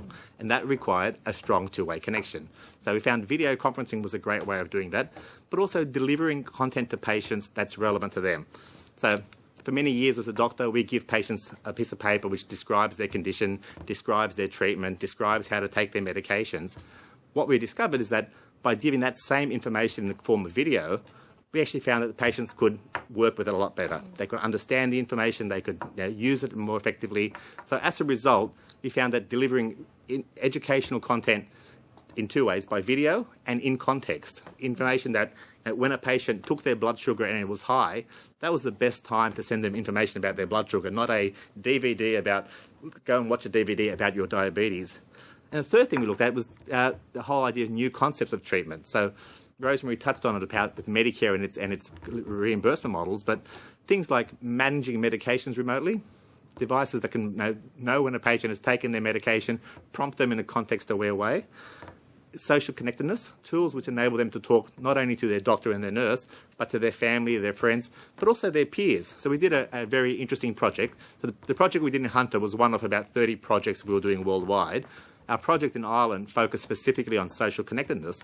What it did, for example, is provide the same sort of technology, but enable 30 or 40 elderly people to watch a concert simultaneously and then have a chat about it.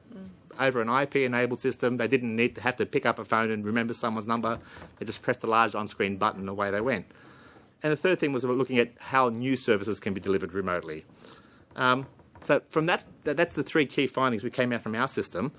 We see the NBN as the enabler for that. Yeah? The technology is being developed around the world, and next week in the US there's the American Telemedicine Association conference, has something like 25,000 people registered to attend, about 300 companies over there showing their wares. The technology is being developed, but it's being hampered by the lack of connectivity. So what we've always done in healthcare is find workarounds for limitations. Yeah, the same sort of way that we got the young medical officer to run around and pick up the films because that was the most efficient way to do it at that time frame. In healthcare, we've found other workarounds. We've slowed down our video or worked with less information than we can. What we can do by taking away that barrier is actually allowing innovation to foster. And it's really interesting that Australian healthcare is recognised as amongst the best in the world. If we can actually enable that with some technology as well, we'll actually have not only a great local healthcare system, but potentially a very exportable healthcare system as well. So that would be my comments I'd like to make. Great. Look, fascinating, George. Really very, very interesting potentials there that you've identified. Look, I just want to ask on two areas. Firstly, we did see some evidence of the importance. It was actually the development of technologies for rehabilitation in the home. I think it was for stroke victims with exercise movement. And it was put to us that the model is developed in a games framework so that the person was encouraged to undertake the rehabilitation because they were with a group connected online who were all doing the same exercises, but it was structured as a game and they were competing against each other and able to interact. And so they were also getting a really important value add on rehabilitation, which was connection to others who had a similar problem, participation. I'm just wondering whether your organisation has been looking at those aspects as well. Absolutely. So, I mean, some of that work may have been the work of Stuart Smith here and a few others, but there's actually a very strong movement of e-games for health being fostered around the world. And that sort of stuff is already happening in other areas. So my children have Xboxes and PlayStations and they play collaboratively with people from around the world. And certainly I think that is the Wii's targeting and then now of that demographic for exercise. Absolutely. Yeah. So the technology is available and it's actually relatively inexpensive. It's now just a matter of healthcare providers thinking about how they use it. To date, our limitation has been that we haven't had a way of doing that, so we haven't been able to do that. So the classic example, cardiac rehab is done normally in group clinics at a hospital. We're doing a project at the moment in Melbourne with a hospital where they've got a cardiac rehab program. The biggest limitation they have is getting 8 patients with congestive heart failure to their hospital for that 1 hour session requires 8 taxis to go pick up 8 people from around rural Victoria, get them to the hospital, do the session and take them back home. It's important because they need to have that community effect. So if it's one-on-one doesn't have the same effect. So if they're in the room with their peers who have similar issues, they can relate to it. But there's no reason why that can't be done virtually. With the advent of video conferencing capabilities and multi-user video conferencing capabilities. And again, just building the system to take that into account, it can be very easily done. So and it also enables that group to provide support to each other beyond the experience of the health provider saying you've got an appointment or there's a group on. Absolutely. And the biggest driver nowadays in healthcare is a move to patient empowerment. So providing patients with tools to play a more active role in their own healthcare. Yeah. Because 2 issues. We know we don't have a workforce. We know we can't scale up our services. And we know the population is going to age dramatically over the next 20 years. So if the patients can take a more active role in their own healthcare, but it's really important that they have the tools to do that. Not just sort of say, you're on your own, go for it, but provide them with tools that can enable them to do that. that'll enable us to provide much better service. My understanding is it improves recovery rates and so forth. Absolutely. Anyway, so there are efficiencies in that. Because when you look at a lot of the recovery rates in people, especially with chronic disease or even after things like a hip fracture, depression and their mental status is a significant variable there. And the best way to manage that is to actually get them to socialise. Yeah. You know, talk to people with similar problems and work through it and understand their problems more effectively. And one of the other things that has been identified to us in that area, which I'd be interested in your perspective on, is people who have conditions that are quite rare, and that with a good video-based system like you've discussed, you could actually connect them up so that there may actually be only 3 of them in Australia, but they'll be able to form a support group and talk to each other. Have you seen that sort of... So there is a well-known website now called Patients Like Me, and it was actually developed by a group of people with muscular dystrophy. And basically they all get online. It's not video-based at the moment, it's mainly sort of a discussion board-based, but they compare their experiences with these rare diseases. They've now developed various sort of parts of that program which for different diseases. And again, what you find is that by people sharing their own experiences, they can get a lot more information. And we often now hear of the situation where GPs will find a patient coming into their rooms who knows more about their condition than the GP does. Because as a GP, you may only see that condition once every 10 years. Yeah. If you're living that condition, you have a lot of drive to go on the internet, find information. And I was speaking to one of my peers recently who told me that a patient rolled up with the latest copy of the New England Journal of Medicine article. The doctor sort of says, I don't get it because it comes by mail from the US. It takes 8 weeks to get here. But You've already got it. Here it is. And which what are we going to do about it? segues very nicely into my next question, which I was going to put to you, which was something in the previous Parliament I chaired the Education Committee, and we were doing a teacher librarian inquiry, and one of the big issues was teaching young people about online information and assessing it. And one of the big issues that had been raised consistently was what they're calling cyberchondria, which is actually the very poor quality of information in the medical field that you put a couple of symptoms into Google engine and you've got a massive, terrible cancer, and GPs were saying, all nodding when we talked about this experience. Have you seen models of good quality information? And we did have evidence about the UK Facebook-based model. I'm interested in your perspective on that, about where people can know they're going to a credible, reputable place to get information. So within the medical fraternity, we've been very strong about the concept of evidence. So there are various classes of evidence, and needing to recognise how information relates to those classes of evidence is key. And then how you provide that to a consumer is the big area. So as clinicians, we know that we'll go to Medscape or well-known sources that are peer-reviewed and indexed and referenced. Providing that information to the patients is a bit harder, because we need to make sure that we don't limit them from things that they want access to. So we don't want to go back to the old patriarchal model of this is the information your doctor wants you to have. Patients need to have the right to be able to go and track down their own information. It's really important then to build up their health literacy, help them understand what is good information, where you would find good information, what are the facets of good information. So if a article comes with a clip on at the bottom which sort of says, send us $9.95 and we'll send this to you, start being sceptical about that information. Look for peer-reviewed articles, look for information from things. But interesting, organisations like Patients Like Me, once you start getting the wisdom of the masses of those populations, so when you've got a couple of hundred of these patients who have, some have gone down the wrong path and realised it and come back, their feedback to other patients is probably a lot more important than I, as a doctor, trying to tell them, no, that's the wrong way to do. Yeah. So you find that the wisdom of the masses really starts to kick in once they can connect effectively. Fascinating. Thank you for that. I'll go to my colleagues. Paul Fletcher. Thank you, Madam Chair. George, very, very interesting. Thank you for sharing your expertise with us. Could you tell us a little bit about the products that you have in the marketplace right now, which obviously use the network as it presently stands? Sure.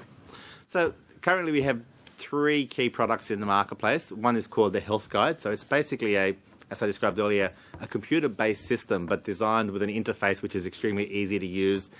We actually did a lot of demographic work and worked with patients who would use the system. So there was a lot of work about 10 years ago with this concept of we'll give patients computers, give them access to the web, and that'll solve their problem. And we quickly discovered that it wasn't quite that easy. So we had to develop a system which was usable by someone who was computer illiterate, probably had visual deficits, probably had motor deficits, didn't want to spend their whole time learning technology. So and that was a challenge coming from a company which had predominantly engineers as its basis who loved designing the gadgets. So we actually had a group of social scientists working within our corporation who actually lived in people's homes and watched how they interacted with the technology. So the first system was designed to take advantage of the television. We quickly discovered that was the wrong way to go, because once you start intervening in someone watching Oprah at 3 o'clock in the afternoon with an alert to look after their medication, they associate that with a bad experience. So we've actually had to take the device and turn it into a standalone device. The technology basically enables us to capture vital signs, blood pressure, blood sugars, blood oxygen, weights, peak flows, various measurements. And again, we've been done a lot of work to make sure that's all standards-based. So as new technologies become available, they just plug into it. It enables us to do what a nurse or a doctor would normally do in a situation. They will ask the patient questions. So we will ask patients questions triggered by reminders about how they're feeling, how did they sleep, are their ankles swollen, are they coughing more than normal, are they having problems with their diet, are they having problems with their medication. Capturing that information and providing it to the clinicians who look after the patients in a usable format. So the way the clinicians receive the information is they log onto their screen, and again, clinicians don't need anything dedicated. They can just log onto an internet browser and access this information with the right security. They can see which patients are within normal parameters, which ones are outside, and then they can actually respond to those patients. The challenge we've had to date is that the way home healthcare has been done is that on Tuesday we visit Mrs. Smith. Now, if Mrs. Smith is sick on Monday and we visit her on Tuesday, that's good. But if Mrs. Smith is sick on Wednesday and we don't visit her again until next Tuesday, that's not so good. But by being able to provide the clinicians information about the patient's status continuously, they can actually make decisions on the fly about which patients need care. Sometimes that patient will still need a nurse or a doctor to go and visit them. They may even need hospitalisation. But because we are catching that information in close to real time, this is not an emergency response, this is capturing information. The second technology we have is called Care Connect. It's a similar technology, but based more around the social connectedness side of it rather than the healthcare, recognising that whilst healthcare is important to these people, reminding them to go for walks, reminding them that Mrs. Smith down the road is having a party, for those sort of issues are key as well. And the third technology is looking specifically at people with visual deficits, how we can use technology to deliver them up-to-date content, either through the internet or directly from printed pages. And so these are all commercial products in the marketplace right now? So typically who is the customer? Is it a local health agency or...? So with the Health Guide and the Care Connect, it's predominantly we sell through to the healthcare provider. Yeah. So in the US it would be a health insurer or a health provider organisation. Here would be a nursing agency or a Department of Health. Okay. And then in terms of the trial you talked about and the equipment that you're using there, what is the bandwidth that you would want to have on a uniform basis into a home for that to be usable? Okay. Because we tweaked the technology to take advantage of the currently available bandwidth, we could work with 256k up. What we found, and we actually did some work down in Tasmania with the first rollout of the NBN, the more that was available, the better the signal we could get through, and also allowed us to add extra functionality. So, for example, the device in someone's home may only use 256k today, and that may be their limit of their upload, but what you need to make sure is that they don't experience a bad experience. So if someone else in the house is downloading at the same time or using a Skype at the same time, that will affect their effect. So we've actually done a lot of work to provide quality of service by having a VPN wrapper around both the video and the audio and the data, so that the patients don't experience those sort of outages. But at least 256, 512 is better. Once we start getting up to the 1 and 2 megabits, we actually find that the technology no longer becomes an issue. We then start hitting the constraints of the hardware, and the hardware is advancing so rapidly that they will overtake it fairly quickly. And that's symmetrical, the speed you need? Yeah, we're finding, symmetrical is what we need. So our limitation is the upload speed. Right. Download speeds haven't been a major issue for us to date. Upload speeds have been our major issues. Yep. Thank you. Okay. Stephen Joe? Paul unusually asked a whole heap of the questions that I wanted to ask. The only one remaining is, what's the typical cost of the unit? Okay, it's typical cost of the units. Hardware's probably around about $1,000, $1,500. And then it comes as a cloud-based service. So that cloud-based service, depending on the number of users, is anywhere between $50 and $100 a month per patient. But again, that sort of thing is only because of the small volumes. Once you start scaling up the larger volumes, the back-end costs become minimal compared to the other costs associated with it, which would be the clinicians' times and whatever. And replacement rates of these machines? Well, so of the 50 units we've deployed in our pilot, I think we had to replace one, which literally was dead on arrival, swapped it out. They're designed on the same sort of architecture as our PCs are today.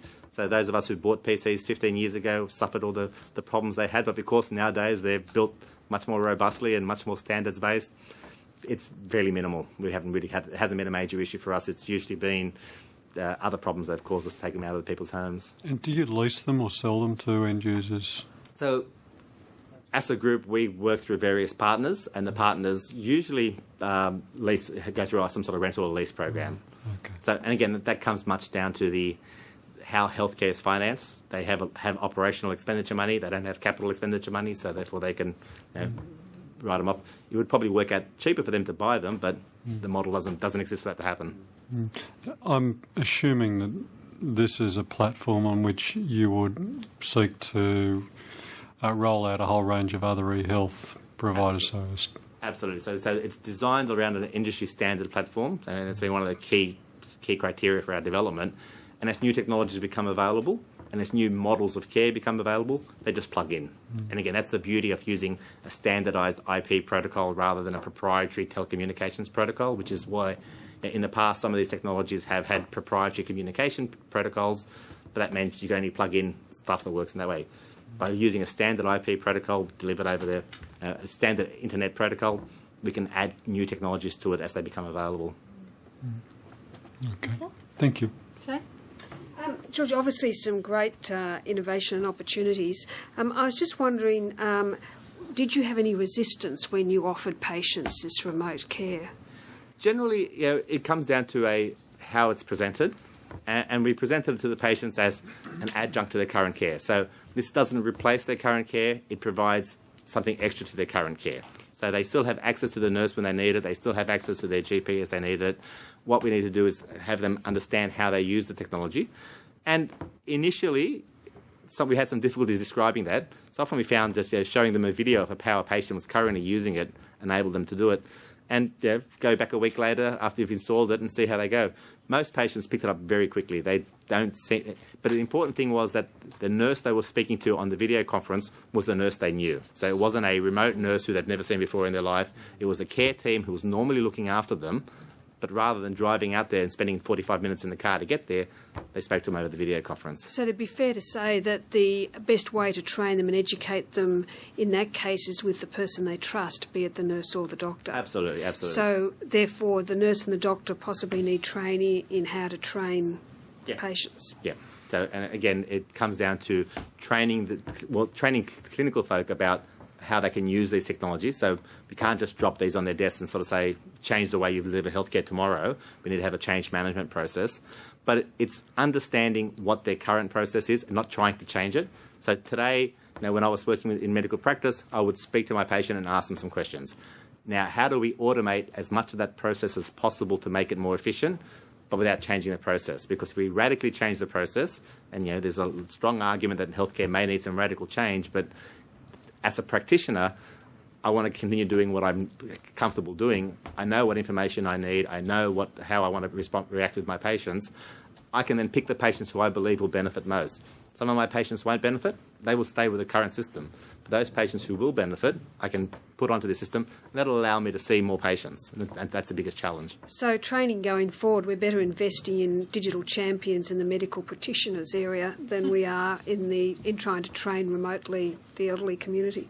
Look, I think it's really important for clinicians to be able to be trained on the advantage of the technologies, but as Rosemary touched upon as well before, clinicians are often also driven by what their reimbursement models are. So if they're not paid to deliver care remotely, then there's really not a strong incentive to. I mean, my colleagues who in general practice still tell me they have mortgages to pay and school fees to pay, so therefore, whilst they would love to do things differently, if they're not going to get reimbursed for it. So there is a strong need for a re-examination of how reimbursement occurs around healthcare, moving it away from a face-to-face, one-to-one interaction to either a population health-based or an outcomes-based model.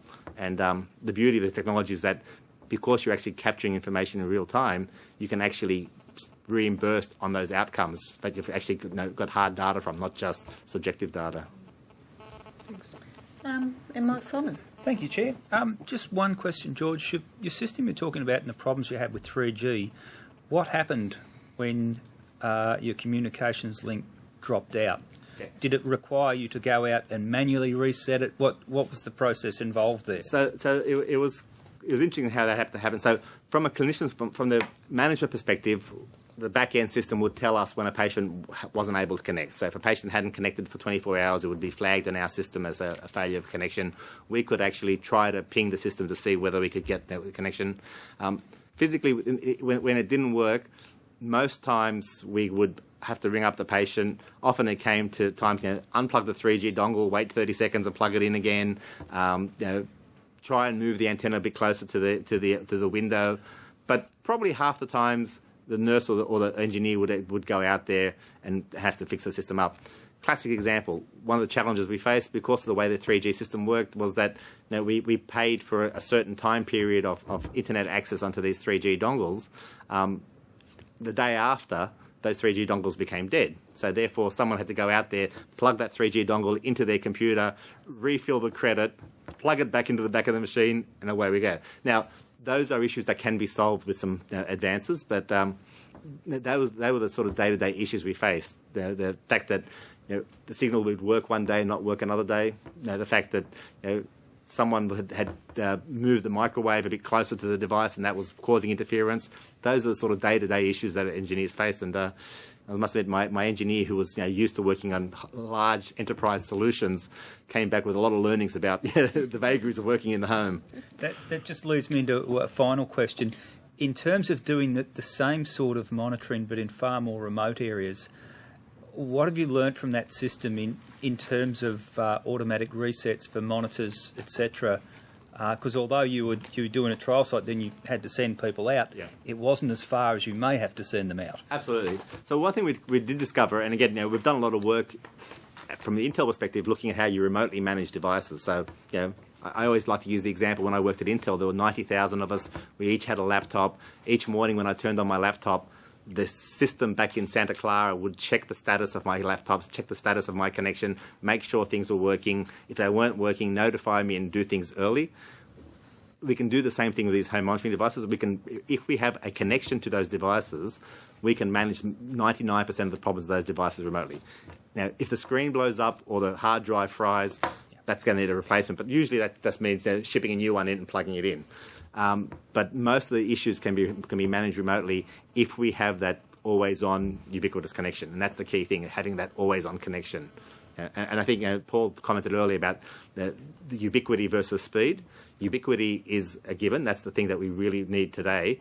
The speed basically enables us to then develop new solutions that we haven't been able to develop today because of those limitations. And it's the symmetrical nature of that. Absolutely, and the symmetricity is key.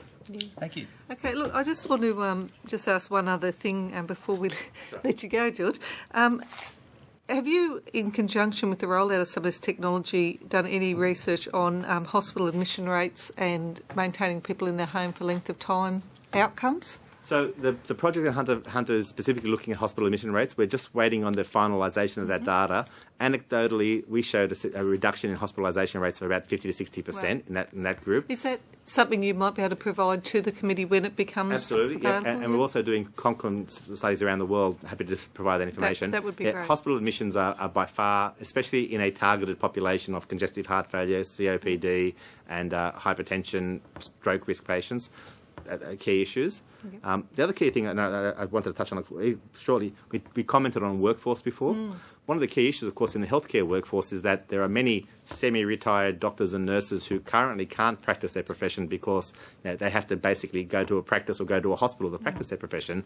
We're finding around the world many of these people now saying, how can I deliver healthcare from my home via a computer interface?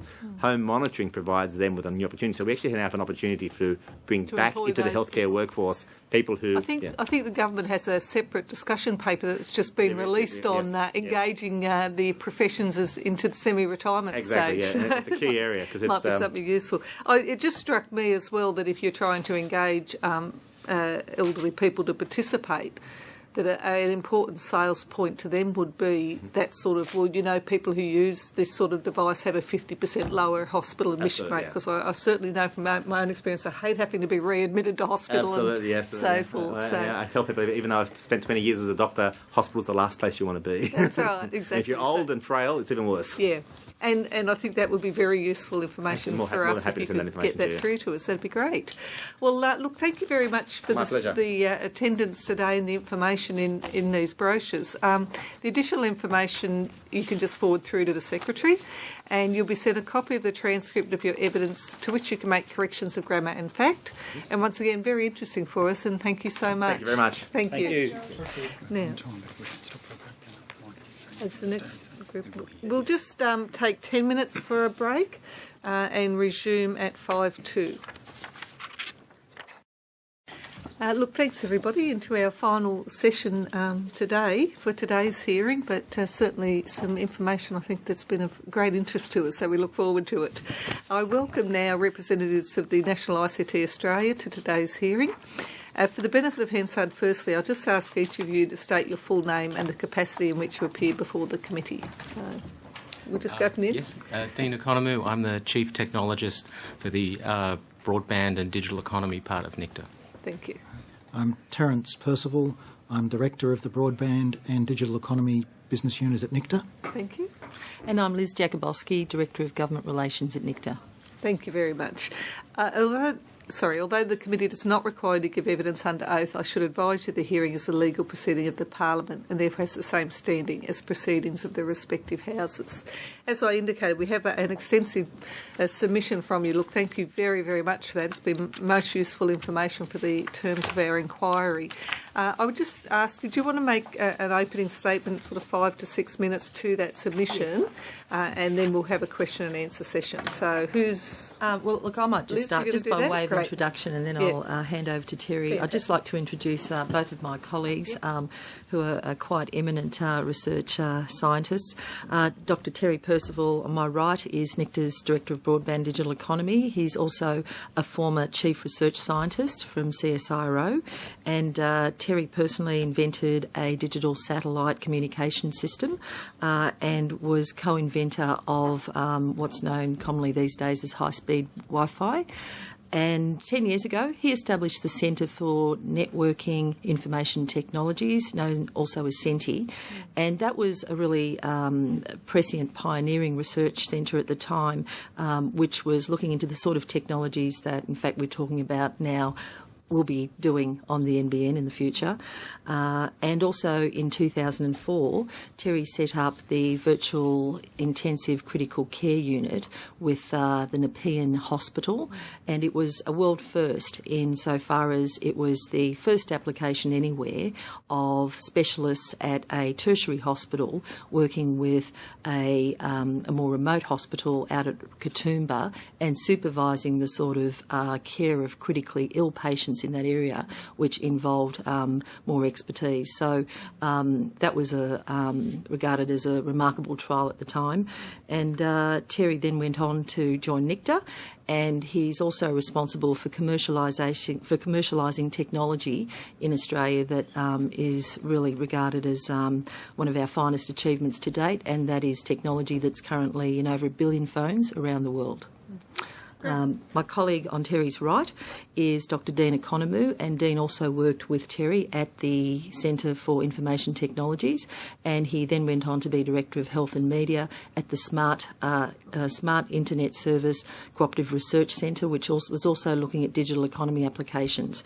And Dean, of course, is currently with us as a technology strategist. I'd like to hand over to Terry just to give you a brief introduction about NICTA. Yeah, so I thought NICTA's not yet a household name. We've been around about 7 years now, but we haven't quite made it to a household name, so I thought I'd give you a very quick rundown on, unlike CSIRO, where I used to work, which is a household name. We're Australia's premier and sole research organisation dedicated to ICT. We have around 700 staff and students across 5 labs in the eastern states, Queensland, New South Wales, the ACT and Melbourne.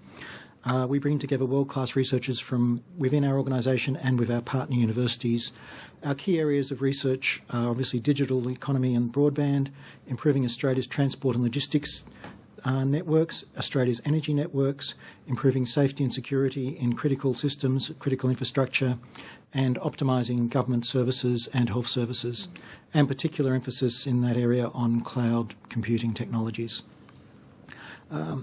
Much of what we're doing obviously is will be enhanced by the National Broadband Network, and that's the sort of area we're doing now. As Liz said, I just want to make clear that, we have actually had some impact. We've got our technology in over 1.2 billion mobile phones now, our operating system.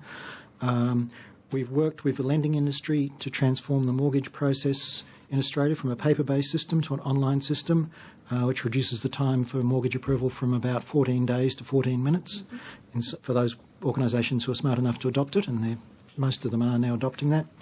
We're also developing world-beating technologies for the treatment of chronic pain, and we're doing human trials on that at the moment. But I think today we should just focus quickly on what we do that relates to the NBN. You've heard a lot from other people. We've been listening a little bit online, and everyone's talked about e-health and education, so I don't want to go through much of what's in our submission. Just a few comments.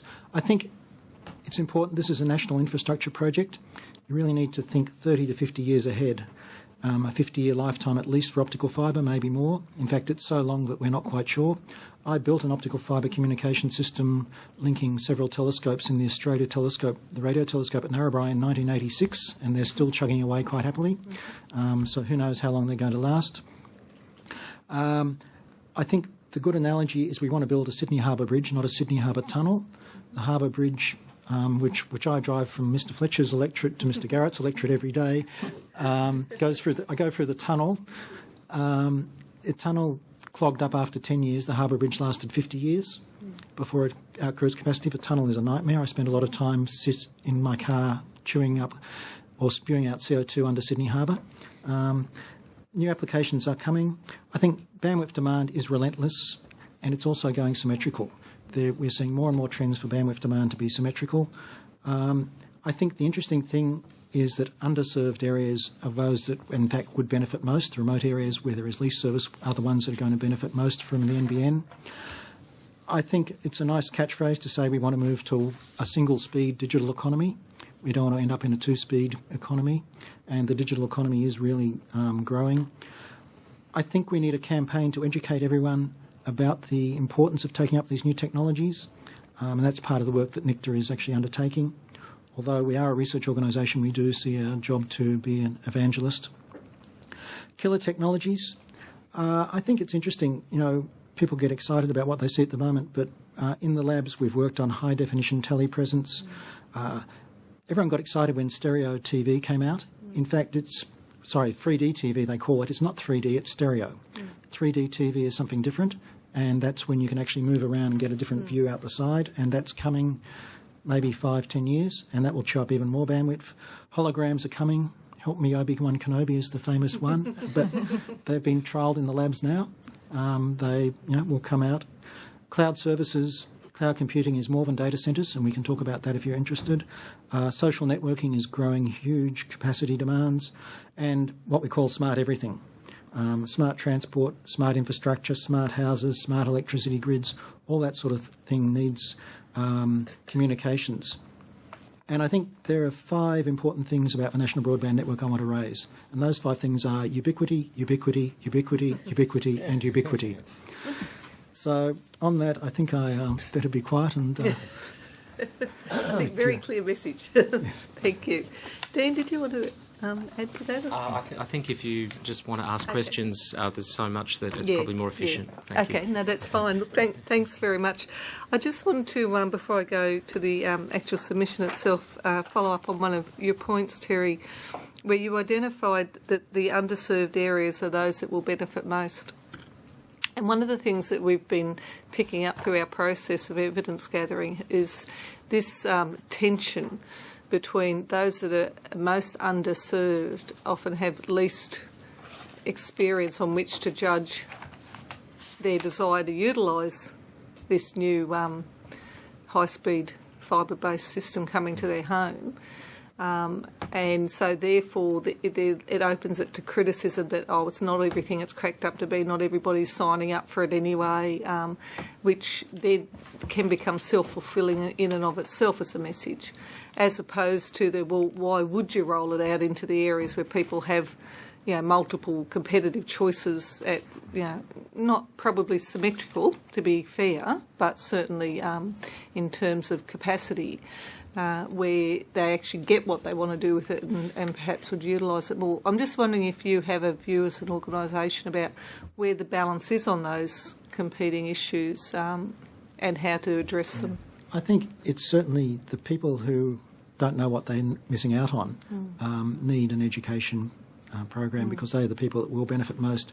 I think there's two processes there. One is in some of the underserved communities, there are these community technology centres that were established in New South Wales a while ago. I think there's about 120 around New South Wales. And if those can first of all now be connected with the broadband network and used to set up as a hub. I'm in New South Wales MP. I don't know what you're referring to. Okay. Can you explain to me what they are? There's one in your electorate. Okay, these community technology centres were set up about 6 years ago. They're basically in a church hall or a school hall, set up with a few PCs and a broadband connection under that age, right. And they're available for people to come and use it, or in libraries.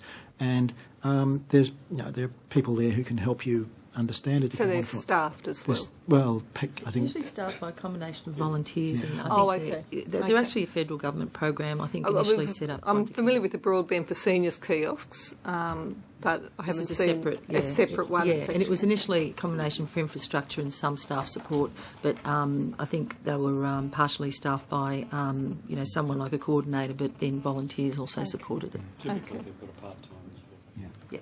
Someone to look after them. So if they can connect those up, and they can then be used as things like expanded to, getting access to social services, things like Centrelink activities. If they can tell people you can come here and, rather than drive 50 miles to the Centrelink office. If you can set up some sort of telepresence networks in them, that's an important area. The other thing, NBN Co is producing a bus, which is very well, but it's going to take a long time to visit every centre. We're currently planning with community, a group of businessmen in Armidale to set up what's called a smart house in Armidale. Mm-hmm. They've actually purchased a house, a group of, well-to-do businessmen who really want to put something back into the community, and connecting that to the NBN, and we're looking at putting a whole range of demonstration services in that. And they're almost thinking of it as a tourist attraction. But that sort of service, if that can be done in a number of communities, I think that's the sort of thing that can help people really. Certainly, we have consistently had a message that people need to be able to see what it is. You would agree from your experience, you're all nodding there, so you would agree that that's Well, the project we talked about before, which was Senti, that was very much about showing people what was possible. And, you can talk about telepresence till you're blue in the face. Until you've actually used it, you really won't get it. And you just think it's better video, but something magic happens at a certain quality point where you feel we're having this discussion and I don't need to get on a plane. And you really just have to show people. And do you have a view on, I appreciate you making the point about a technology bus being developed. I think I remember some of my earliest interactions with high-tech education was the Happy Harold, I can't remember the name of the program, Life Education. Yeah, I remember. Yeah, it was a bus. Sorry? No, I can't quite remember. That's terrible. It was actually a drug and resilience program that ran out for kids across schools. And it was the Happy Harold the Giraffe, but I can't quite remember the name of the program. But it was a high-tech bus, they're still going around. And certainly it was the first time as a teacher. And we're talking close to 20 years ago now, that you could see the power of that sort of seeing these technologies available. It just made all the rest of us teachers jealous that we didn't have any form of that in our classrooms. What might be effective ways that you think communities could look, if they're preparing councils, regional development bodies, business chambers? You give them the one example of the house. Have you seen anything else that people might be able to look at a model that's achievable in terms of demonstrations opportunities in communities? Yeah, I guess certainly the smart house is one example, but it requires a group of people who actually have the vision to do that. And Armidale is, I guess, a fairly... Is that because it's an early site? Yeah. It's an early site. University that's been involved in distance education, so they've got a rich heritage of making things work remotely.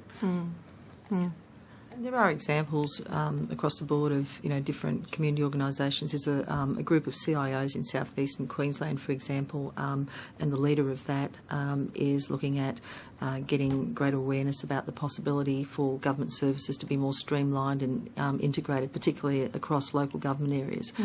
So I think the particular example that he's looking at is with land development applications. Every council does it somewhat differently. So they're looking at how, through something like the NBN, they can streamline the process and roll out the same generic way of doing it for everyone, so that the community then understands through a simple example like that, what the benefits are.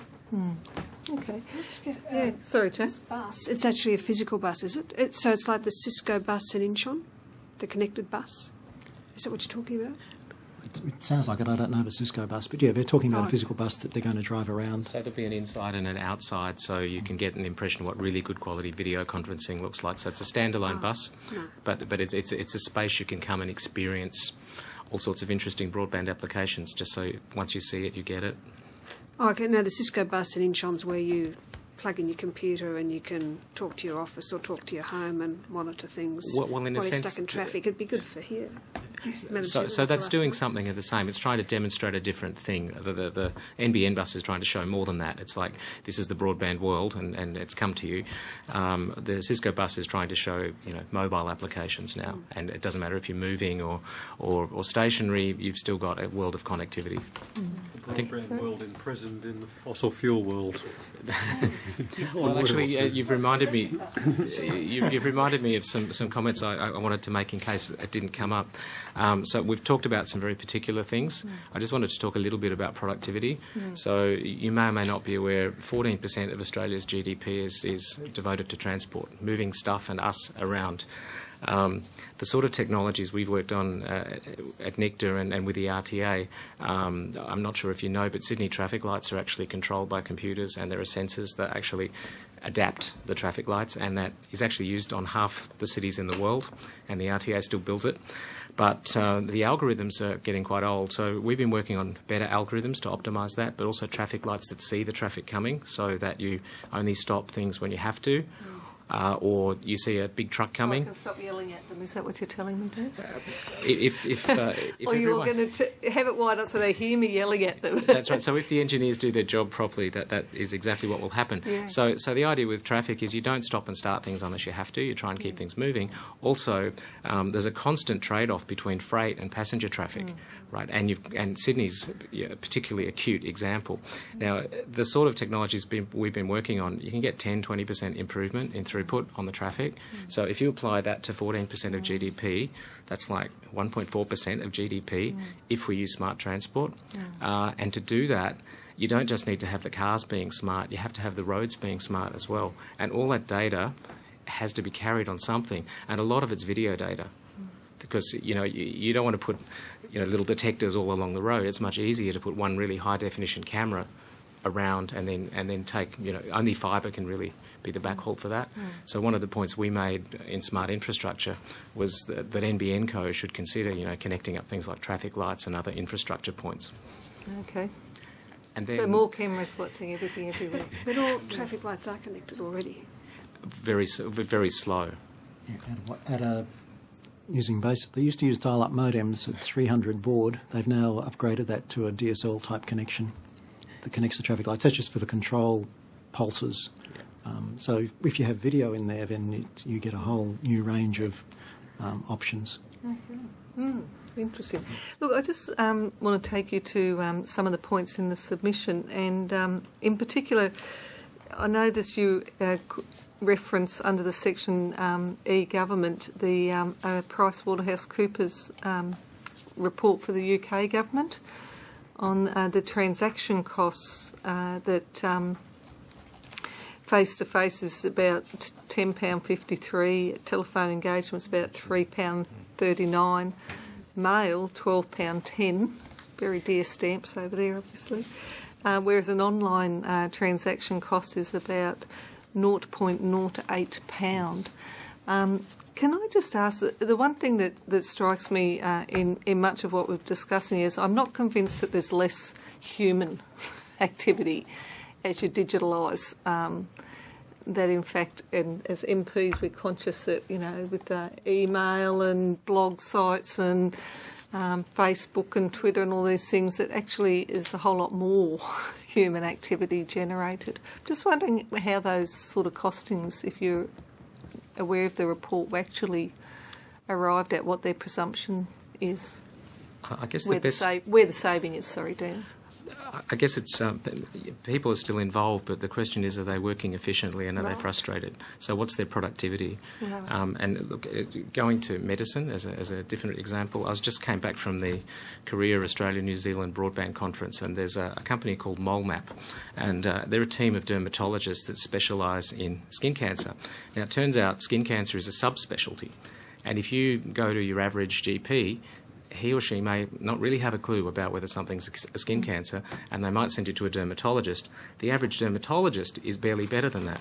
So there are people who specialise in this, but the efficiency of getting a person into a doctor's office, making a booking and taking them out, it's a very slow process. So they have this team, and what happens is you go to some sort of clinic, they take the appropriate pictures, they upload those pictures, then they have their team of dermatologists basically doing one patient a minute. Very thoroughly, one patient a minute. They have to use high-definition video to examine the people properly, but normally it's about 10 minutes per patient. So that little team of dermatologists, the stats that came out from this MoleMap company were that they did 20,000 more patient consults with the same size team. But the thing that's really marvellous is that you've taken this very specialised set of patients with specialised needs, and you've matched them exactly to the right people. So rather than on average everyone getting some sort of average service, those specialists are getting the patients that are most relevant, and those patients are getting the best service. So that's 20,000 extra patients covered by the same team. Now, if you extrapolate that kind of thing to the wider medical system, you can see there are some real efficiencies. And they think they probably saved 250 lives because those people are so specialised they would have caught things that others wouldn't. So when you hear a number like that, and that's just because the digital economy allowed you to organise things and match the work to the people.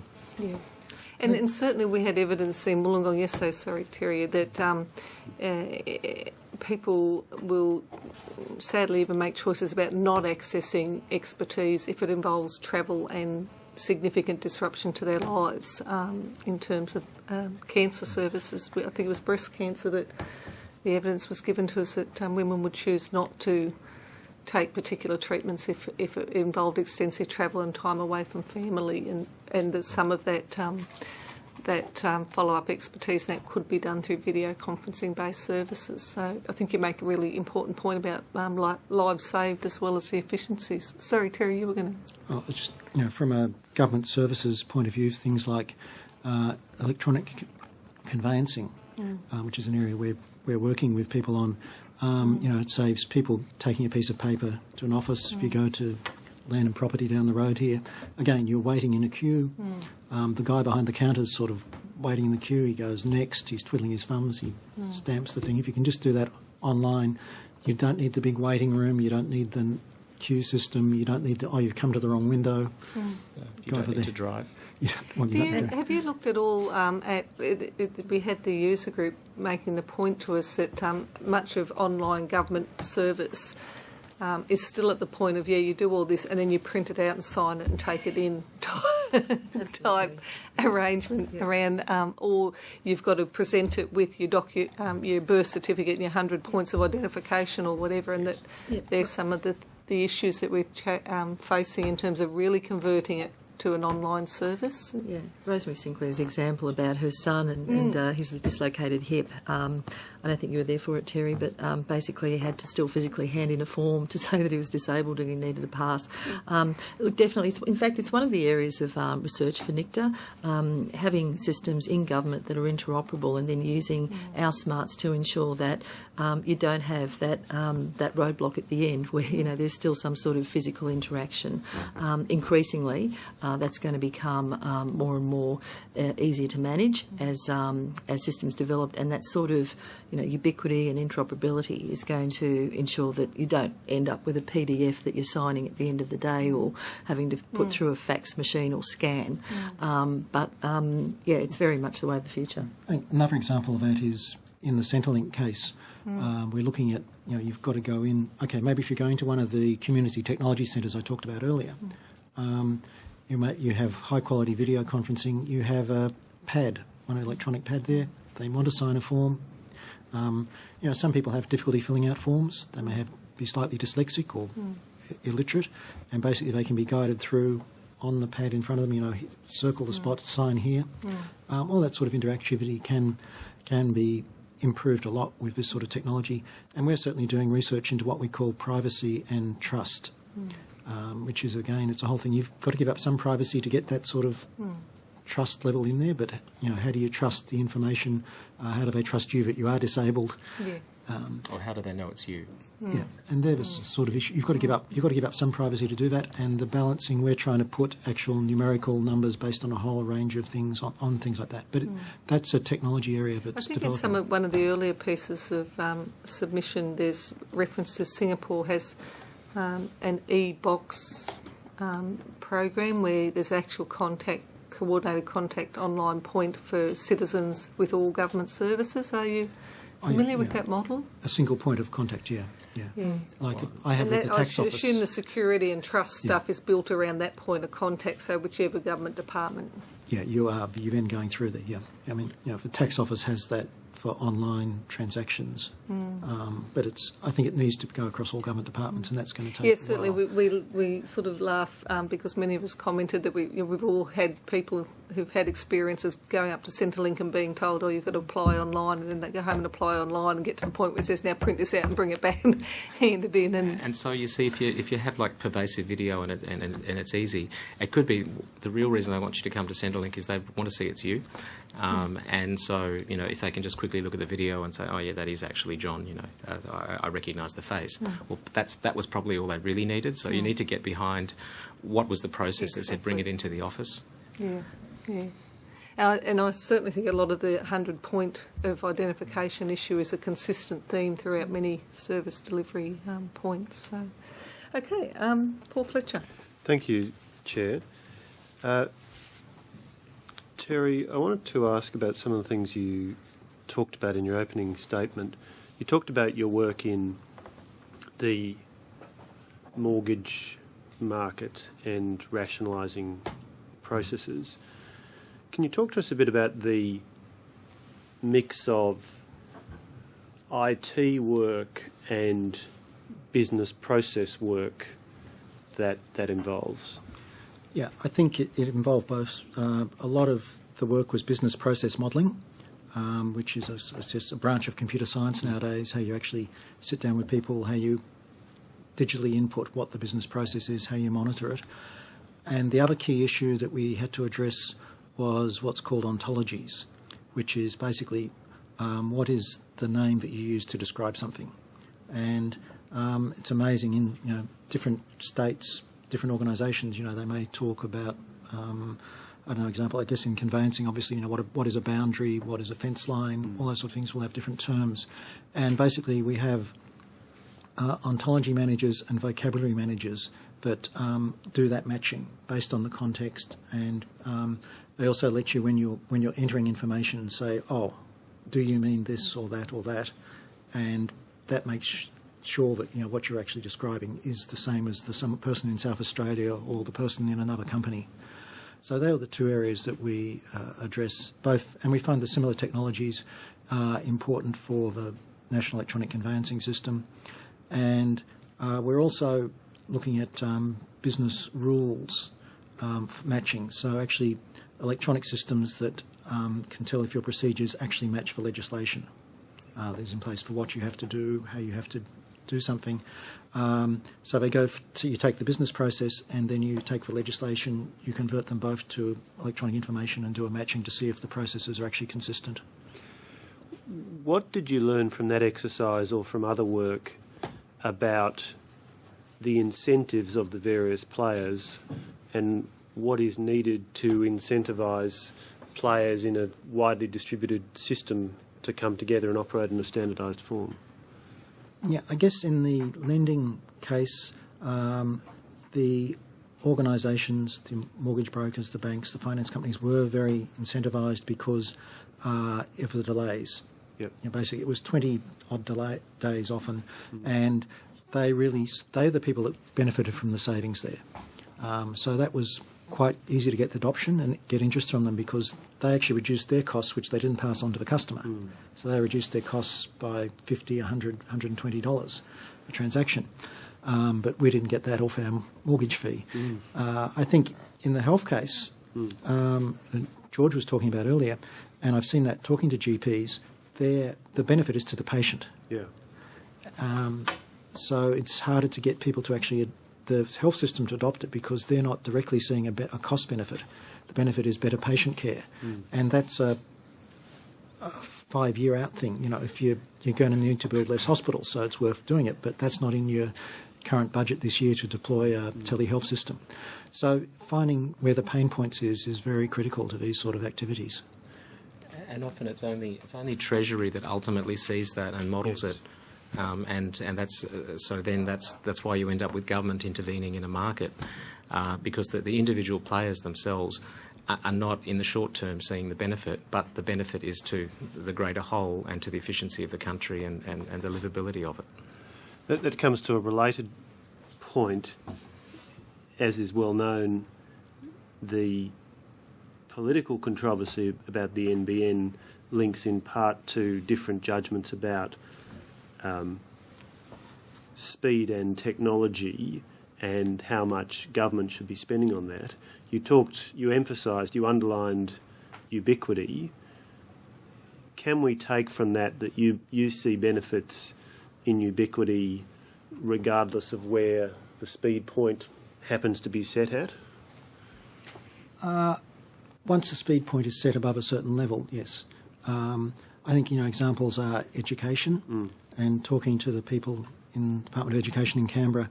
They're quite excited about this now because they now see it's actually worthwhile having a national digital curriculum, national collections of equipment, of teaching material that is digitised because, basically, obviously not everyone's always going to have a home computing. There's always going to be some disadvantaged people, but it's going to be much more ubiquitous that students will all be able to get access from home to this sort of content. So it's actually worthwhile really putting a huge effort into creating that sort of content. And the same with healthcare. So I think that's the real killer. You're asking, is there an inflection point? And I think, it's hard to tell at the moment. It's got to be symmetrical, I think, is the problem because children will be uploading their homework, patients at home will be uploading their video, so it needs to be. At the moment, you need 10 megabits now, and as time goes on, that'll just go up and up and up. And the other question I wanted to ask, based upon your experience in the mobile sector and the technology that you developed that's been implemented so widely, what's your observation about the role of standards, and if you manage to catch the standards wave, then to some extent or to a significant extent you can rely then upon the operation of the market to disseminate the technology? I guess I don't quite understand the question. You're saying that... I guess my question, I'd argue that the lesson from mobile take-up around the world is that standards were set, a commercial proposition evolved, some applications turned out to be incredibly attractive in a way that wasn't expected. For example, SMS was never originally expected to be an attractive consumer proposition, but it turned out to be incredibly popular. So if you're sitting as a policymaker saying how are we going to allocate scarce government dollars, if you can say, is there a way to set this up so that the private sector takes off, the market explodes, the standards are there, and then the thing disseminates by itself, that's pretty attractive. But that's a hard thing to achieve. I guess it's hard. There's been some examples of standards that have flopped. I mean, Sure. WiMAX is a good example of, I told you, 5-6 years ago, WiMAX was going to be everywhere and take over the world, and mobile WiMAX was coming as well. So they haven't happened. I think, in the mobile space, it's fairly easy to do a forklift upgrade, because you just upgrade the base stations. In the fixed access network, it isn't, because you've got to upgrade the physical layer. The copper or the fibre would need to change if you wanted to go to a different technology. So I think that's where the difference lies. And copper has been upgraded. It's not the same copper in the street as it was 30 years ago, because they need higher quality, better twisting, better isolation. Doesn't mean it's not the same copper in the ground. Sorry, I'll just say it doesn't mean in some places it's not the same copper in the ground. Yes, which is why there are some problems in some places, yes. Yeah. Look, I'm just conscious my two colleagues who are interstate have to catch flights, so I want to give them a chance to ask some questions, and those of us who are local can come in at the end. So I should have realised that initially. Mike, did you? Thank you, Chair. Look, I've only got one. Well, I've got many, but I've only got time for one, and that is you've been speaking about it in terms of infrastructure. It's not just for now, it's for 50 years and more in advance. And I think still too many people don't really understand that time frame. But the question I have around that is you had some examples of drivers of bandwidth usage. You spoke about genuine 3D TV and other things. If all those come to be and are used, do you expect the graph that you have in your submission, which shows a very steep upward direction of usage, to actually go over and above what is already plotted? I suspect it's going to be pretty constant. The slope's going to stay about the same. So there are a couple of things to look at. So the Koreans are probably 5 to 10 years ahead of us, and 5 years ago they had 100 megabits everywhere. They were lucky enough to put fibre in. In the next 2 years, they're upgrading the entire country to 1 gigabit. And I was just at this conference, and the average Korean reckons 200 or 300 megabits is what they need, and 100's a bit slow. Like an SME guy was saying 300's a bit slow. And they said, why do you Australians keep talking about bandwidth? As long as it doesn't get in the way, who cares? And that's because they've got so much they never have to talk about it. So that's just an example of an advanced society that's showing us, in a sense, what's happening ahead. The other way, look at it more fundamentally. Your eye has about 100 million receptors in it. HDTV has 2 million. So in terms of getting a visual experience that matches your eye, we've still got a factor of 50 to go for 2D.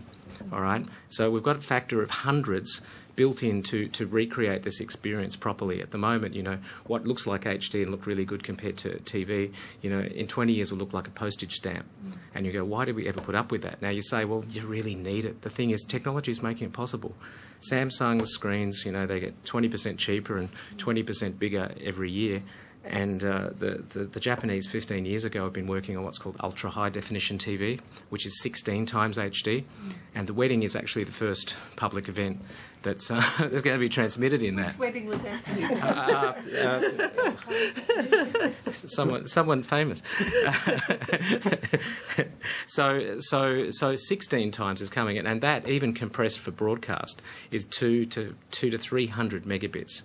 Right, so that's just what we can perceive, and all I can say is, in my time in this game, and Terry's as well, we have never seen demand for bandwidth go down, and whenever you try and guess that it's going to level out, it just doesn't yet. So at least there's some fundamental physiological characteristics of humans which say, look, I can see it going up 50 or 100, and beyond that, well, it's speculation. With the holograms we were talking about, a 1 litre hologram that's a still image that you could look around, that's 100 gigabytes. That's one of those water jugs. One of those water jugs is 100 gigabytes of a hologram. Now, at the moment, MIT are experimenting with holographic movies at 5 frames per second and, resolutions the size of a cup or whatever. And you go, well, it's baby steps. But 20 years from now or 30 years from now, that may be mainstream. And what appears to be trivial or hokey or some kind of child's toy, like Twitter or something, ends up changing the world. So you can't bet on that. All we know is it's never stopped. And if I were a betting man and investor and I were looking at the curves, I would not be betting on it stopping. I'd be betting on it going faster. So. Thank you. Okay, So and following Jane. on Mike's question, we've had varying views about the need to upgrade the capacity internationally. So do you have an opinion on that? I guess it's an interesting question. There are a number of optical fibre cables, linking us to the US and to Asia and around that way to Europe, and there is unused capacity, if you like, on those cables, but it costs money to light it up. It can use dense wavelength division multiplexing. You can have 100 or more than 100 wavelengths on those cables, but you've got to add the extra equipment. And I think there's a bit of, let's say, price maintenance in some of those areas. And when the capacity really comes up, then a company threatens to lay another cable, and suddenly the prices look like they might be coming down. So I think there will always be a pressure point on the international capacity, because it is expensive to light up these extra wavelengths on those cables, and it's very expensive to lay new cables. I worked on one of the first cables, the first optical fibre cable that went from Australia to New Zealand, and that was $120 million. That was 20 years ago, so I had to think what they cost now. And that only had 1.5 gigabits on it. Which seemed like a lot. And again, our planners said, "Why are you putting in the extra 500? We just do two 500 megabit links." We said, "No, you should put in 30. It's only another $5 million for the extra one." Oh, all right. And 5 years later, it was. But there's a pressure point there. But I think market forces will push that down. You can always, if they get the income, they can always lay another cable. At the other end, we were disappointed in areas like Scottsdale where there hasn't been a take-up, where it has been provided. Whose role do you see that as encouraging the community to take it up? Because, as Mr Quigley said to us this morning, he's just the wholesaler. So who should be encouraging them to maximise the opportunity? And do you support the opt-out or the opt-in proposal? I think the easy one is the opt-out, opt-in. I think it's a crying shame to encourage people not to get the fibre put to their house. I think there's a lot of education required in that space. I was talking to my accountant yesterday and he asked me that question. He said, "Is it going to cost me if I opt in?" And I said, "No, you can just get the fibre put in there." If you do it as they're rolling through. Yeah, when it's rolling through, you can just curl it up there. You don't have to pay a cent until you actually want to connect to it. Yeah. Okay. And so I think people should be very much informed of that. Yeah. So my accountant is a very smart guy. He keeps me out of trouble. Yeah. But the fact that he asked me that question yesterday was indicative that the message was not getting through. That really people need to understand it's not going to cost them anything if they just get it installed now. If they don't turn it on, I think. In terms of Scottsdale, there's an old law. Engineers and technologists like to have these laws. You may have heard of Moore's law that talks about. There's one called Metcalfe's law, which actually started out when the first fax machine was made. Right? The first fax machine was useless. The second fax machine was really quite useful because you had two fax machines that could talk to each other. When the third one came along, there were three people who could talk to each other. When there were 50, it became much more important. It goes up as the square of the number of connections, and the same with this sort of broadband technology. So that's the first thing you've got to be aware of, is that just having an isolated pocket in Scottsdale. It's going to get there, but I think it is an education process, as we said before. The bus, the smart homes. I would really, like to see some sort of smart home, smart business. In fact, set up. We in NICTA actually are currently just planning a showcase for this sort of thing, which we would, for businesses in particular, particularly small to medium enterprises, we're targeting, and some of the larger companies, a showcase where they can actually see what... At your facility? A facility at our laboratories at the Technology Park, where they can come in and look at things, what cloud computing actually will do for them, all the different types of software as a service products that are available out there. I mean, small companies can't afford to have an IT support guy to maintain their equipment. They can't afford to buy the latest software from SAP or Salesforce. They actually can afford to buy this incrementally from these cloud computing services. So we're setting up a facility, and it's in the planning stage at the moment, but it's certainly a sort of activity that we think is very important to educate people. Okay, Stephen Jones. Interested in the Korean example that you've used, and I agree with some of the observations you've made in your submission about the importance of engagement. I think most of us learn by either experience or analogy, so what the Koreans have gone through would be useful knowledge. What are they using?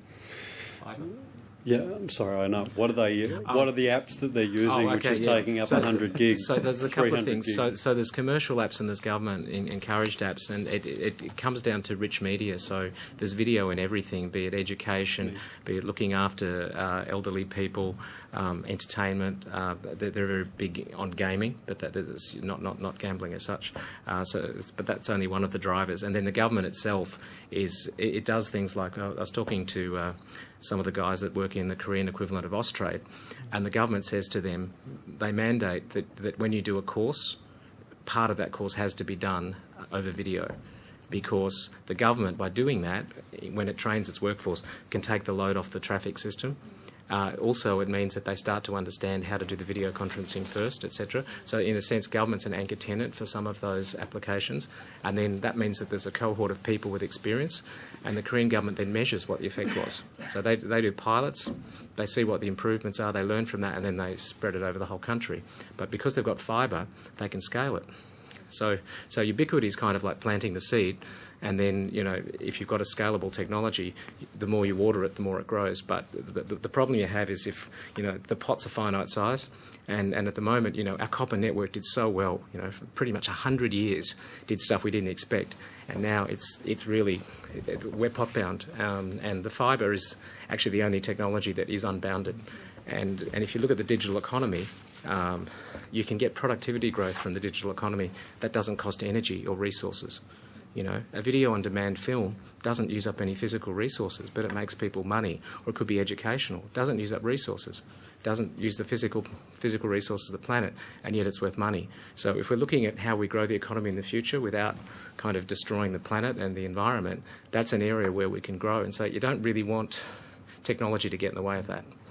The aged care in the Korean home. Oh yeah, the other Korean example, which was really charming. We've all heard about the aged care thing where you monitor the elderly. Well, the Koreans took it one step further. So they've got the little sensors for people, and there's a very large number of lonely Koreans for whatever reason, several million of them.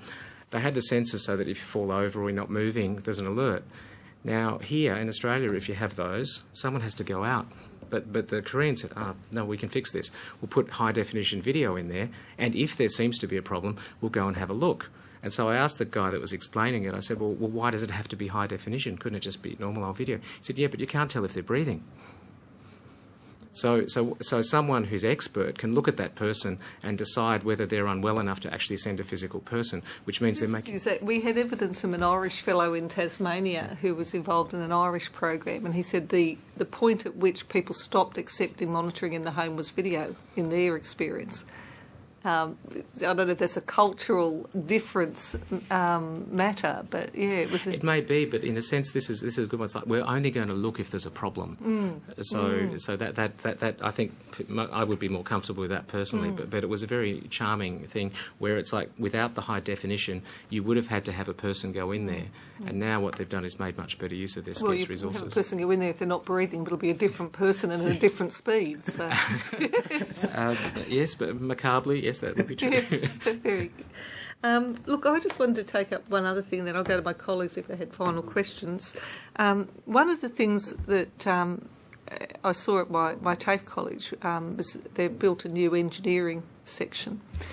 And part of what they're doing with new software is virtual machinery. So in effect, they build the machine in a virtual world, and then they can do major problems, which if you had the real machine would be millions of dollars. Like you can't just throw a steel ball, have it wander into the machine, see if you can solve what the problem is and go in and fix it. But in a virtual world, in reality, you can do that in a very meaningful way. And it just struck me that some of the stuff that you're talking about, when we've talked about high-resolution video in many, many submissions, but taking it to that next step, and to some extent some of the evidence we've had around gaming and transforming gaming to things like the smart infrastructure facility at my own university at Wollongong are looking at some of the population movements connected to transport infrastructure, for example, and so forth. So the capacity to take the virtual into really meaningful ways. I'm just wondering if you wanted to make some observation about that in the broadband. It's funny you should mention Uni Wollongong. So when I was designing the research for smart services, one of the researchers there, Farzad Safai, built immersive audio environments, which later got sold to Dolby, and it's like shut your eyes and you think you're in the place, and could deal with thousands of people. Then he said, how do I extend that to video?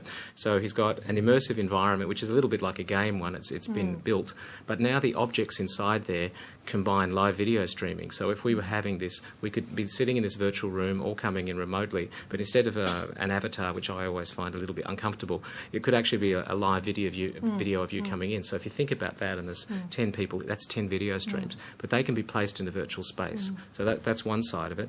Then the other, perhaps you want to talk about the virtual surgical training as an example, which we both worked on before. Yeah, I don't know if you've seen the IBIS. The haptic surgical training. Yeah, we worked on that system in.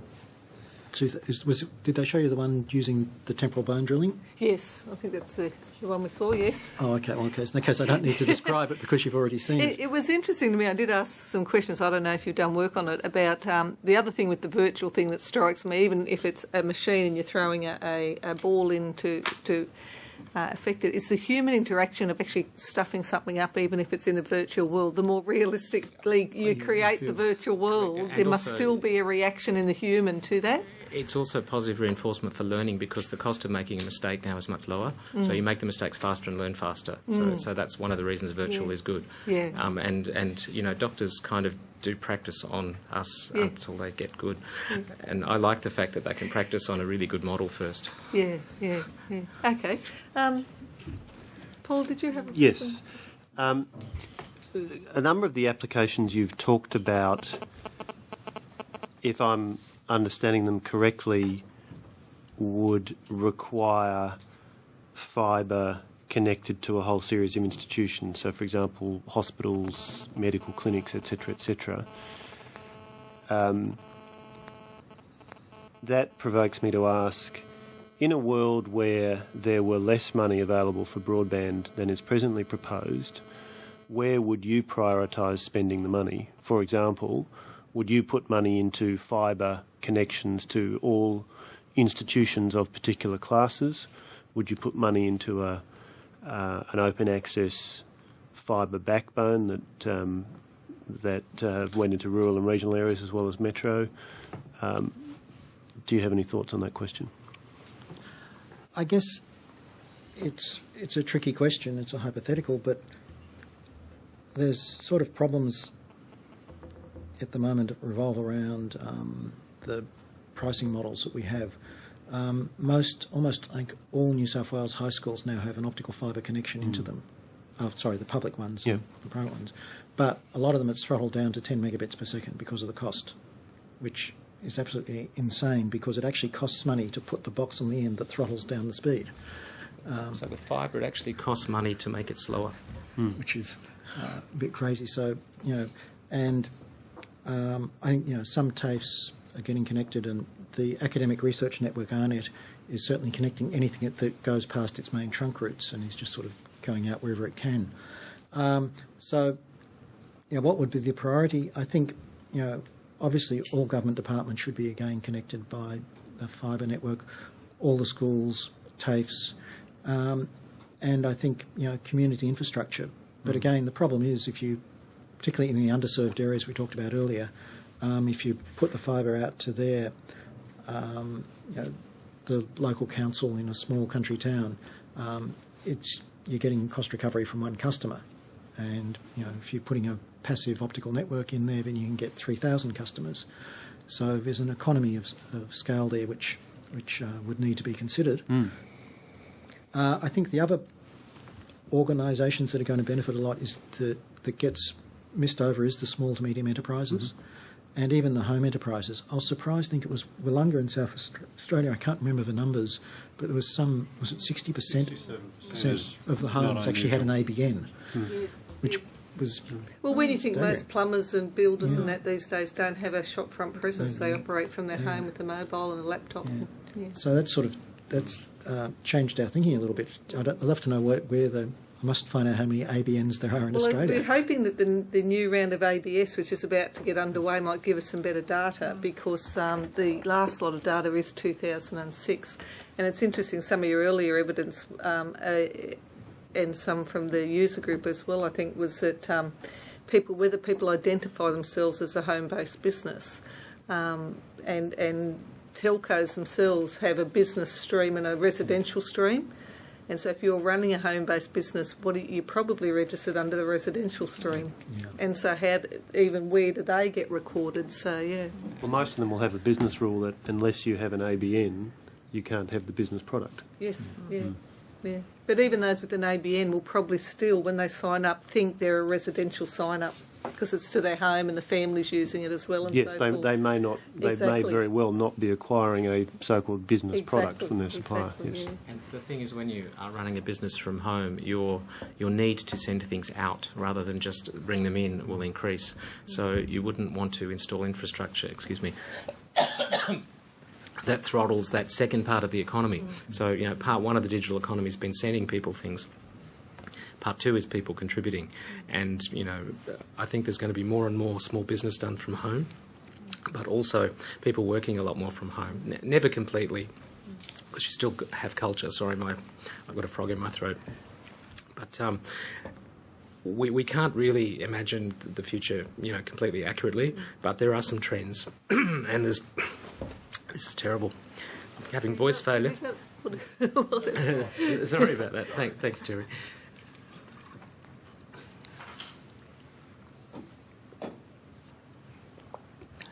An actual virus as opposed to a computer virus. So there's two parts to the economy, and that second part of the economy where people are contributing and shipping products. It could be PowerPoint files, graphic designers working from home, or as we talked about before, some of the retired doctors contributing their skills. We wouldn't want to anticipate. We wouldn't want to throttle that in future. So I think it's really important that we understand that things are going to be two-way. Excuse me. Yeah, Stephen? Right, okay. All right, look, thanks very much for that. Obviously, an area where we could explore into many of the examples and outlines that you gave us in the submission, but the submission itself was very useful, and thank you very much for giving us the time to explore some of your expertise over a significant amount of time in this field, so we greatly appreciate that. We've asked you to provide any additional information if you forward it to the Secretary. You'll be sent a copy of the transcript of your evidence, to which you can make corrections of grammar and fact. And once again, fascinating pieces of information, and we've got a couple more months, so if something comes up, you've got a sense, I hope, of where our interests lie, so please don't hesitate as you come across new information to send it through to us. That would be tremendous. Thank you very much. I just need a member to move that the committee authorise publication, including publication on the parliamentary database of the proof of transcript of the evidence given before it at the public hearing today. Stephen, you're right? No objection? It's so resolved, and I declare this public hearing closed. Thank you. Thank you.